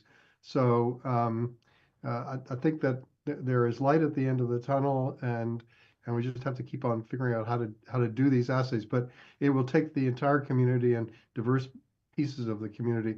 And the last thing I'll say is that I'm struck as I've listened to the last day and a half that I don't know much about infectious disease and immunology, but the problems that we have heard about are very generic. I mean, this could be a kidney talk. This could be an inflammatory bowel disease symposium. And that's not to diminish the infectious disease or immunology communities, but boy, thinking about ways to develop common strategies to solve these problems is going to be really important as well. End of lecture. I think Steve. I'm not sure I'm comfortable being compared to a kidney talk, Dan. Mark. How about a heart talk? Yeah, pick I your wasn't going to say that, but there it is. organ of choice. Yeah, so again, I would refer back to my slide where I think the first question from the technological development is somehow capturing these conversations that are taking place between laboratories and clinicians, because there's a lot of information there, particularly around phenotypes, that needs to be incorporated. And the second thing is, again, I think these assays are critically important. Ivan put his finger on it, that this supplies information in one component of interpretation that is otherwise absent. But we shouldn't make the leap, and I hopefully think no one is making this leap, that an assay defines whether something is pathogenic or benign. That just is not the case. It has to be taken into context with clinical information. The last thing I'll say is I understand Jennifer's frustration about, I know that this is pathogenic. Can't we just call it pathogenic? Because I've certainly been there, done that. But I think this is really the generation of where we as a clinician see something and we can say, okay, well, what is the evidence that's missing? And what can I do to supply that missing evidence so that we can do it? And that really requires a strategy that everybody can buy into. But underlying all of these things is a tremendous amount of volunteerism. And unless we can begin to develop incentives for people to do this that are tangible, it's just extra work. And so the number of people that are type A enough to actually do it is very small. Go ahead.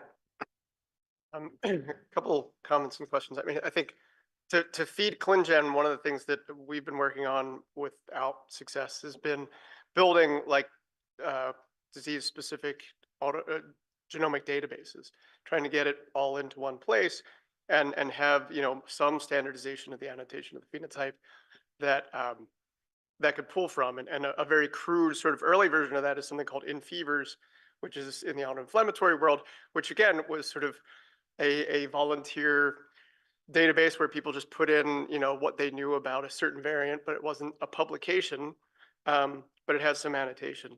And so, populating more of ClinGen's database from Invitae and from GeneDx is great. I wonder, does it pull from dbGaP? I mean, those are arguably a whole bunch of genotype, phenotype correlations that probably have a lot of immunologic patients in them that it seems like would be another source. And I would argue that the vast majority of those are probably not published. And then finally, my last question was the genomic variation program to fund the development, I guess, of some of these functional assays. Like, how big is that? I know myself and lots of other folks in this field have functional assays that we have, floated around to get support to do. And maybe it's, for 1 year and you do 15 or 20, and then you don't have any support to continue doing that. Bob, is your card up from before, or do you have a comment? I had a comment. Yes, it's true that a change in a gene that is deleterious to the function of the gene does not equate to that being a pathogenic change. But boy, they correlate very strongly when added to all the other information like gene frequency and allele frequency and other sorts of things. I would like to make a concrete suggestion. I've been very impressed with the creativity of the MAVE consortium to develop assays to be able to do high throughput multiplex analysis of variant. What they have trouble with, and this is my interpretation, what they have trouble with is developing the assay, because the assay is so biologically specific to the function of the gene that they're interrogating. If the immunologists could get together with the MAVE people, they've got some very clever technology. Some of them are cellular based, some of them are fluorescence microscopy based. If they could get together and say, we can tell you whether this variant in IL-2RG does or does not impact the function of this protein and to what extent, and then be able to do that for every position in the protein, you've gotten something there. That's valuable. So I would recommend getting the MAVE together with the immunologists, develop a whole new series of assays and answer these questions about the variants. Yeah, I think MAVE is great. I also work with Gregor and am very well aware of MAVE. They've reached out to me already, and I pitched the SCID genes to them, and they looked at them, and they said the only one that they're really interested in right now is AK2, as far as potentially being able to develop a high throughput assay. Could you explain to the geneticists why is that laughable? Is it just it's like a minor cause? Vanishingly rare. Okay.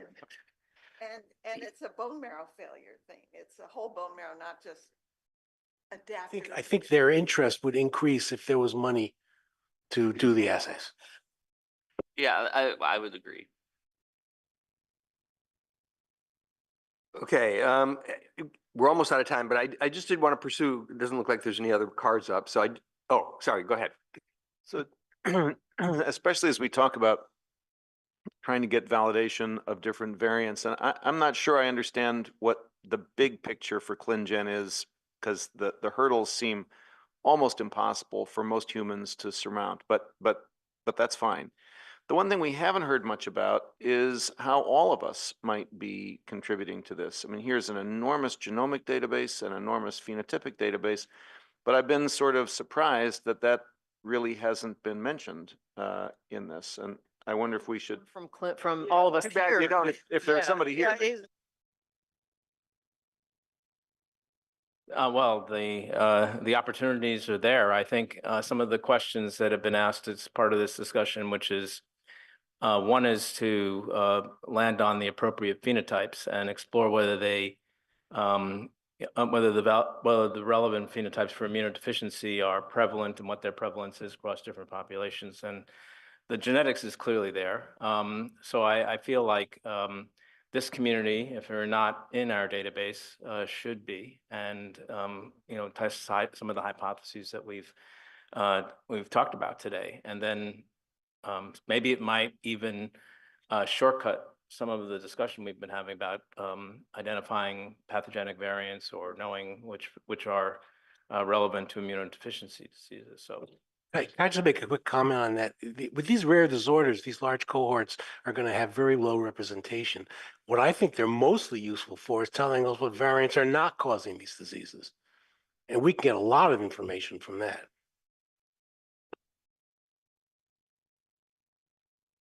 Okay, I think we're sort of at our hour, so I will hand it back to Terry. Thanks. And the three of us have conspired, Steve and Jeff and I, to put together some just initial suggestions for potential studies. Let me see if I can find the right file of all that I have open. And these are just, things we can kind of bat around here and then develop further as we go on. So there's that. And something I should mention and may not have said at the beginning here, it should go into presentation mode, and it is not doing that. It is on my, oh, there it is. Okay, great. So what we try to do from these meetings, we write up a meeting summary, executive summary, and a meeting summary. The executive summary usually includes the recommendations, and then the meeting summary kind of fleshes out where all those came from. The three ladies that were sitting at the very end of the right side of the table, I think only one of them remains because the other two had other meetings they had to shuttle off to. But they'll be working on that summary, and we will send it around probably just to the planning group, so we don't force all of you to read it before it gets, it gets finalized. But at any rate, we will do that. The other issue is, might there be a paper for publication out of that? There very often is paper that comes out. I don't know the infectious disease journal milieu well enough to know, but perhaps you guys can suggest. I don't know, what would you think would be a We good have place? great journals. Sure you do. We got red. Yeah, people read them. We got red, we got blue, we got the works. We got Yeah. Okay. Yeah, if you could send a couple of those suggestions, just so that we know how to structure this. And Are there ones that are particularly receptive to meeting and workshop reports? Or Yeah. sort of vision state, strategic. So clinical infectious diseases, or the Journal of Infectious Diseases, those are really the organs of the idea of the Infectious Disease Society of America. They have been very receptive to meeting summaries for different topics, non-tuberculous mycobacteria and so on. Clinical infectious disease in particular, I think, has been very good at this, and it's got a very broad readership within the infectious disease community. So I think it would speak to clinicians, it speaks to policymakers, and I think Jeannie was a past president.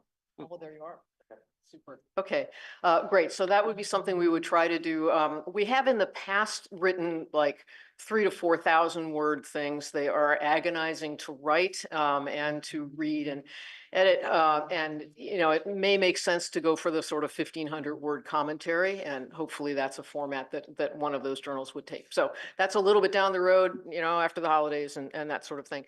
But we tried to pull together, and if you're on I realize the print is small here, at least for me. So if you're on the WebEx, you'd be able to read it a little bit more easily. But, are there some studies that we could think about designing and implementing in a joint way between our institutes or involving other institutes, because sometimes they do tack on as well. So we talked yesterday about what really are the criteria for suspected immune deficiency. When would you justify sequencing? Could you test those in an implementation study and say, all right, we're going to try this set of criteria in this group of people and this set of criteria and this, and what is your yield, et cetera.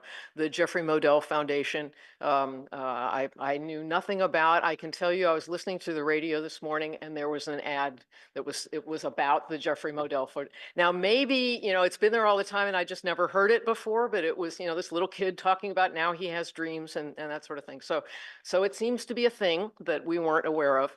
And the fact that they're now translated into computable phenotypes would make an implementation study really very attractive, I think. We talked yesterday about, how would one go about doing that? Could we start with an expert panel just to have something out there? Obviously, don't want it to be bad, but if we could get something going and then follow that or simultaneously implement a research program. Or could we look in all of us? Or could we look at, and I think we could do many of those things. That's a good point. Scott, I have to say, people were like thrilled with the immune dysregulation program at CHOP. We just thought that was the coolest thing. And we're sort of wondering, you know, it seems to be unusual, if not unique, to CHOP. And there was sort of the suggestion that maybe it was just 3 or 4 people who knew each other well, or their kids played soccer together or whatever, and they came up with this thing. Is this a model that can be expanded to other institutions? And so that's great. And if so, you know, we have to figure out a way to do that. You want to comment? Yeah, you know, again, I'm a representative of that whole group, but it did grow somewhat organically of necessity, mostly not out of kids at soccer, but of arguments in the ICU. And I think it's the kind of thing that at least our impression has been that it's going to look a little different in every institution, because every institution has a different culture within certain subspecialties, and I think that that's okay. And so we're working on, you know, a paper about, you know, the use and utility of these, why it's worth institutions making reasonably modest investments to support them, because I think that they pay off clinically. And I think that they become useful for answering these kinds of questions as they arise within institutions. So I think it is scalable. I think it's maybe just another step in this sort of constant progression of the way medicine adapts to complexity with specialization. And so, you know, hopefully we'll have some kind of materials or blueprints for lots of places to do this, because I don't think we're particularly unique in the ability to do this. I think lots of places do it in their own way, but I think that formalizing a little bit will help everyone learn from each other. No, and one could use the model of the undiagnosed diseases program, which you all may not, or you may know about, in which, you know, that began in one center, and then there actually were other centers around the country that were doing it. We brought them together and came up with an approach that works for large numbers of centers. So that might be one to consider. The idea of using cell-free DNA or these unaligned reads when you're sequencing someone and aligning those to pathogens, that is totally cool. And could that be developed into a clinical test? We have some clinical test developer type people around the table, and something maybe that's already being worked on, but would be neat to see happen. This whole question that we heard, and Jillian referred to this, and others as well, how do we get pathogen testing paid for in patients who are known to have immune deficiency, and we just need to look for funky pathogens? The suggestion was made, you know, could we enroll patients in patients who are sort of rejected by the gatekeepers because it's clearly not infectious, as Stephen Kingsmore pointed out. You know, once you do the testing and you show, oh yes, it is genetic, or oh yes, it is something that you hadn't inspected, that sometimes changes people's minds. There was the suggestion that we need a more data-driven understanding of who is receiving genetic testing and genetic counseling for immune deficiency diseases and infectious diseases. I'm not sure what the databases of those would be. All of us is one place to look, but probably, you know, hospital-based databases would be helpful. We've talked about getting infectious disease pathogen data and other biomarker data into the electronic health records, which is not done terribly well right now. The point was made yesterday, well, you know, we do generate these into scores, so you don't have to have every little piece of information that goes into enough. Is the score the optimal measure, or really do you want to parse that score in a research driven way and figure out what are the most important components of it, or whatever? But that may be something that could be looked at. This is the second slide. Comments? Yes. Before you leave this slide, I just have, I wanted to ask a question about the Jeffrey Modell warning signs to people who know a lot more about it than I do, which is just about everybody. So one is, do they validate in underrepresented populations? And I don't know how they would derive, but if they do, that's great. And this is also another potential application in the All of Us database. And the second question I would have, or maybe suggestion, is can it be converted to a survey, so that instead of looking for them, you actually. The survey part is easy. The validation part is really difficult, and they have based the whole thing on sort of expert consultants. We all look at them and we say reasonable, but you know, not validated. I mean, the But they survey have looked hasn't at been it in other validated. countries, right? They have looked at it in other countries. Yes, yeah, it's been promulgated around the world.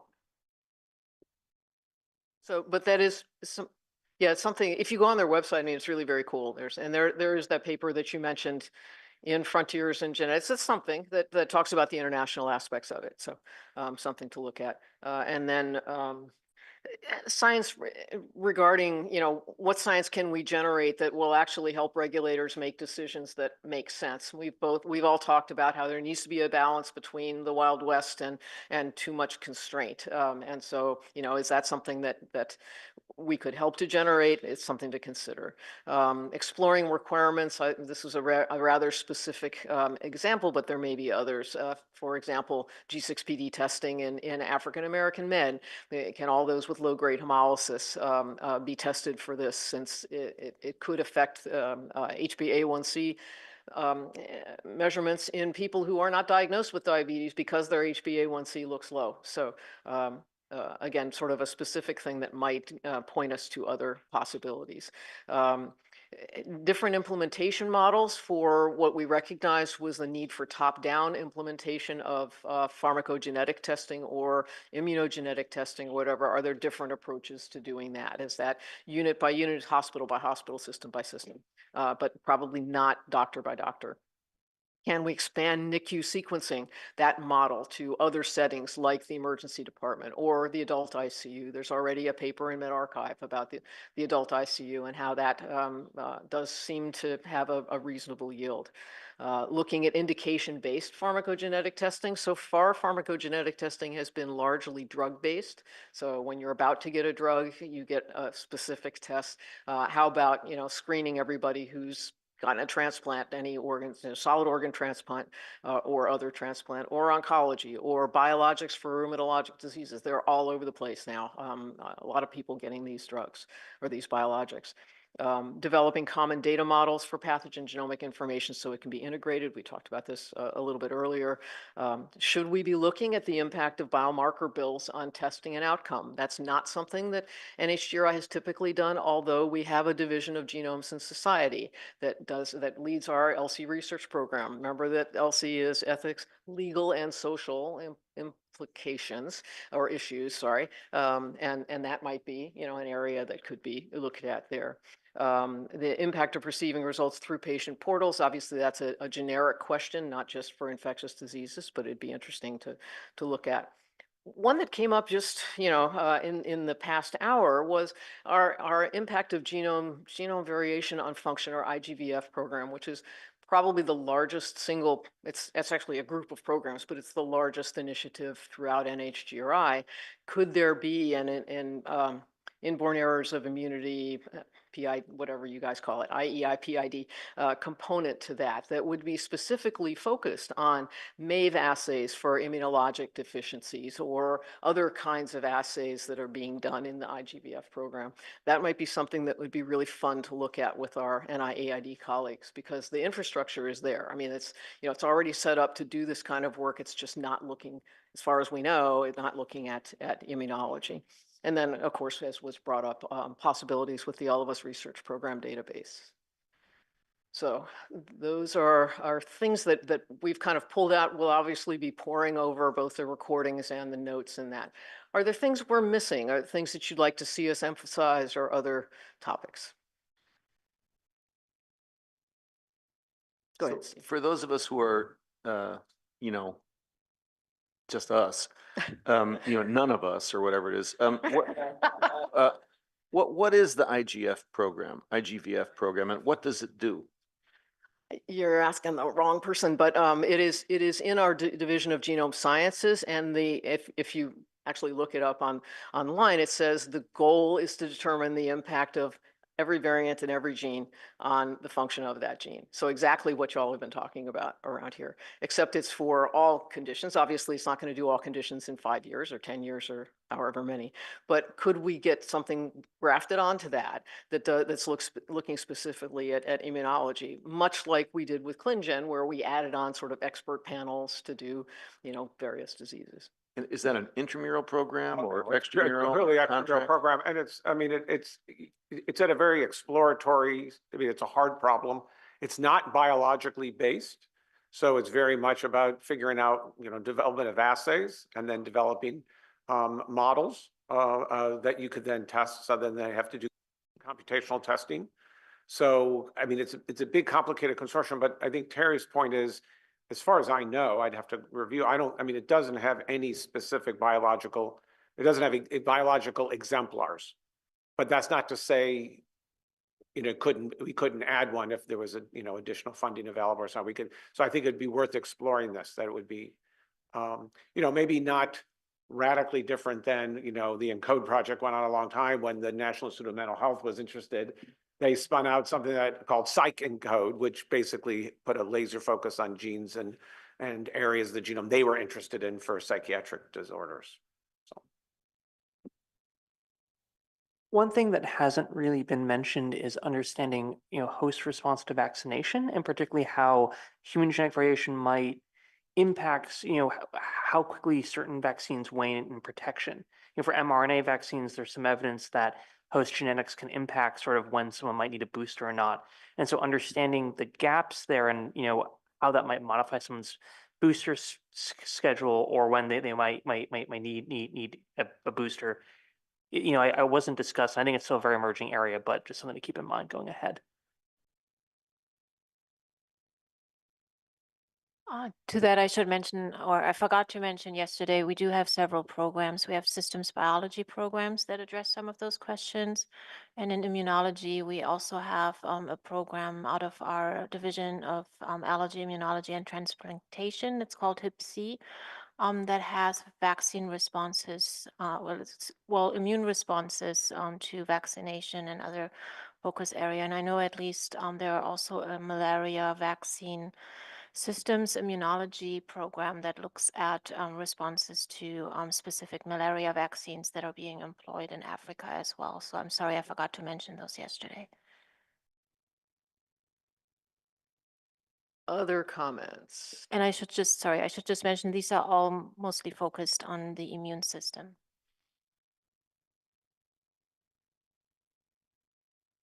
Okay, y'all are getting tired. Yes, go ahead, Priya.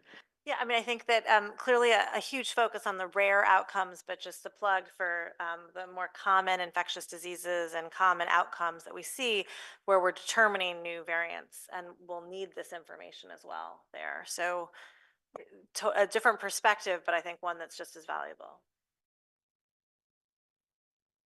Just listening to this discussion, and this is maybe more for the NIH people in the room, but I'm sure the non-NIH people would like to hear what I'm about to say because I think it's very constructive. It strikes me that one of the things I've learned from this workshop is that you know, I don't think we've had the two institutes' extramural programs had any significant interaction. It's not that we don't interact; it's just that we haven't. And from time to time, we actually do have like little mini retreats. We did one with GMS shortly after John Lorsch started and thought of things of areas of synergy.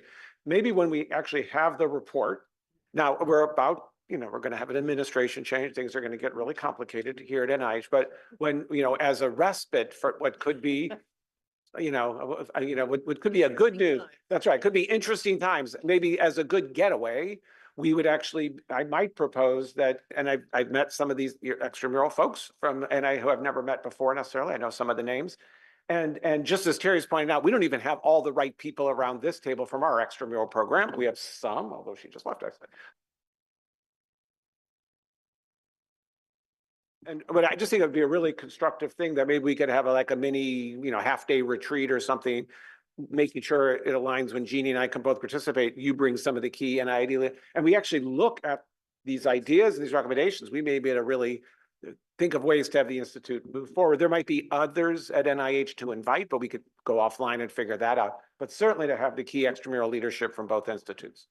Yeah, I would just echo, I think that's a great idea, Eric. And as our two institutes come closer and closer together in terms of mechanism and process, it would just be a wonderful union of effort. Right. You know, I mean, part of it is you have a new director. And just as we've seen when other new directors come to institutes, I mean, I remember even when Josh Gordon came to run, and we actually had a mini retreat. I remember up at the neuroscience fund. So it really is a good time to do this, and I think it could be stimulated from the recommendations or the observations of this workshop.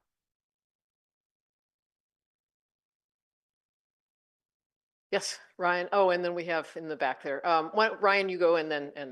Okay, two things to mention. One, I think one opportunity that I feel like I'm not hearing for all of us is that there's got to be a whole range of infectious disease response that's not in this sort of rare, clinically alarming category, and maybe all of us could be used to pick up that up, where you start with the genes and work backwards. You know, you say you take the set of immunology genes, and then you look across the EMRs and see if you see constellations of patterns that might be yellow flags for physicians, but wouldn't flag them out, you know, as a red flag, where this is a person with a condition, and then you go to the genes, but you may be able to use the research to come back in the reverse direction and identify constellations of conditions in that way. And then I think threaded through in terms of research ideas is thinking about health equity across all of these programs, both in terms of racial and ethnic diversity, but then also rural and insular settings, and how to implement in those settings. And I'm just putting up, that's a neat idea. There's something called a phenotype-wide association study, a PheWAS, which actually was originated at Vanderbilt by Josh Denny, who's now with us and leading the All of Us research program. But a PheWAS for infectious diseases or infectious disease genes sounds or immunology-related genes sounds really cool. Great. And then there was a comment in the back. Yeah, I just wanted to make a comment about the lack of diversity, because clearly there is that's a big problem across studies. Studies are most of the time Eurocentric, but there are a few large medical biobanks in the country, BioMe, Penn Biobank, Bank at Vanderbilt, that represent a certain degree of diversity. And I think and where the genetic data are connected to the electronic records, and there's a wealth of data there to be uncovered. And I'm thinking about the paper published by BioMe in JXMed a few months ago, where they uncovered a JAK1 gain of function mutation with a mixed reverse and forward genetic approach, and which was extremely effective in uncovering a complex syndromic presentation with autoimmunity, dermatitis, colitis, etc. And by the way, that variant could be treated with a JAK inhibitor. So I think these banks are a very important resource to discover new, come up with new diagnoses through targeted deep phenotyping.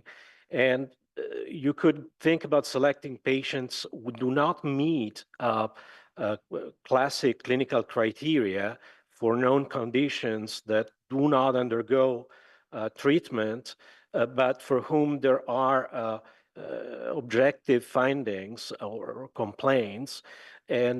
And these people could carry variants in pathways underlying those conditions that we do not know, because we have not explored those pathways. And again, I am thinking about the BioMe study because I think it was a very good one. Thank you. Great, thank you. Excellent point. Good.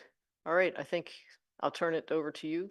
Or I just have a comment to make, and I just want to express my appreciation for hearing the interest in using the All of Us research program data for some of the questions that we've wrestled with in the last day and a half. I'm curious, by a show of hands, how many of you have actually have been to our data, understand what it is and what it is not? Well, that was 3 questions. Okay, well, but how many of you have actually used our data?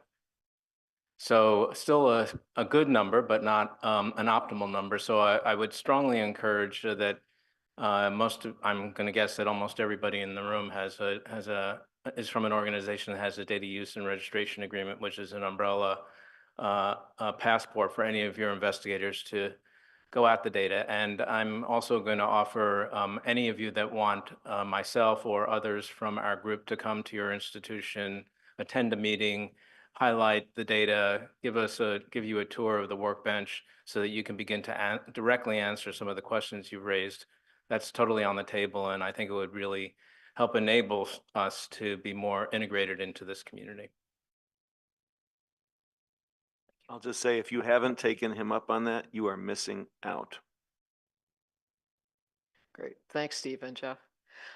All right, I think at this point, we want to thank all of the people that helped to set up this meeting. That includes Jonathan Berg's group, who is, unfortunately, Jonathan is gone, but several of his staff and from the ACMG helped put this together, as well as our program analysts, Alana Rupert at the end of the table, and those who were helping her, and then our communications group and the table behind me, Gerald and I'm going to forget them all, Alvaro and McCool and Jacob.